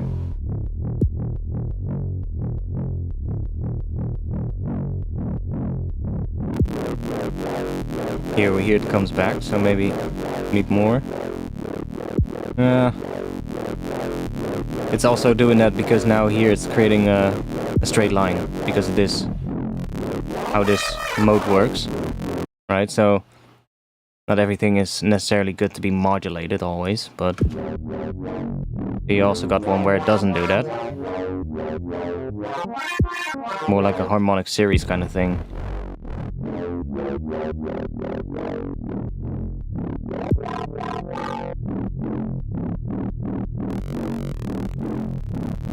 Ooh, that's weird.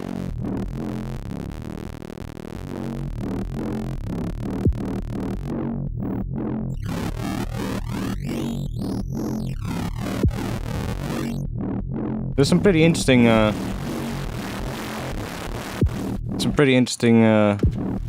warp modes in here.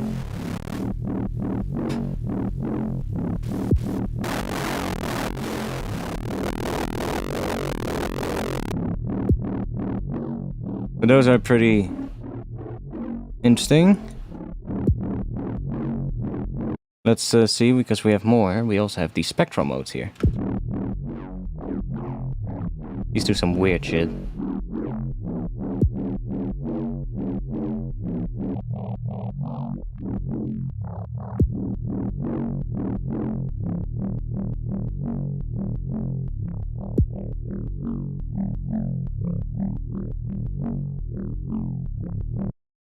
Not sure if this is the best way to show them on, but some of these do some weird things.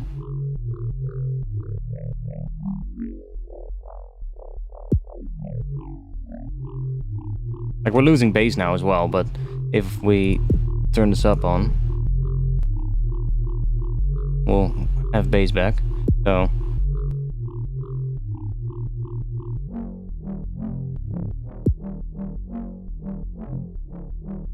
There's some pretty interesting modes here. Mess with the sound. Disperser kind of thing. I really like this one, the form and shift. Especially for kind of wavetables like this that have like such a sort of like harmonic or so like resonant tone in it. Having a form and shifting warp mode is kind of nice to have.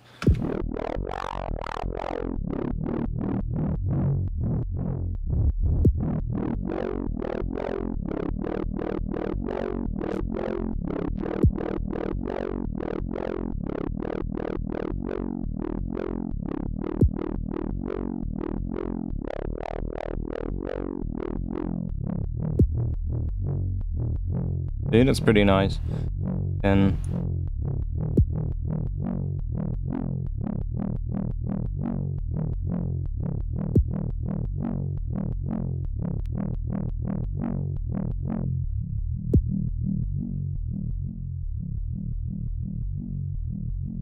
do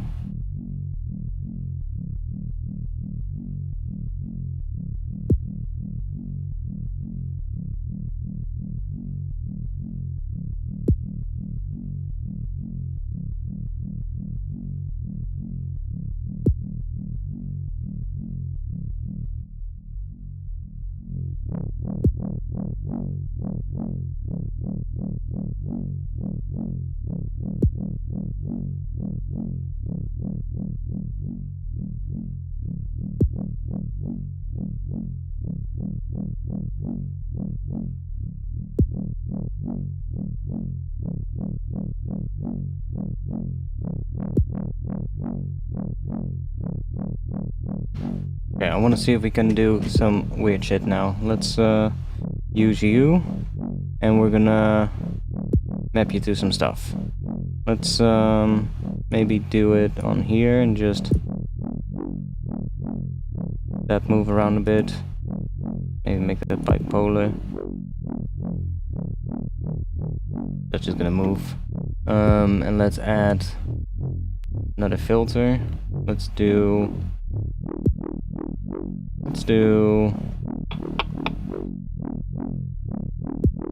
You know what else I also wish that they would do? Give you an option to route filter 2 into filter 1. that would be sick. If you set it to parallel, that you can then, for instance, like have them truly separate, but then choose filter 2 as an option here as well, so that you can then feed filter 2 into filter 1, for instance. That would be cool. Then you can have like a separate oscillator running through a filter, which is then feeding into the filter that the other oscillator is also running through. That would be a pretty cool thing to have. Not sure if that would be something that they want to add, but if they would, then that would be pretty cool. Not big of a deal, but could be interesting. Let's just add one in series. Let's just do, I don't know, one of these. Just try, I don't know, we could use one of these. One is cool.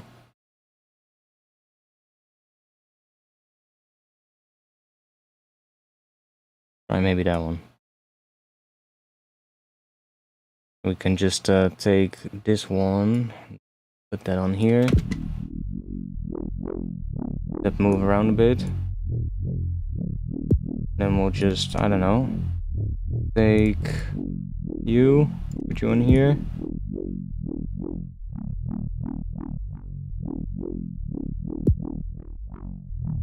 Let's go into the effects. So this one we can grab you. Let's grab one of the morph things. Like now we can really get into, for instance, taking... Which one is controlling what? That one is controlling the speed of that one. So let's take this one, put you on here, and then we can take, I don't know, another one that is controlling the depth of it.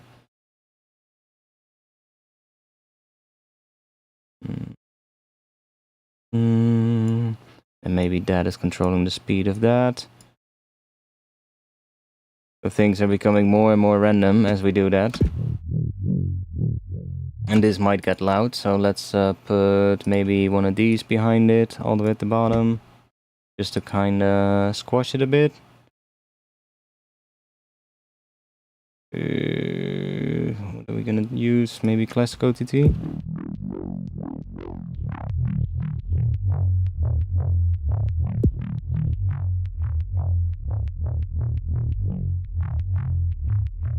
Not sure if I like that one, but whatever. Might be better to do this on a Reese than on this kind of a patch. Can we change this one while it's mapped to stuff? Looks like we can. Oh, nice.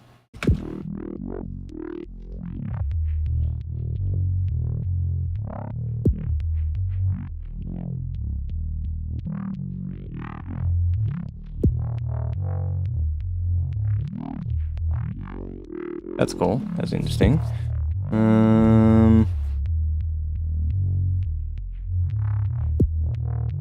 Hearing some clicks, that is because of the OTT, for sure. Is how OTT works.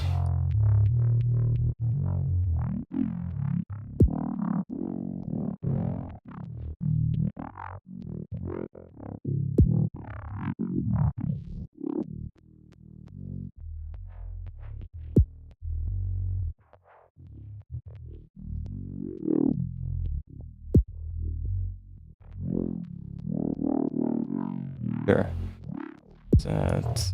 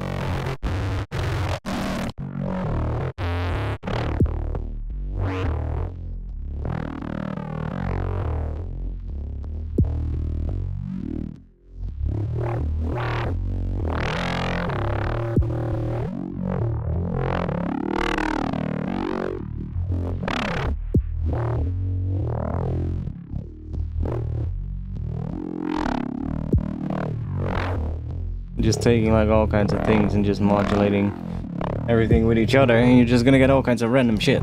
So, and this patch isn't even that interesting, so if we make this more interesting, I don't know. Should we add some FM?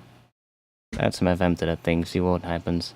We can choose oscillator B right here, and then we can add that.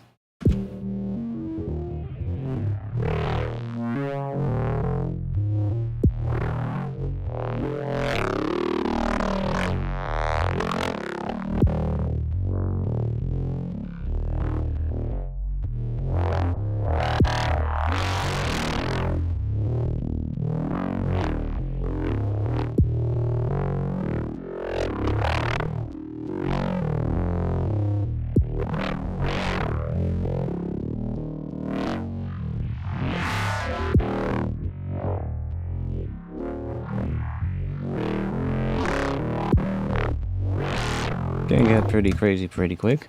Not sure if I like this patch. Let's add more stuff. Why not? Oh yeah, this thing is also pretty cool. Having the low crossover here, so you can literally just use like these pretty crazy morph ones that go like into like a high pass and shit. But because we have this thing here, we have a separate sort of like low band. So you keep us up. That's pretty nice.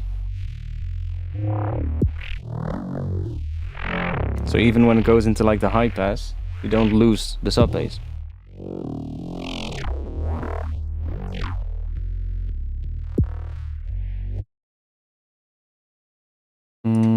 Let's just move you around.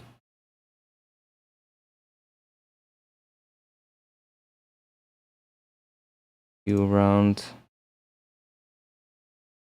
No, I want that. That.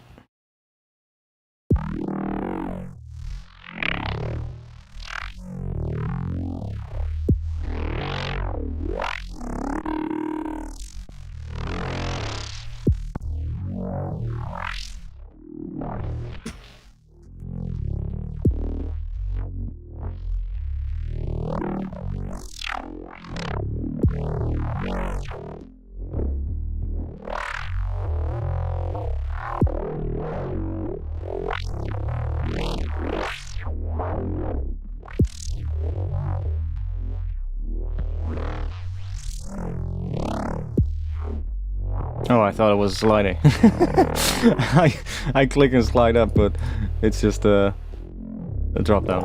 Okay, that's fine too. I thought it was the same as the what was it, the Granular thing right here. Looks the same, but it works different.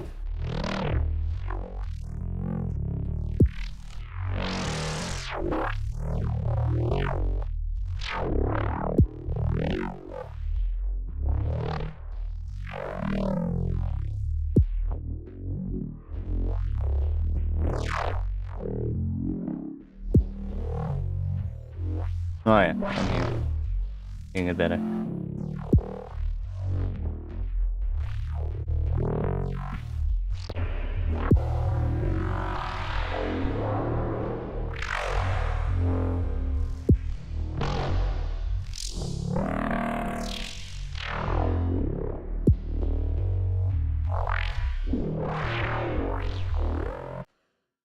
No. Nobody's gonna subscribe to this because they fucking destroyed the subscriptions. There's not gonna be a subscription, so no. Nobody's gonna subscribe for this. To answer the question. But not for the reason that you think it is.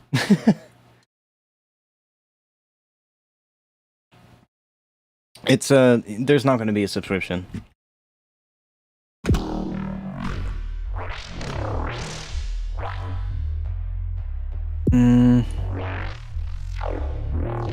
Can we also do oh,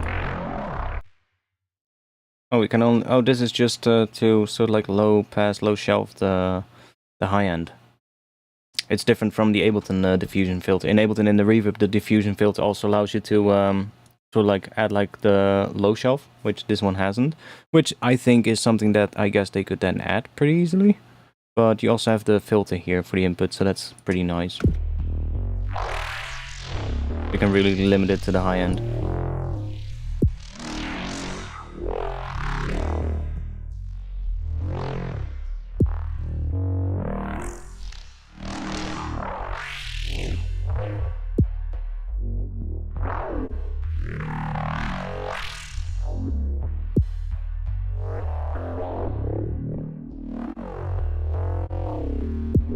Try add modulator to that. That one is moving around.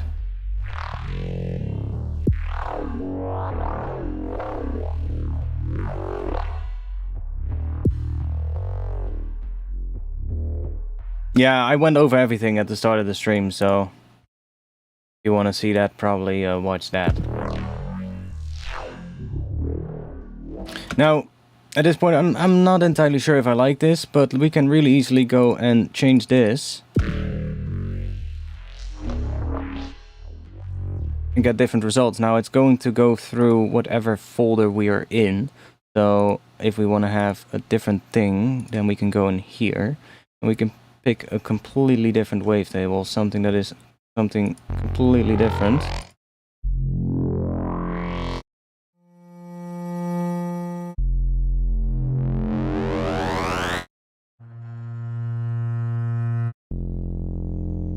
Like maybe something that has more stuff in it.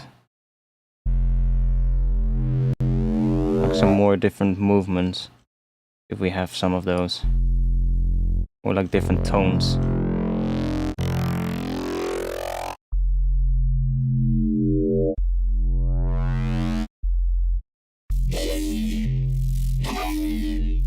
That definitely has some different tones in it, so let's grab that.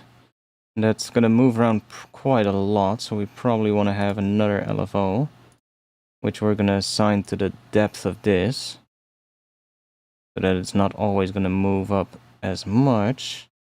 And then let's just do hertz again. Maybe randomize that one. 3. Now we are gonna get some more subtle movement here. I could even assign that to the full range.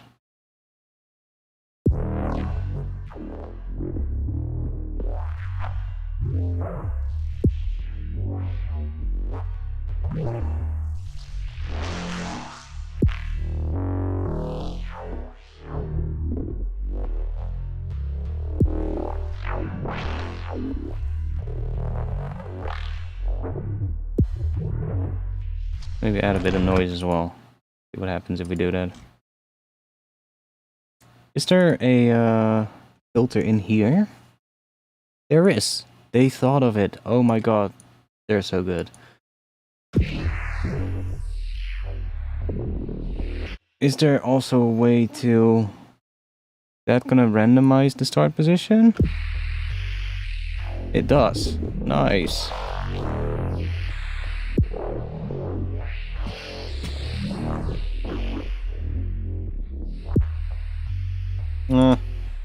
Maybe not the best thing, but we probably want to run it through here.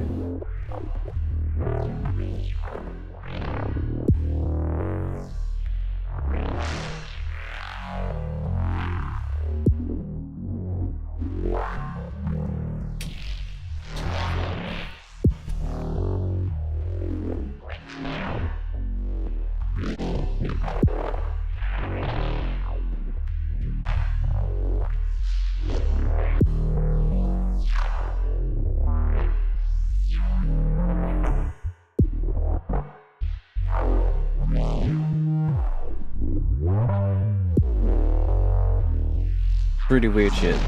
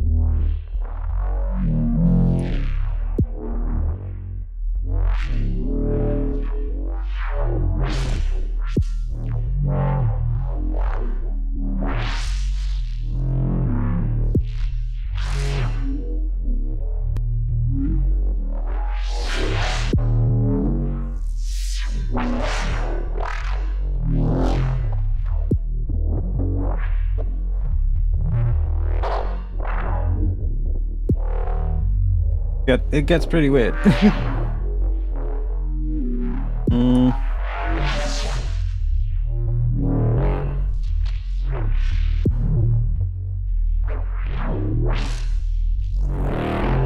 Anyways, what else can we do?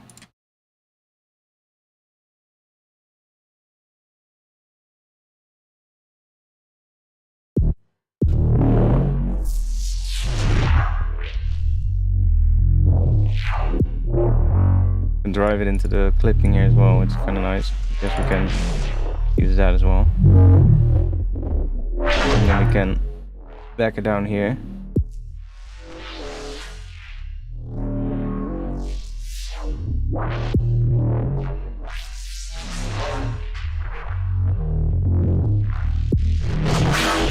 See, so we can really push it into the clipping as well.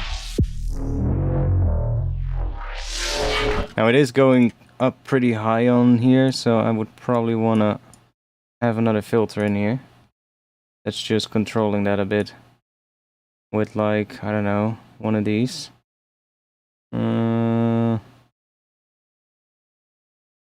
Which one? That one seems to do a bit of a nice shape. Like we do want to have some high end, but not everything, I think.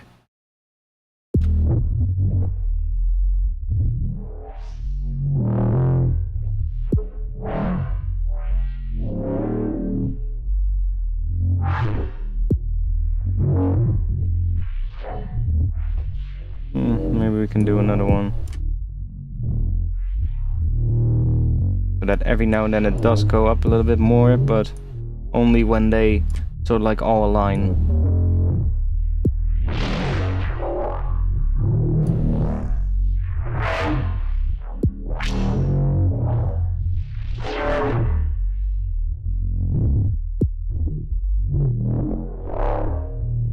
Yeah, now it would be nice to have a filter in here.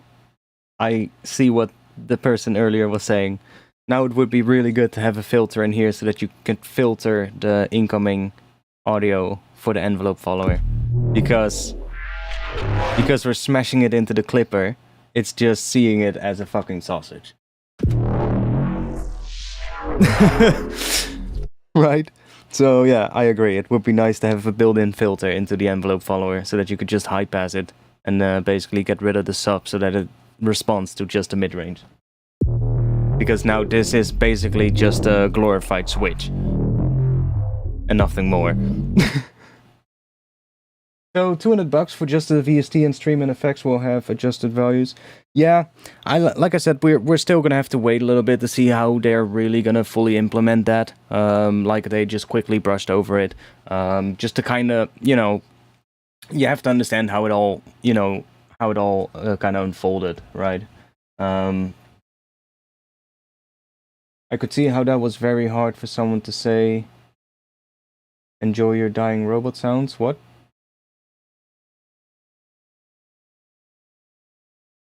What?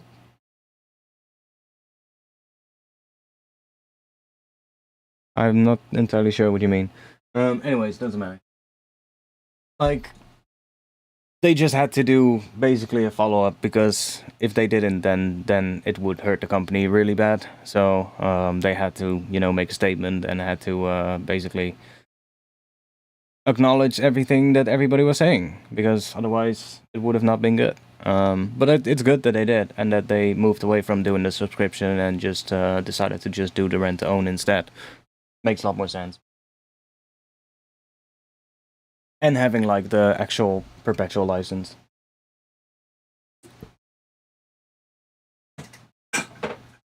That just makes so much more sense than having it the way they were intending. We do have some stuff here, but there's no, like I'm seeing this is, oh yeah, that's the built-in envelope follower that we have in here. Because there's also one built into the filter. But yeah, here it would be nice to have a filter.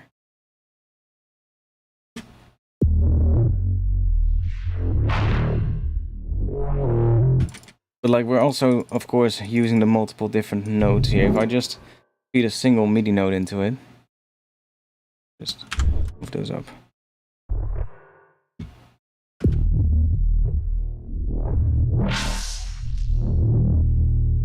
Basically just keep a random stuff now. We keep getting random stuff now.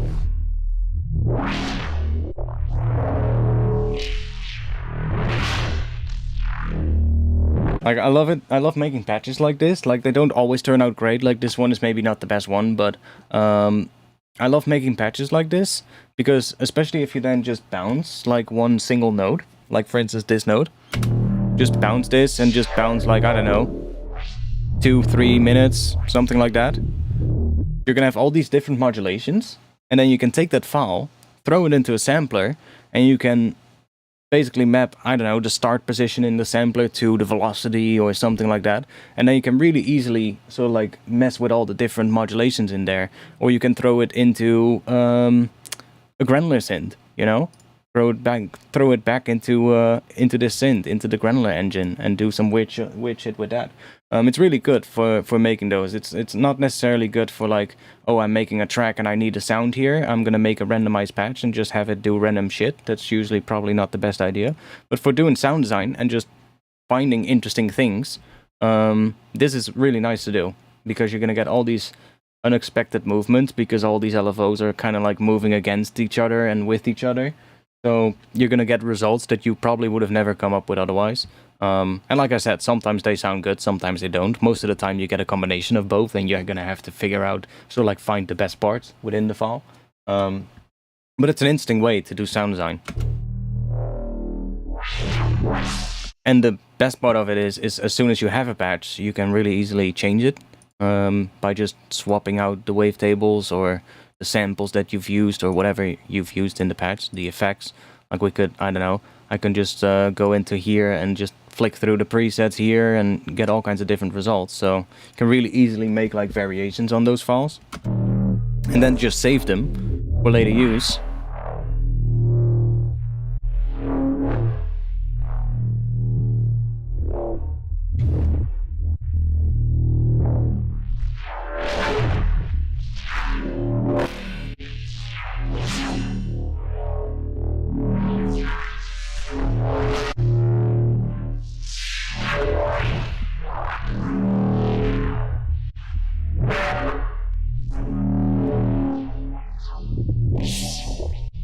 There's also sidechain happening, by the way, so if I turn that off, then...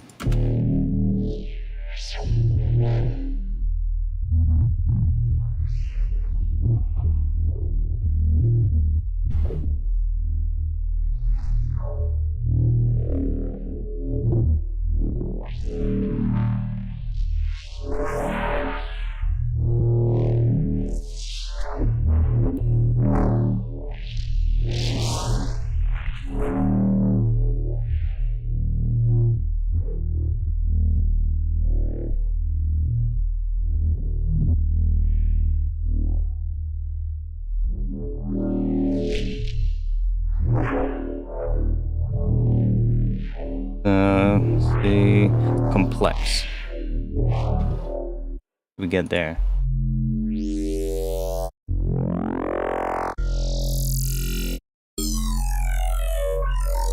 Oh, that's weird.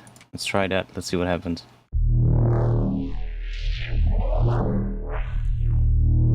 I think just the way of this patch, how it's set up, we're gonna get a lot of similar sounds if we change the wavetable. But that's just because of how the patch is set up, I think.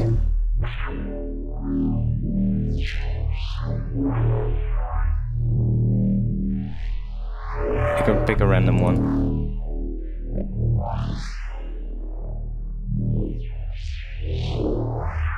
Yeah, it's just because I guess the patch is set up in a way that a lot of these are gonna sound similar now. If I turn the FM off by doing this, then it's already gonna sound more different every time. Because now we hear more of the original wavetable.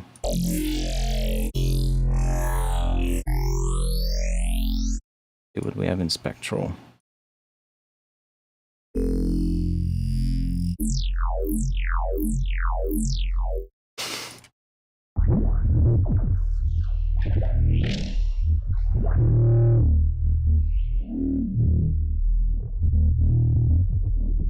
Yeah, there's some really interesting wavetables actually. I find some of the wavetables pretty interesting. And you also just have like wavetable import as well, so if you don't, you can still import your own wavetables too, so...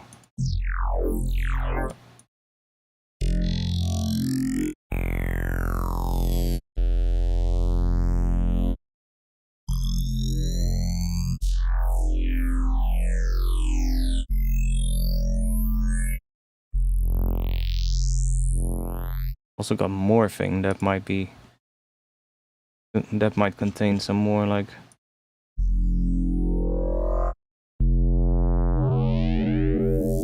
I don't think there's a lot of wavetables though, where it just seems to morph through like a whole bunch of different shapes. But I can easily make some of those, so I'll probably do that. There's a couple of them, but not too many, I think. Most of them are more like, I don't know, just so like more cleaner, so like morph, which is fine. Actually more usable. But sometimes you want to have like those wavetables with like some pretty crazy modulations within it. Not sure if there's a lot of those complex morph. Maybe that might be more like that. Yeah, it seems these are more like what I was talking about. See, and there's only a couple ones, so definitely room to add more of those kind of wavetables. Yeah, like that. See where it goes through like multiple different types of sounds?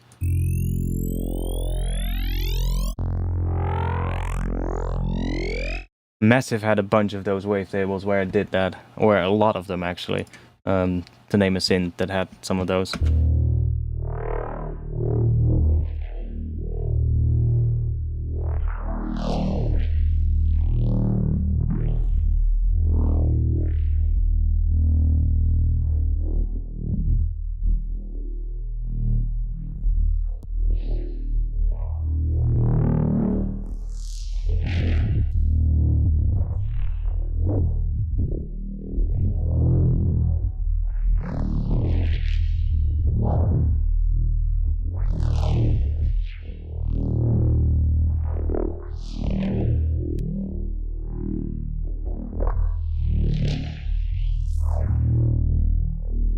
Now we could, because we have a separate sub, so I could also add some unison here.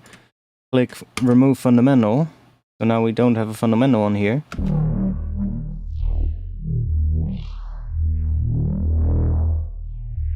Now the sub is still moving about quite a bit, but that's just because of all the filtering of all the stuff happening here, and I think that more filter in here is doing yeah, some pretty weird shit. By the way, talking about that one, if we do this, we should get some pretty different results as well. Although we have a lot of stuff happening here, so... all of these are pretty subtle changes at the moment.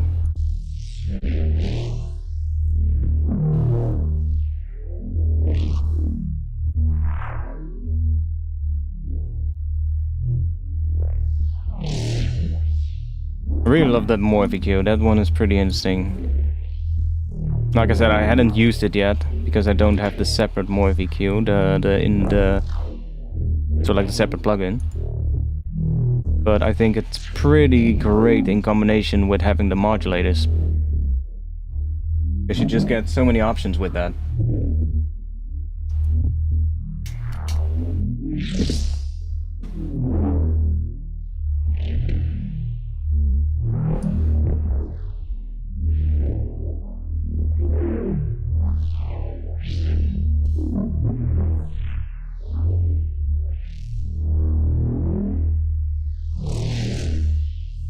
Getting some pretty weird movement in the bass as well.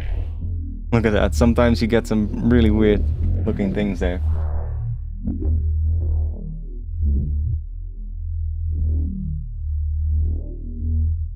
I guess we need to add the phaser in here now as well, we haven't used that one yet, so let's chuck that in here. Let's move that. Randomize that as well, nice.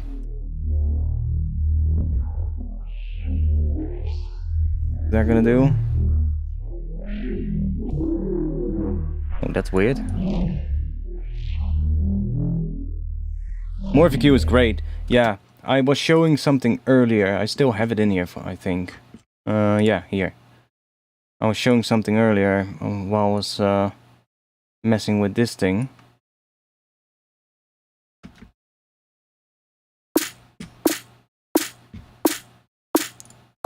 How you can, like, use it to alter or make drums.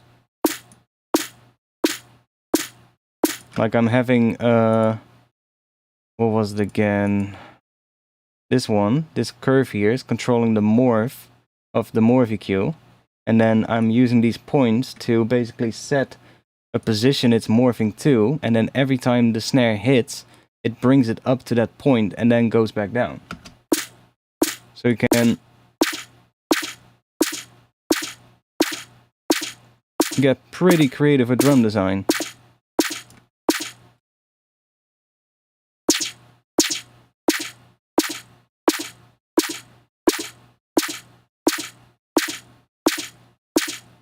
Really interesting.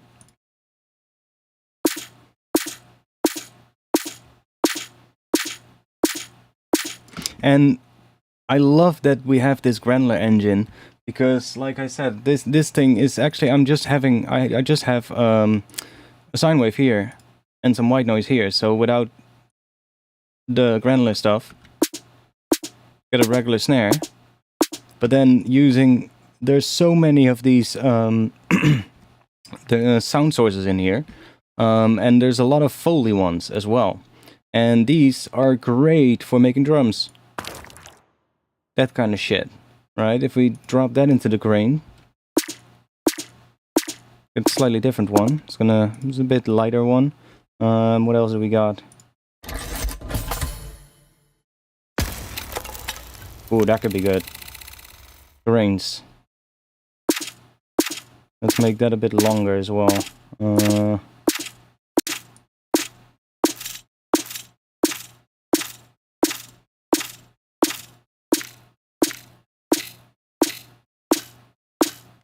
Listen to how many weird drums you can make with this. Just straight out of the bat.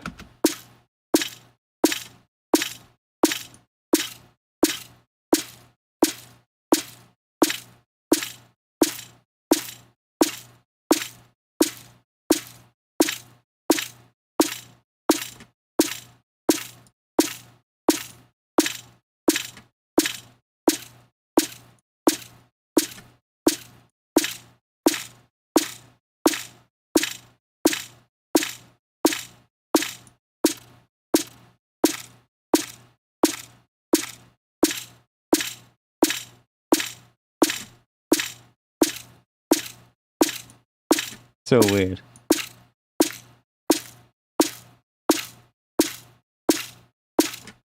It's a little bit long now though, so.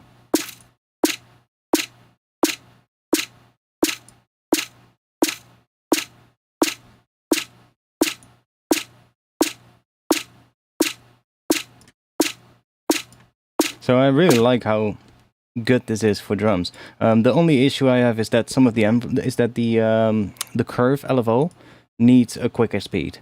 If you use this to do like a transient, for instance, as well as this thing could have a zoom mode, that would be pretty nice, being able to zoom here. Don't think we can. I've tried, but I don't see a way to zoom in here. So it would be nice to have that, because you can see that is getting pretty small. But like this thing, if we go into this curve thing, like if you're making a transient, for instance, and you're going like this, I find that let's do one shot. I find that 40 hertz can be not fast enough, because I sometimes have to get like really close like this, or like making a transient click or something like that at the start. So it would be nice to be able to go up to, I don't know, 100 hertz, something like that. That would be good. But that's just a tiny little complaint. You can do a quicker, sort of like snappier thing with an envelope, so that's why I use the envelope. That way you can get really quick. So, not that big of a deal. Like what that is doing, this is controlling the pitch.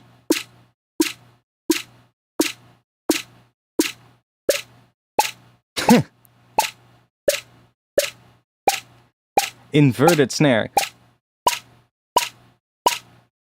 That's fucking weird.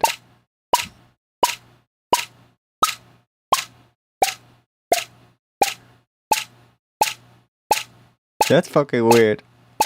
The pitch envelope of the snare is now inverted. It goes from low to high. That's really weird. But yeah, there's so many options with this, and I really like that granular thing for making drums, like adding like weird sort of like things in the tail of a snare. Pretty good for that.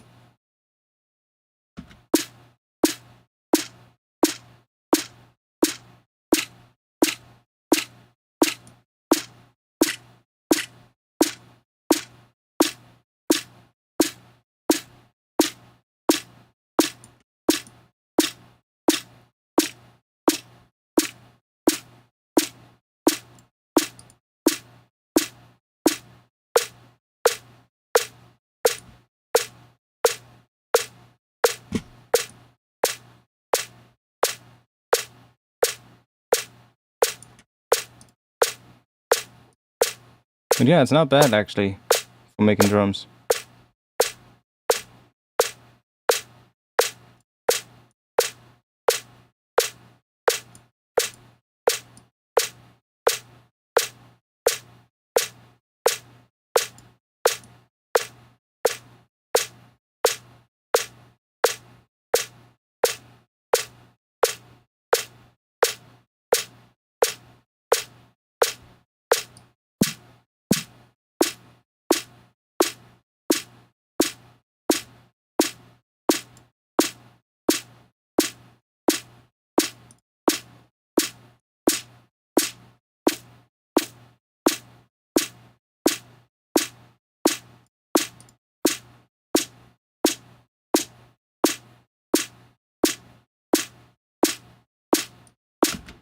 So yeah, pretty cool for that.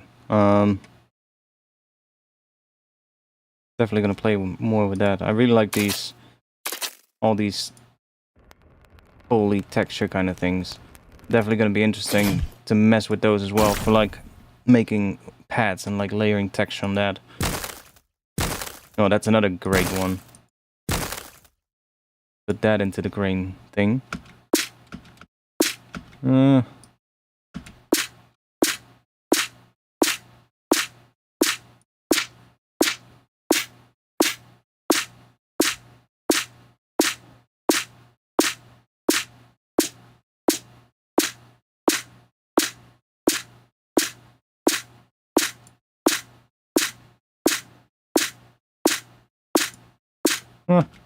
Alright.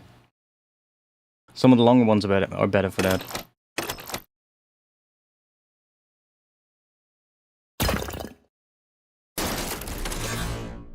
Like that. That's gonna give you all kinds of weird shit. I can also maybe set this to fixed. And then do... yeah.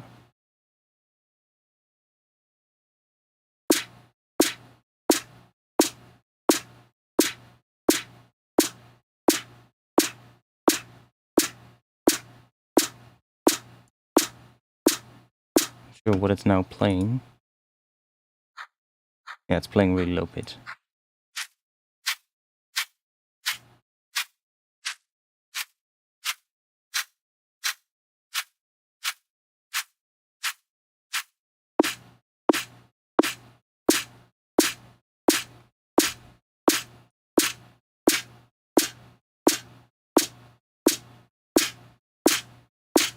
So yeah, there's gonna be a lot to play around with here.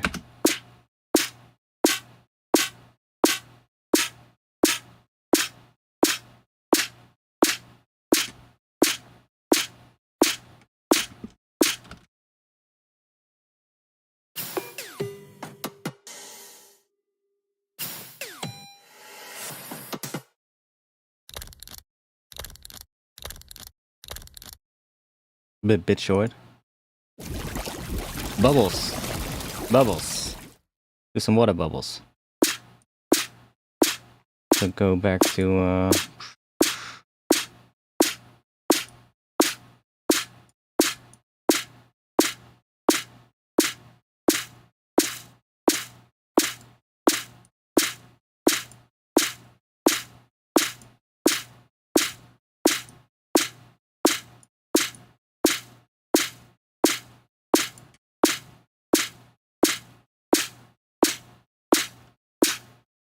yeah, like I said, pretty cool.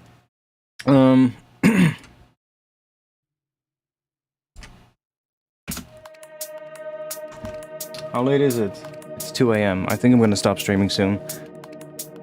That was a pretty, well, just a bit of an overview, I guess, of what the synth can do. I'll be definitely be doing a lot more with it. I will be checking out what Minimal Audio is gonna do with the synth and further developments surrounding the synth. I want to stay up to date with that and see if it's actually, well, if they're gonna do what everybody wants. And I'll probably keep you up to date with that as well. If I suddenly decide to stop using it, then that's probably, they probably haven't done what everybody wanted, but I have good hopes. I have good hopes that they're actually going to do the right thing. Yeah, I'm curious to see where the synth is going to go. I think it can definitely be a great synth. It's a bit of a shame of how it turned out with the launch and everything. But I definitely think that this is a great synth for everybody who likes Serum, Vital, Pigments, you know, synths like that. I think this is a great synth for people that like synths like that, or just want another synth that is similar in that regard, but just does things slightly different. It also just has things that I haven't necessarily seen in a lot of other synths, so that's good. One thing I'm really curious about, they've said that they are going to be adding more generators in the future. So that means like these things, like wavetable, granular, sampler, sub oscillator. Like they've said that they're going to be adding more things. So I'm curious to see where that is going to go. What kind of things we might be getting. I have no clue. They've not told me, so I don't know. But it does make me curious. I do want to know where that's going to go. They said that there's a big update planned for next year, or at least that was the thing that they were planning. Not sure if that is going to change now, or if that's still going to go on. Maybe that's going to be delayed. I don't know. Depends. I don't know. It all depends on what they're going to do. I'm just glad that they decided to move away from the subscription-only thing, because that just wasn't the right choice. And rightfully so, made everybody mad, you know. So yeah, that's it. That's the synth for now. Any questions? Anything you want to know? Anything you want me to explain before we end?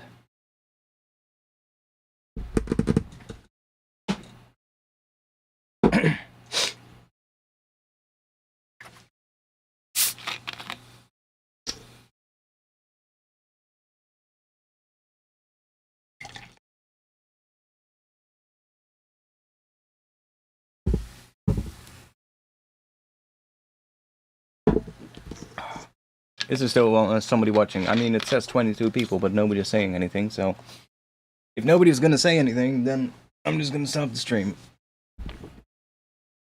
So, any questions or not? If not, I'll be in the Discord afterwards. So if you do have a question, then you can also drop it there, and I'll see if I can answer it. Yeah, I'm still getting used to this plugin though, so I'm definitely gonna have to play with it quite a bit more and get more. So like, what is this thing? What is off? What is off? Few key modulators. Oh, note off. Oh, nice. So you have a note off modulator. Didn't know that. That's quite interesting. Yeah, like I said, there's a lot of things that I'm still getting used to. Did you have fun using Current? Yes, absolutely. I think it's a great synth. I already said that leading up to the launch, like in my Discord and on Twitter. I said I think this could be a great sort of like one of the new synths that is gonna be one that a lot of people are gonna use for a long time. I think it can be one of those synths. So yeah, I had a lot of fun with it so far. I still think there's a few bugs though. There's definitely some bugs still that I think need to be sorted out. But you know, I'm talking to them as well, so I'll send them everything that I find. And they already fixed a bunch of things that I did find before the launch. So There's still a bunch of things though that are definitely that I would like to see changed. Couple of weird things, you know, in the envelope, for instance. Like if we just quickly open up a new one so we don't mess anything up. There's still a couple of things that I definitely would like to see changed. Here in the envelope, if we up the decay time, it goes outside of the window, and the window does not zoom along with the decay thing. That's a bit weird, right? You would want to see this if you, for instance, grab this and drag it to here. You would want the window to sort of like zoom along with it, so that it always stays inside of the window. That would make more sense. And just a couple of things like that, you know. Also a couple of things that I think could be nice to just add that would just make it better. But yeah, like I said, I'll make a whole list of things that I think I would like to see changed. One more that we found during the stream. There's no like chord option in the arpeggiator, so that it just triggers a chord that you feed it in. So that, let's say when you feed like a chord into it, and you just want to re-trigger that chord in like a rhythmic fashion. Like the Ableton arpeggiator has that mode, so that when you just set it to chord, it just re-triggers that chord in whatever chord you play into it. This doesn't have that in the arpeggiator, which I think could be a really simple thing to add. It does have the chord mode here, but I don't think that allows us to do that. This is more like for when you play one note into it, and then you get a chord. Instead of having to play a chord, you just play one note, and then every note can be a chord, which is different. You know, I would like to see like a chord mode in the arpeggiator, so that it doesn't play the individual notes, but it plays the full chord and just re-triggers that one. And like that, just more things, subtle things, I guess. I'll have to go through and like make a proper list. I found a couple of things during the stream, but there's probably way more things that I can find.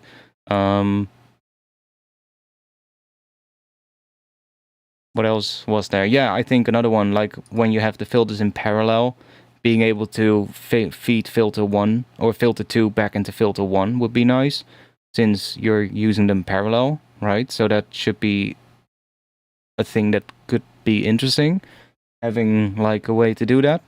That would be fun. Maybe there's some more things. Somebody said a filter in the envelope follower. I agree with that. Having a filter in here would be good, so that you can high pass it, so that you don't have the envelope follower responding to the full sound, but just to a filtered version of the sound. Great idea. Yeah, wavetable editor. A lot of people want to see that. I do think that is on the to-do list, but they want to do it right, I hope. So that's probably something, if it will be added in the future. There was one other thing that I thought about. Oh yeah, that somebody else also said. Well, that everybody's saying, a modulation matrix. Having like a page, a tab where you can go to see all the modulations in one like list. Because especially when you get to like a patch like the randomized one that we had. Where is it? In here. This one. This one has a lot of modulations in it set up. And there's not really like one easy way to see in one glance what all the different modulations are. So that would be nice to have, like a little extra button here or somewhere that just allows you to open up a mod matrix page where you can just see all those modulations in one list, change the depths of them, maybe assign things as well or reassign them. That would be good to have, because it can get a little bit hard to figure out where everything is modulated to because of the lack of that mod matrix. We do have this thing here at the bottom, but that's just showing your modulators, right? And you can just switch between them. And it does sort of like highlight the ones that are mapped to that particular one. But especially because the synth also has multiple pages, multiple tabs, and then the effects tab and all that kind of stuff, it does get hard to figure out sometimes, especially on more complicated patches, where everything is going to. So in that regard, it would be good to have a mod matrix. I think in general, it would be good to have that. Isn't enabling auto at the bottom right not working? It should auto zoom when changing the envelope curve. Let's see. Oh, that. Is that it? Let's check. Maybe that's it. Maybe I just didn't see that. I guess it's it, yeah. Looks like that's it. Oh, thanks. I didn't know that. Okay, well, that's one feature request less to send them. Thanks. Thanks for pointing that out. I hadn't noticed that yet. Yeah, that's a lot better. Oh, that's weird. Do you see that? I can... that's a bit weird. I assume it updates as soon as I let it go. Huh? Okay, we did find a bug. You see that? We can drag it beyond the release. That's a bit strange. That's definitely a bug. Like I said, there's definitely still a few things. It updates as soon as I click the decay button, but it seems like it's not properly updating every time. See? And then as soon as we click this, it updates. So I'll forward that to them. There were a couple of bugs like that, and I think they all have to do with the same thing, but they have to fix it for every individual thing where it happens. There was another one here in the sampler where if you had a sample, so like if you have the sampler and then just put a sample in there, just grab something, doesn't really matter what, and then it has a root node. And then if you would use this thing, so like if you would change the root node, for instance, and then use this, switch to a different sample, it would not properly switch to the new node, to the new root node, and it would still remember the old node from the previous sample. They fixed that now, so now I think it's fixed now. So it was a weird one, but that was also... It had to do with another thing, I believe. There was another one that I found, which was on the filter. There was the morph knob would just not enable on any of the filter modes, and that also had to do with that similar thing, I think. So, which again, they fixed that as well. So I'll just forward this thing to them, because that looks like it's not exactly supposed to happen. You should not be able to drag the sustain time beyond the release like that. That's a bit weird.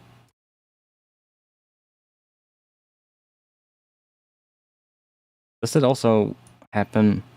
No. It only happens when auto is on. So see, that probably has to do with the auto scaling thing. Whoa. That's fucking weird. Okay.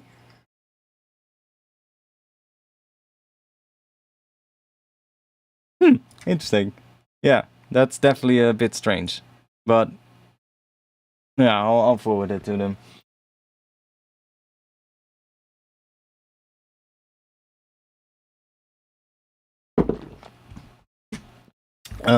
Yeah, I just think it's a good starting point. Things that definitely could be sorted out still, but if they do that, and basically fix the thing that everybody was mad about, the whole subscription thing, which they're doing, I think this could be a really good synth. And I can definitely see myself using it for a good time to come. There is a way to also make sort of like export like a user pack, so I can, for instance, make preset packs for this as well. I was already thinking about doing that. Might be seeing something from me for this synth at some point. That's it for now, though. Thanks for watching. I'll probably be using this more often every now and then as well. It hasn't replaced Serum yet for me, but that's just because I'm so used to Serum. It's probably going to take me a bit of time to get used to this one fully, but I could see this replacing Serum for me, because it can almost do, well, almost everything Serum can do. Minus the wavetable editor, I would say. But other than that, it can do almost everything. I guess the morphing of the LFOs is a bit... Well, that's not implemented in this synth, but that's... Serum is the only one that has that to begin with, so... I could see myself using this one a lot more than Serum in the upcoming future. Serum is a bit outdated at this point. It's getting a bit old, and it's definitely lacking in a lot of aspects, especially the filter section. having only one filter and then one additional filter in the effects panel, not being able to have like multiple instances of the same effect. That's another really big point. So I was definitely looking for, and I guess for me already, Pigments was kind of replacing Serum already for a good amount for me. I think it's gonna be a bit of a toss-up between Pigments and this synth for me. Which one I'm gonna like most of those? At the moment, that would be Pigments, but that's just because that's the one that I've been using more, and I've been more, you know, I just know it better. So I'm gonna have to play with this one a bit more, but for now, I like where it's going. Anyways, thanks for being here. I'll be back on Friday for sure, 8:30 p.m. Amsterdam time. I'll be in the Discord afterwards, so if you want to join the Discord, I'll drop the link to that in the chat. I also drop sample packs and preset stuff and wavetables and all kinds of stuff on Patreon every month. So if you want to support me, then Patreon is the best way to do that. That way you will get stuff back in return for your support. So yeah, check it out if you want. Appreciate it if you do support me. Helps making more content, helps making these kind of things. So ads will run shortly for some viewers. Let's just skip that because we are ending the stream. Thanks for being here. Yeah, like I said, we'll probably see more of this in the upcoming streams. I probably will be doing some tutorials about it as well. I'll as soon as I get more familiar with it, of course. I'm gonna have to do that first. Cannot really do good tutorials when you don't know the synth, so don't expect a tutorial in like the upcoming week, but in the upcoming future we'll probably see some tutorials for this. And until then we'll do more stream stuff with it. So yeah, thanks. Oh, let's not do that. Let's do that. Thanks. That's it. I'll see y'all in the next one. Peace.